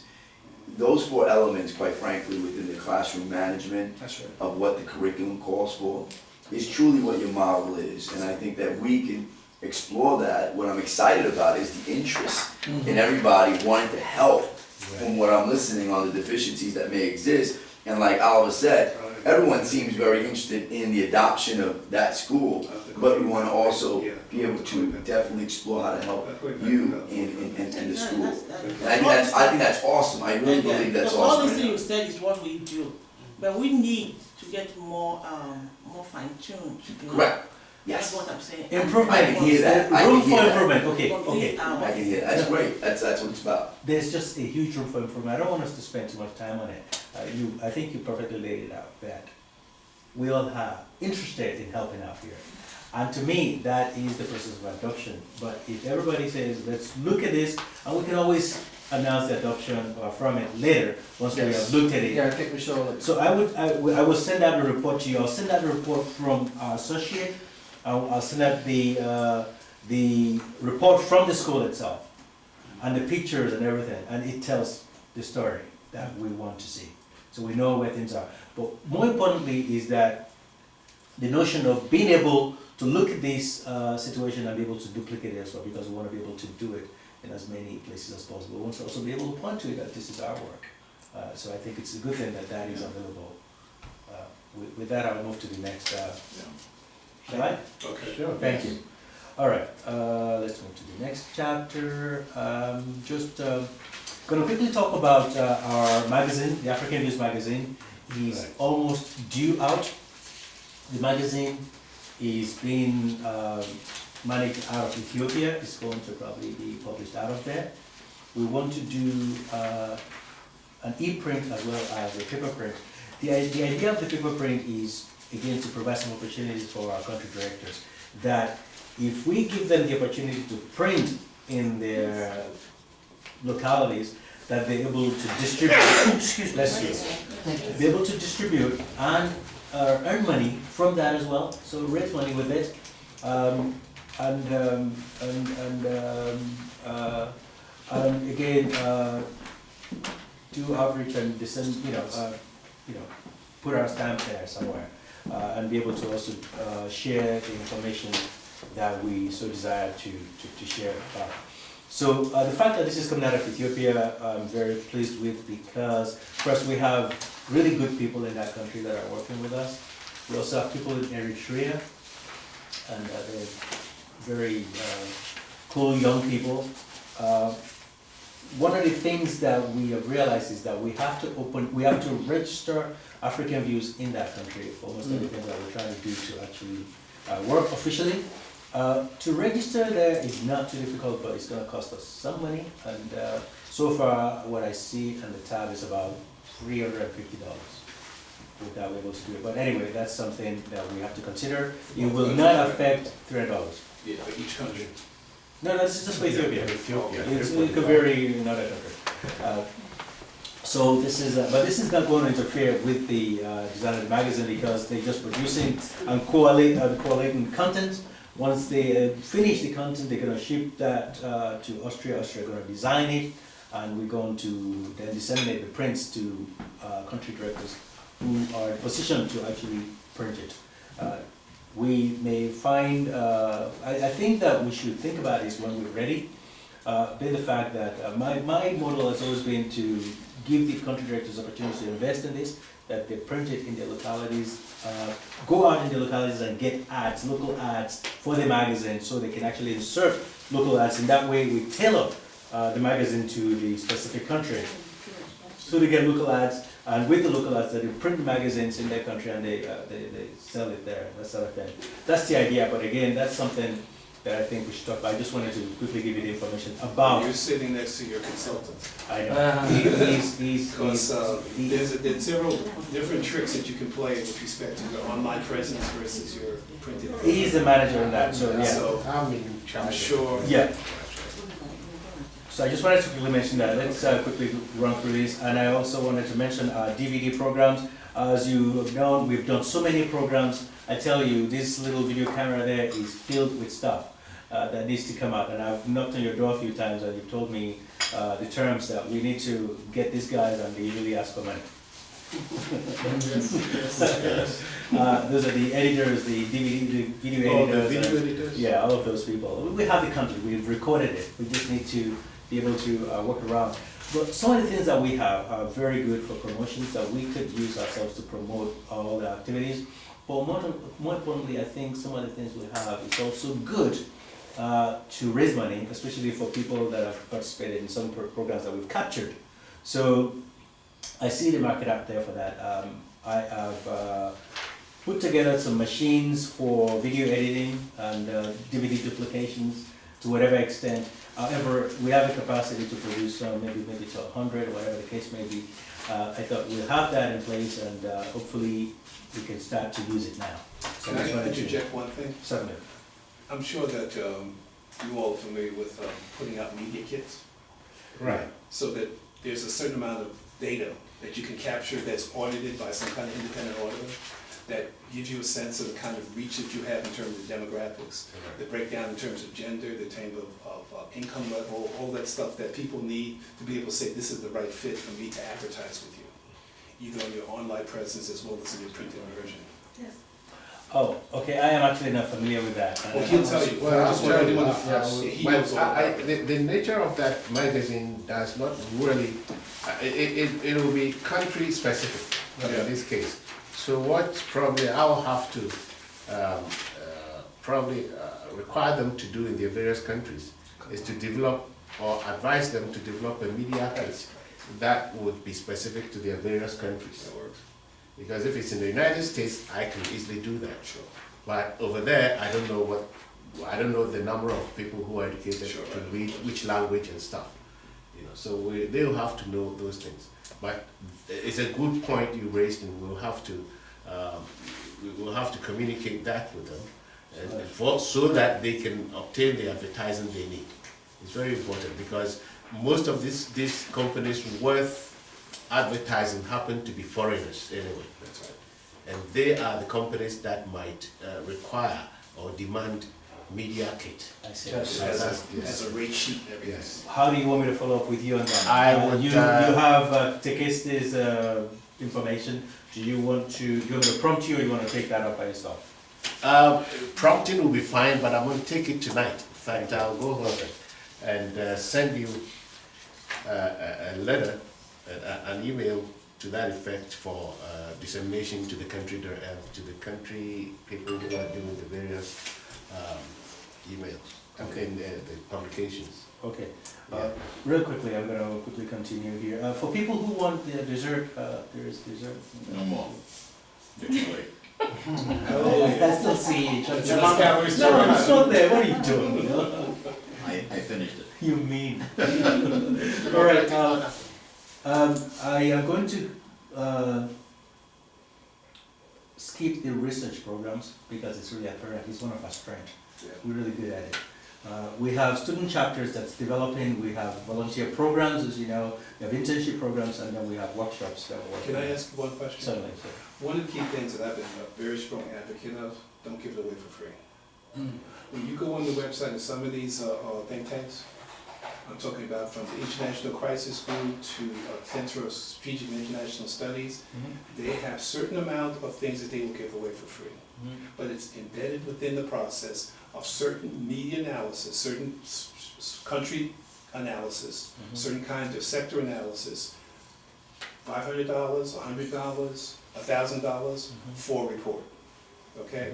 And it gives you it pushes you to create an income stream for all of the research. It also provides an income stream for the people who are doing this research, and it also adds to their motivation to be able to do it on the highest professional standards, you know? And it works. I'm telling you, there are people who make a lot of money doing these reports. Yeah. I am personally not against raising money through that, but I want to just quickly share with you that yes, we do have tons of information on the website, but we also have tons of information that we have not put on the website. I think that what our website should demonstrate is our capacity and our potential, so that what we would like to have, especially on the research front, is for people to give us a contractual agreement. Say, hey, you guys do a research in Mali about this and about that, and we're able to produce that. Can you guys give us the list of children in You can do both. Mozambique? You can do both, because you can have a level, various levels on your website that subscriber services. They are subscribed services on the website, and you can do all of that. Now, let me again quickly mention that those things require us to have a tech staff. And we don't have that yet. Or you can get it. It's, but again, these things cost money. No, no, no. It's very desirable. The secret to that is this: you can have a whole level of staffing through interns. There are people like kids that because they're going to rich colleges like NYU or Columbia University, not necessarily City College. Mm-hmm. You've got young people who have time on their hands and they're ready to go. Yeah, and as you know, I'm quite there in the pulse of the interns. But with interns come another fresh problem. They're not as committed. They really are wanting to learn and really wishing to learn that really want to do much because they don't know how to do most things. Well, the thing that I'm suggesting is With volunteers, you may find some people, but again, you won't have the loyalty of the your community. target in some of these African studies programs in some of these universities. I'm telling you, the high caliber of who you're dealing with is a head and shoulders above. And they want money. I know those guys. So, but here's what I would like us to keep in mind. Those people are available to us. Here are programs out. Those people are available to us. We have them. We can reach them. If we have a program that will include them, yes, we know how to reach them. We know how to get them. We know what it will take to get them on board. So they're available to us now. I wouldn't stress so much about having them right now readily to just sit around. I'm just saying, we have a revenue stream. That's my. We're getting there. We're getting there. What you should be asking is what kind of revenue streams or revenue plans we have. So let's get to that. Okay. All right. Okay. So I'm going to move to the collaborative projects. So as you know, we have three important elements that we facilitate. That is research, media, and collaborative projects. Development. And in our development is the collaborative projects, which means that we work with others to realize most of our programs. So I want to quickly share with you some of the things that we have planned to raise money, and we've discussed this privately first before. We have two books. We have two books in the pipeline. One is World Cultural Cuisines. And anyone who attended the Black History Month that we did earlier in the year, we collected national cuisines from all over the world. Beautiful presentation, and we intend to turn that into a book. You saw that. What we will add to that, what we'll add to what we already have, is just a recipe of how to prepare each of these national cuisines. And we think that would be a really good fundraiser. I don't know how many books are out there for things like that. Not too many. And I think that's something that's desirable. I would buy something like that. So I think that's something that we can look forward to. It's being put together right now. We can talk more about that. If anybody has any interest in being part of that production, maybe. I have a few freebies. I can recommend African foodies. Oh, well, you should see what we already have and see which country is not. Oh, yeah, I definitely will. Yeah. That's available, and I will share that with the board so people look at it. Another thing is our cultural art book, African. I can help you. Perfect. Yeah. She's great. She is great. Perfect. Yeah, it's good. Perfect. Second daddy lotion. Yeah. All right, so we also have the cultural art book that's coming out. The cultural art book already started with one of our members who's director of graphic design, and she has traveled to America and also now traveling around Europe to collect pictures, take photographs of African artworks by countries.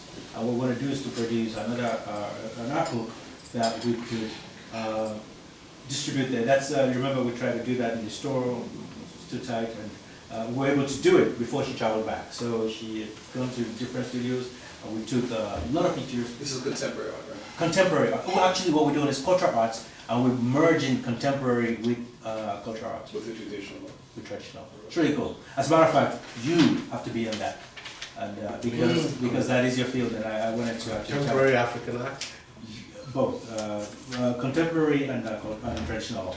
So what we want to do is to the arts is not so much to describe the arts. What we want to identify is the country they come from and come up with a poem of that country. A poem? A poem. A poem or a little adage, a story. Oliver's here now. Okay, say it then. About the poetry for the country. There you go, thank you. We were just talking about the African cultural art book. These are some of the plans. You heard about the world cultural cuisines. Okay. You see that? Is that okay or yes? You missed it? No, I missed that part, yeah. Okay, so we have two books that's in the pipeline Okay. that we want to publish for fundraising. They are mostly pictorial books, so you may have seen some of those books. They're very, very nice and they're easy to produce. We saw some from the house. This, one of those books that they look pictorial, you flip it open and there's picture on one side and there's some content on the other side. We have a very talented young designer who could really, who's doing this already. And what we want to do is, we already have a significant collection of national cuisines, and we want to publish that as a book that's facilitated by African Views. And on the book, we're going to have the national cuisine that represents each country, and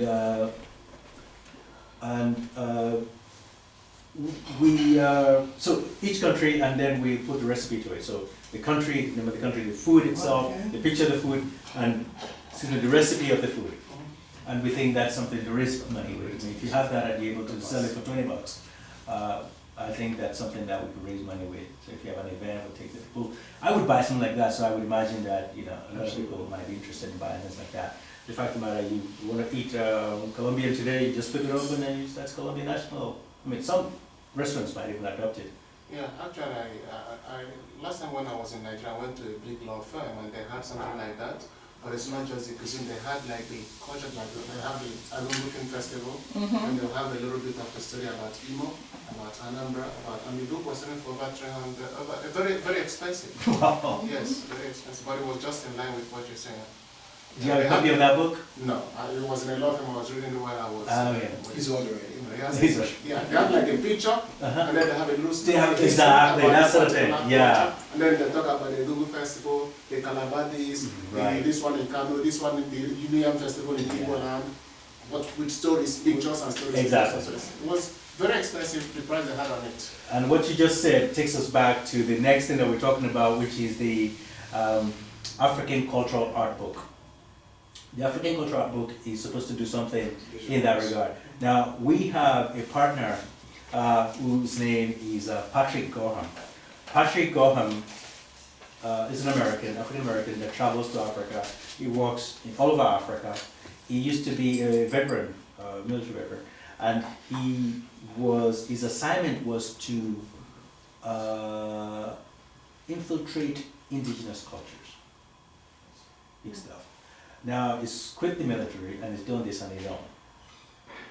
And what he's been doing is he's going into the farthest places in Africa to discover cultures that we have long forgotten.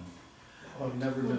Or even never knew, even in that society, let alone abroad. And if you can check out his website, it's Africa Rights, and he's able to go there. Website address. Africa Rights.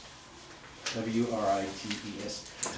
And he's able to uncover all these new ones. He's able to tell a new story about Africa. This guy is part of the Explorer Society. He's presenting there, that sort of thing, and he's working with us. He's working with us because we have something really cool for him, which is our Institute of African Cultures and Traditions. How can he not be part of that? So he's able to bring that part of this into that, and he's a very dear friend and a supporter of our vision. And I've told him, you could put all the cultures in the world together, and the most brilliant ones, pictorial, even informative, but if it does not effectuate development or improvement of lives of people, it means nothing. Right. And that's the principle with which he will work with us. Because, and he's on board with that. And that's the connection that we bring to the table, that if you do something like that, we're able to connect it, especially through our programs in the school, through our programs, that we're able to get people on board and say these things are important for development. Just to add to that, the not-for-profit I talked about before, the Expressions of Soul Incorporated, is actually an incorporation that can work in line with that particular vision. Because one of the things we wanted to do through that not-for-profit was to also go and do video stories of various cultures around Africa, you know, from north, west, east, and get people to talk about their cultures and how they think they differ and how they think they are in alliance with other cultures. So when you get a view of all these different cultures, you begin to understand why, for instance, as I'm talking, I'm doing my hand like this. Yes. This is something Nigerian, something African, Igbo, we do it a lot. We talk, we're moving our hand. We don't talk this So way. Italian. So Italian. You know, another thing is also when you talk.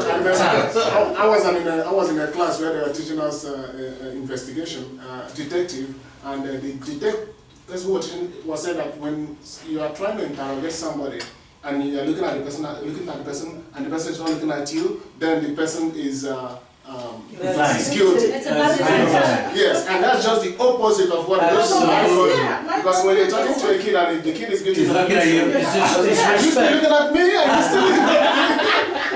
You know, That's a major problem. yes, you know, but these are these little nuances that people tend to ignore, and if you don't understand them, you misread people and you misunderstand That's them. right. So that's what a project we have, we have a vision we have. So I think it's in line with what you're saying. I agree with you, and I will be more than glad to share what we have with you, and let's spend time together to see how we move it forward. So Can that's I suggest one thing?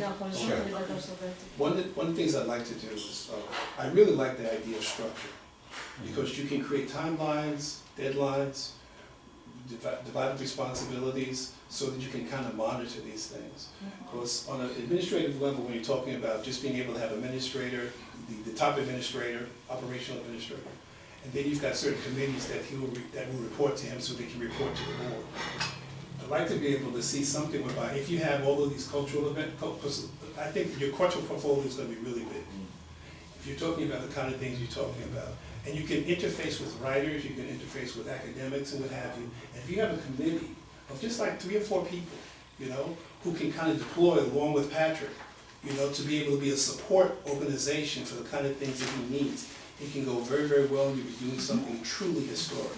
Yeah. And there'll be a management structure to be able to sift through all this stuff, create priorities, allocation of funds and what have you, and generate budgets so that the board can say, well, listen, we can allocate money for this particular project, and we maybe have to defer this to later on in the year or something like that, and prioritize stuff based upon what's happening, what you think will go. Yeah, I also would love to, I mean, you mentioned that the only one kind of purpose for Patrick's work and us collaborating with them, it would be purely developmental for the other countries. I mean, I kind of maybe disagree with that. I think for me personally, from like if I'm the outsider, this could be like purely informational. I think part of it is like to recover what is almost lost for the world. So we can in that case collaborate with universities. You can maybe open up, maybe you can incorporate his study into the curriculum of the universities. I mean, that would be development. That's exactly the development that we're talking development about. development on that case. Yeah. I didn't get you know what, you know, I'm sorry, I didn't get, you know. No, that's a line. I'm sorry, I just didn't No, understand where the word development was coming from. No. That's the. They don't have to actually install structures and build it. Yeah, That's no, I like, thought you that. know, For your information, I Yeah, I was have reserved, I'm sorry. I have been added to a group No, that because, is you know, I've been asked to provide a a chapter to a book about including drumming, African drumming in American schools as part of their curriculum. So I'm going to have to talk to you That's where the about money comes from. the rationale behind using drumming as a pedagogical tool. And these are some of the things we can use in African, especially that school I project. want to quickly say to that we completely have no drumming in our program. We specifically eliminate drumming. We'll get to that in a minute. No, mine is a different I understand. I agree with you, Oh, because the drummer Sir. No, forget the No, drum. it's a But that's it's just mentioned there, that's fine. No drums. But we don't, Ada, you wanted to say something to that? Yeah, one of the questions I'm taking care of. The other one is the art book we are talking about. Yes. Is it for school use or for what level? To raise funds for us. This is just, I mean, it could be serious, and it would be serious. You know, it's just something that African Views produces. It's an outreach for us. It's also an income opportunity for us. So this is really an ability for us to raise some money. This is something we can give to some big or small museums, something we can give to other countries, other people, whatever the case may be, students, anybody, you, me. Buy it and pay $20 and put it in the kitty. I don't want to be a brand, but why are you so vehement against drumming? Because there's drumming, there's talking drum, there is a dancing drum, there is message drum, there's all kinds of, when you hear that beat, you know what it means. That was back in the day. So, I'll get to that in a minute. If you allow me, I will get to that. Just give me. There's some method to his madness. I thought you was throwing it out there as a joke. I actually second that question. Yeah, me too. Okay, I tried it. just bear with me. Bear with me on this one, and you'll see what we're talking about here. Just bear with me. Okay, so we've addressed most of the other things regarding the women's program that we have in Senegal, and we want everybody to be vested in that as well, the board. Whoever has the capacity to come to Senegal with us should please do so. What date? The Senegal date. We're not sure yet. We're thinking maybe towards the end of. Yes, Ada has the date, sorry. Ada, you have the date. Say it again, Ada. From 15 to 20. Second. This year? What was that again? Of what month? This year? December This year. 15. Oh, it's right around the corner. Seven. Of 2012. Yeah, so, yeah, this is very interesting. For that, is there any special arrangements as far as like, So, so if I wanted to go? it'd be beautiful. I mean, but I'm just curious if there are any special arrangements that have been made amongst the African Views organization. Okay, so first of all, this is my city right here. We're still working on this, and what we have in mind is to have a 1-week program. We stay in a hotel in Dakar. We have a hotel that we're looking at, but I think there's another opportunity based on some of the new developments that we could talk to Mario to tell about, and if I wasn't here right now, I'd be doing it. So we want to see how far they're going to be interested in that, and that we're able to all go spend 1 week and come back before the holidays here in America. Senegal has a whole lot to offer. The program itself is about women empowerment. We're going to be able to meet all the dignitaries in Senegal. More importantly, it's going to mark the beginning of a program like that. Well, one of the things we want to establish in this program is to honor women who have been in the forefront of women advancement in the society. Okay, and we're able to identify them, honor them, support them, and give them an award. It'd be good if we bring an organization that is here, like the African Women for Good Governance and African Views and other supporting organizations, especially the First Ladies organization that will support that.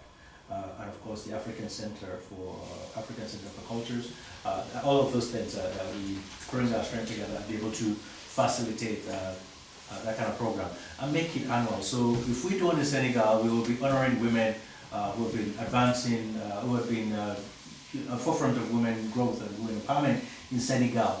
If we go to Mali, we do it for Malian women or people who have been in Mali doing these things, and we want to do it as far and wide as possible, if possible, even bring it to diaspora. So this would be the initial goal for that. I think there is a little bit of funding that's available there. We don't know what we are able to do with that, but it's at least encouraging to keep us going. I know this is a really short time, but it's doable. Well, I suggest one thing. One of the things I noticed about what Africans do is that all of these conferences, we do a lot of traveling and spending a lot of money putting in other people's pockets. Airlines pockets, hoteliers pockets, restaurants pockets, and stuff like that. And there's an awful lot of needs for people, especially given the economic climate, to make sure that your money is allocated so precisely that really benefits. Like, I would like to be able to hear you say, well, you're giving an award, but you're giving like some kind of cash award to a certain very noteworthy NGOs or whatever that you're doing there. You know, spend less money in the hotel or on the plane ride to be able to have some kind of resources on the ground that really benefits these people. So that it's not just something they can put on the shelf if they can ever keep it. I agree with you that they do need resources, and of course, I think as long as Should be very careful about that. no, but as long, you know, as long as we're not going to hand them an IOU check, they just have to wait till we have the money to give them. Or, I mean, what's important is for us to start this kind of program, and I think that others who might see our effort could support it. I mean, that's, again, this provides us with a really good opportunity for fundraising. May I interject that? Certainly. Just to, I like to say cabbage patch off your idea. If we were to utilize the right business proprietors, then maybe they would make the contribution on behalf of our organization. I'll give you an example. There was the soccer World Cup, whatever, that was held in South Africa. I know a female African-American business owner who organized all of the trips. She organized the hotel, the restaurant, every soup to nuts. You bought the package from her. She's in New York City. She's an amazing businesswoman, very successful woman. In fact, I wanted to recommend her to this organization. This woman would provide all that stuff for us. But then, because we utilized her company, then she would make a contribution. I'm not speaking on her behalf, but this is ideally what would happen. If we were able to facilitate that through these relationships, then we could actually have the goal end game of giving someone actual contribution by spending our money correctly, being conscious of the way we spend our money. And those are the kind of things we could facilitate here through our relationships. I would only add to that, if you could send everyone here a solicitation letter outlining the mission of what you guys, those that will be able to go, in their commitment and pretty much what the purpose and the effectiveness of your attendance to Senegal will mean to those individuals of the First Lady's organization that will be recognized. So that's what I would do, is a letter of solicitation, since we are a 501c3, and I think that will help us, raise money. If I get $2,500 to the cause, at least, even if you use 1,000, you have 1,500 in the kitty for next year, and that's what I like to see. Because I'll raise money for it. It just you gotta get this out now, because remember, a lot of folks come January, and we have to be very conscientious with the holidays and with budgets normally on the calendar year. They're already allocating funding at this point, October, November. By December, pretty much they're all allocating their quota of the funds that are going to be for charitable causes. So I think if we can get that now, for me personally, I know I can definitely raise some money for that. All right. Good. Very good. Why don't you blast out emails, Well, letters Mr. to Hart, we are in companies, talks with city. We want to, of companies course, and corporations? as I've mentioned before, Ida and I have spent so much time ripping our heads off on this and working so hard on it. We have a working paper, a concept note that we can develop a solicitation letter from once it's approved by Masidi, because we want Masidi's organization to be in the forefront for this. We have the same thing. We have to approve. Absolutely. So once we have that, Yeah. we'll share with everybody hopefully in the next few days, and we'll see how far we can take it. For the little time we have, it'd be really cool to see us all in Senegal. Do you have a website with PayPal? With PayPal? PayPal? Yeah, with your organization? Yeah, we have with African Cultural or something. With PayPal? Yeah. Okay, good. Because you can drive certain Absolutely. Yep. Yeah, one more thing with regards to the Senegal project is, maybe that could be another source for funding, because the conference is the beginning, then after the conference is, the outcome from the conference is a working document that could be used to reach out to even the president of Senegal on how to empower the Senegalese women in national development. Again, it's all you.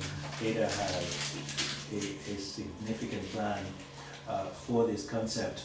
I think that what we want to do in Senegal is going to be some kind of a measured test for what we might develop and be able to use as a template. Because what comes out of this is what's really cool about this, it has an outcome, a measured outcome, whereby we're able to provide suggestions for policies which we could actually push forward straight to government while we're still on the ground before we go. So again, if you look at that concept paper, I think it lays it out, but we will elaborate more on that in the next few days. Ada? Yeah. Thank you. All right, so that's it on that. Let's go to the next thing, which addresses your concern about the drums. Okay, yeah. Tell me about it, bro. Sorry. Drum and dance. Yes. All right, okay. You didn't mention, Every organization. you didn't mention the, Wally? Sorry. the Sorry. conference in the US in February. It's another Oh, Yeah, yeah, yeah. that's it. Why don't you talk about that real quickly, please? Yeah. The November 20th for the children's program, and Yeah, November for children. then was, February. Talk about it, please. November 20 is the UN Day for Universal Children's Day. So we are coming up with a program for that in respect to universality of education for children. What's the deal? That's what. Then, Who's the sponsor? UNICEF? well, the UNICEF executive director is giving a special remarks. Okay. That was nobody is sponsoring. No mission or anything like No that? mission yet. Okay, no NGOs? Well, African Freedom Friends of Education for African Children offered by DAIS, and then African Women Governor coming up to do that. Then in February, we want a few days before the Commission on Status of Women Conference 57 section coming up, we want to hold a conference on violence against African women. Violence against women has been a global work of the UN Women since June this year. And the CSW is coming out with the theme for CSW 57 is on violence against women. So we are going to hold a conference. For me, I'm looking forward to it. Direct that in cooperation with some of the African presidents, all African female ambassadors, to hold that conference. And at the end of it all, whatever document we bring up is also part of our advocacy outreach to African heads of states on African women. So that's in February, a few days to the CSW. We will send that information for. That's November 20th. November 20th. November 20th for children. Let me give you. Yeah. Oh, there's more? February next year. No more? Sorry. All right, Kind of okay. speaker from African teams Sure. for both? Okay. The African is participating. In fact, the program is collaboration with African youth. All right. That's I think we're going to send more information out on that. Let me just quickly go to this because it's important and we should know about it. We applied for 3 grants this year based on the programs that we do. And the chairman has also bought us like a grant information access, which gives us all the access to all the grants that's flowing out there, corporate and public. Is this from Foundation Center? No, Okay. I know that. It's similar. That's only based on information. Yeah, yeah. So we have 2 offices that are operating on that right now. We have an office in Uganda and an office in Nigeria. These guys are dedicated to work on this alone, look for opportunities, and we do it in such a way that they work with each other, sort of like report and keep each other in line. They're very cool kids, I would say, young people, and they are very efficient. So they're working on that. So earlier, a few months ago, actually, maybe a month and a half ago, sorry, we had a meeting at the United Nations with the United Nations Alliance for Civilization. We met the director of the organization, and he recommended that we apply for these grants, that he actually is chairing. This is based on, as we presented our program to him, we didn't even have any idea that, you know, if we would like it or not. We were just meeting him, and we wanted to actually just work together with them in a way that they bring the program on our media program, that sort of thing. And he said, guys, I got the right thing for you. We got to work together, and he's very excited. So he encouraged us to apply for this grant. So we applied for 3. The 3 grants we applied for, one for the media programs, the other for the children exchange program, which we already discussed. And the third one is the World Cultural Diversity Program. Festival. Thank you. The World Cultural Diversity Festival. And I can tell you about that festival real quickly. It's to commemorate the World Cultural Diversity Day that's issued by UNESCO, and it's on May 21st. So we want... First or the 25th? May 21st. Yeah. Next year. Right, May 21st. But we are celebrating on May 25th. Okay. Because we want to celebrate on the weekend, and we think we'd rather celebrate on the weekend after rather than the weekend before. Now, I have, Camilo and the chairman are familiar with the concept of the festival, as well as my city. And I want to tell you that we have expounded this, and it's gotten it more crisp, because now we have a product of the festival. What we have in mind is to do, and African Views is just really a part of this program, because the program itself is headed by Foundation for Cultural Diversity, which is a sister organization to African Views. The purpose of the foundation is really to just do festivals and celebrations. And what it's doing, not only big festivals, outdoors, etc., but also corporate programs, you know, cultural diversity events, so to speak. And so African Views will be working with this foundation, and the concept of the foundation is, the concept of the festival is to bring together a parade of, diaspora cultures in America.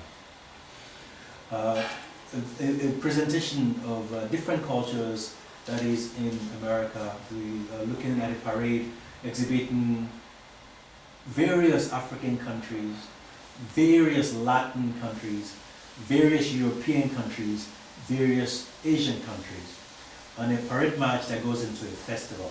Now, what comes out of this festival means you can just imagine all of that. We're talking about cuisines, we're talking about all kinds of things. Now, our vision is to give birth to an orchestra, which we hope will embody the concept of cultural diversity. And what we have tried on many occasions through our various school programs and some high-level diplomatic events is the collaboration of string instruments. And what we have done, at least in concept, is to bring together various string instruments from various parts of the world, from representing different cultures. And if you look at string instruments that represent cultures, there are more than 100 out there, more than 100. So we want to be able to bring together as many of those as possible and be able to present them on the stage. And we have a method of getting some that are even remote. So for instance, in Malaysia, they have these string instruments that is very peculiar to this side. It has a different tone as well. What we tend to do is we go to we present the paper to the Malaysian embassy or Malaysian consulate and say, you sponsor that part of the presentation. Now, what happens is when we're able to bring as many as possible together, and if we're successful, I can see that we'll have a long waiting list, is that we put together an orchestra with a conductor. And we got to pick out this conductor, and I think with that concept paper, we can approach even the best of string instrumentalists like Yo-Yo Ma and all those guys who are just brilliant and might be open to this kind of ideas. The fact that they are going to be the band at the festival and they're going to be presenting that cultural element that embodies America and cultural diversity, I think, again, this is again supported by the United Nations United Nations Association, the United Nations Alliance of Civilization and BMW. And I also think that if we propose this already, if they are going to do this and if they decide to support it, I think that many corporate supports will also come into play. I can see that. And so the festival is going to take place in Queens. We want to make sure that whatever is designed here for New York, at least happens in Queens. Queens is specifically chosen for that because of its peculiarity. Its capacity to manage cultural diversity is perhaps the most diverse community or borough in New York. In the United States. In the United States, really? Maybe even in the world. So,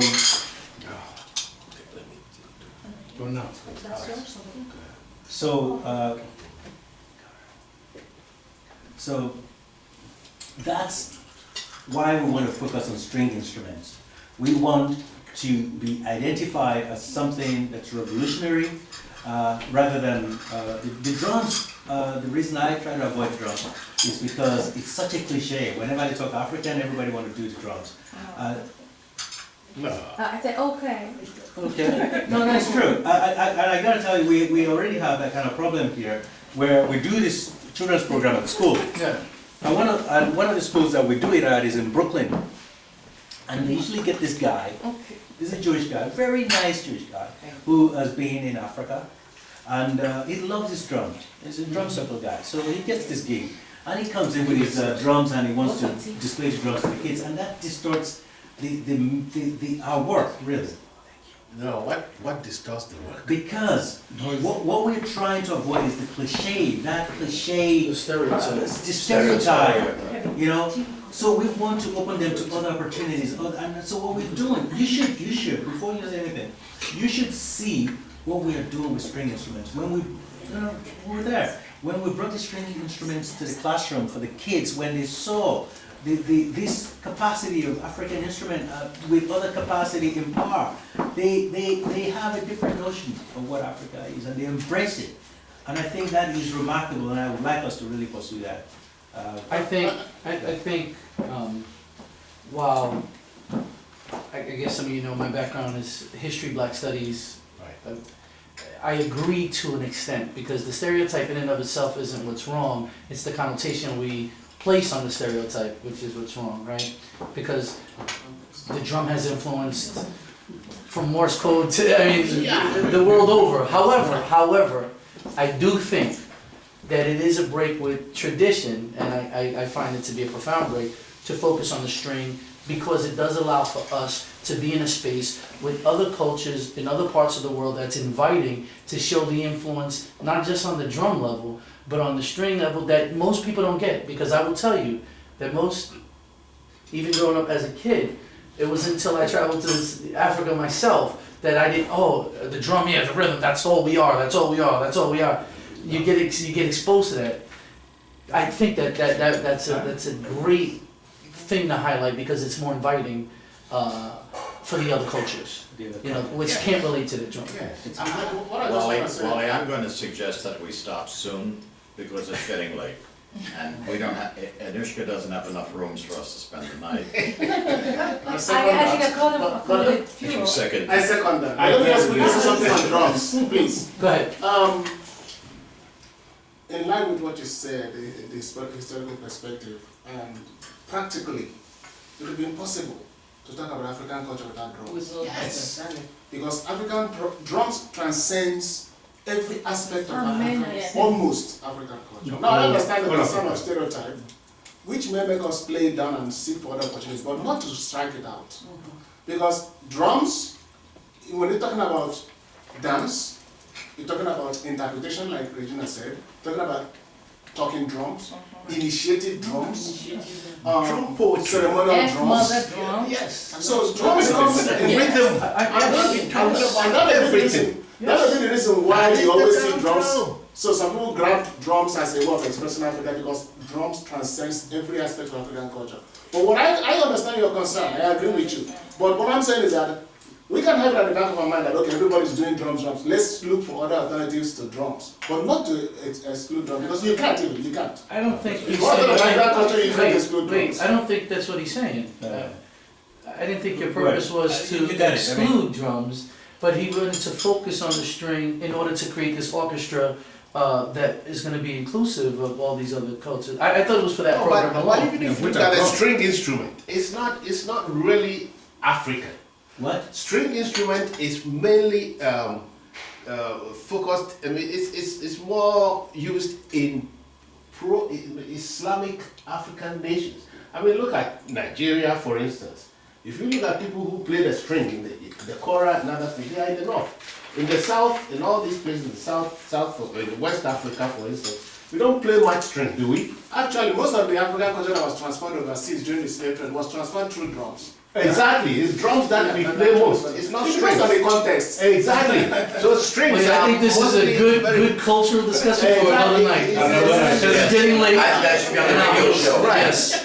That's I like this I suggest conversation, some though. time, You know, you get your chance tomorrow. Regina, you gotta help me out. We are hosting. What the May 1st is called. What if the May 1st is called? Man, it's not good.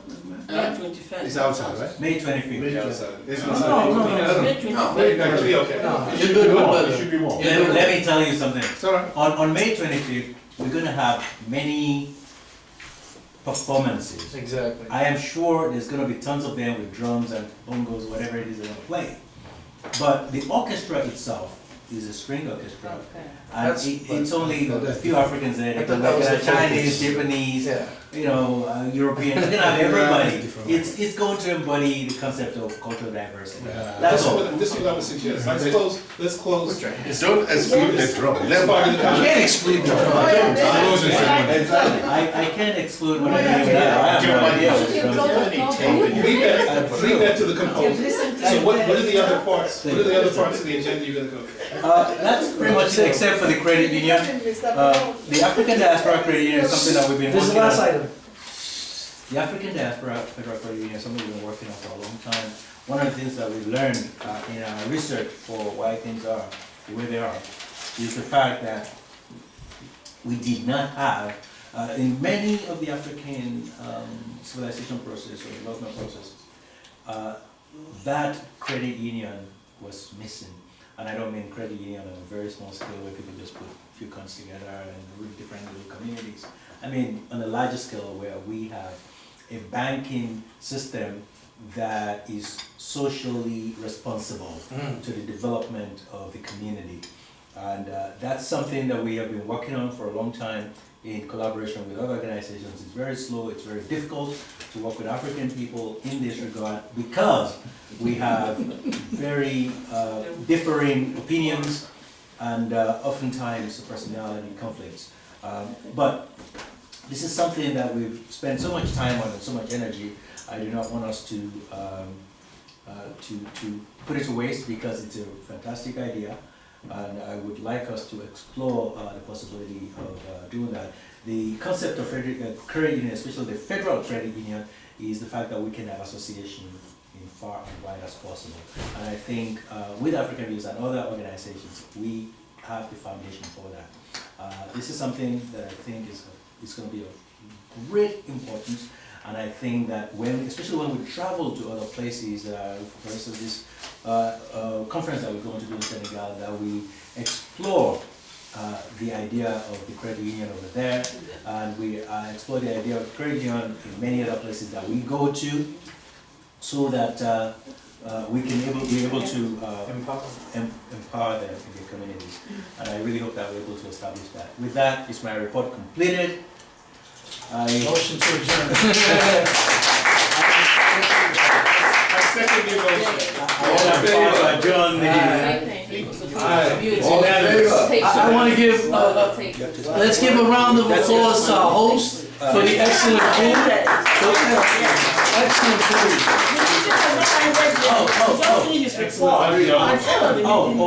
One more important thing. Chairman. To adjourn. Before you adjourn, real quickly. I mean, I have stressed out a little bit of the finances and income opportunities And you and I are gonna probably talk more on We that. gotta spend a lot of time. I know. I'm glad that you're not dreading it, so it's good. Trust me.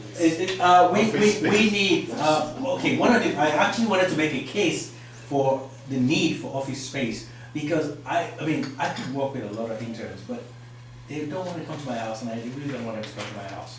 And We can, I think that we need an office space. This is something that I would love for us to talk about, maybe in emails to each other. So I would say that first we all have each other's emails. The chairman has shared the emails. Please create a group in your email account so that we can share emails with each other and be able to talk about this office space, an office space that we can all go to, have access to at all times, and be able to expand the work that we do. I think that's... Now, before we adjourn, Oliver is going to sing old Ukrainian folk songs in costume while standing on one foot. I've been asked to come in on the potatoes. Energy that will get jamming. Ladies and gentlemen, we are adjourned. Thank you. thank you, gracious host. Thank your husband. I hope you're still, Yes, thank you. I hope you're still married by tomorrow. Yeah, my dear. Let me give you my contact. Well, I'm gonna call you. Yeah. Yeah. Let's be in touch. Mine's on the paper. Absolutely. Just to remember you back. What an Thank you, amazing Lord. host this. And also, I'll send you a link. I had some great questions for my Introduce you dear. to this guy too. He is a Table, yeah. I'm gonna email you about my, I'm how you think about it. Will you recording this thing? Oh my goodness, you were? Respect to that. Do you want to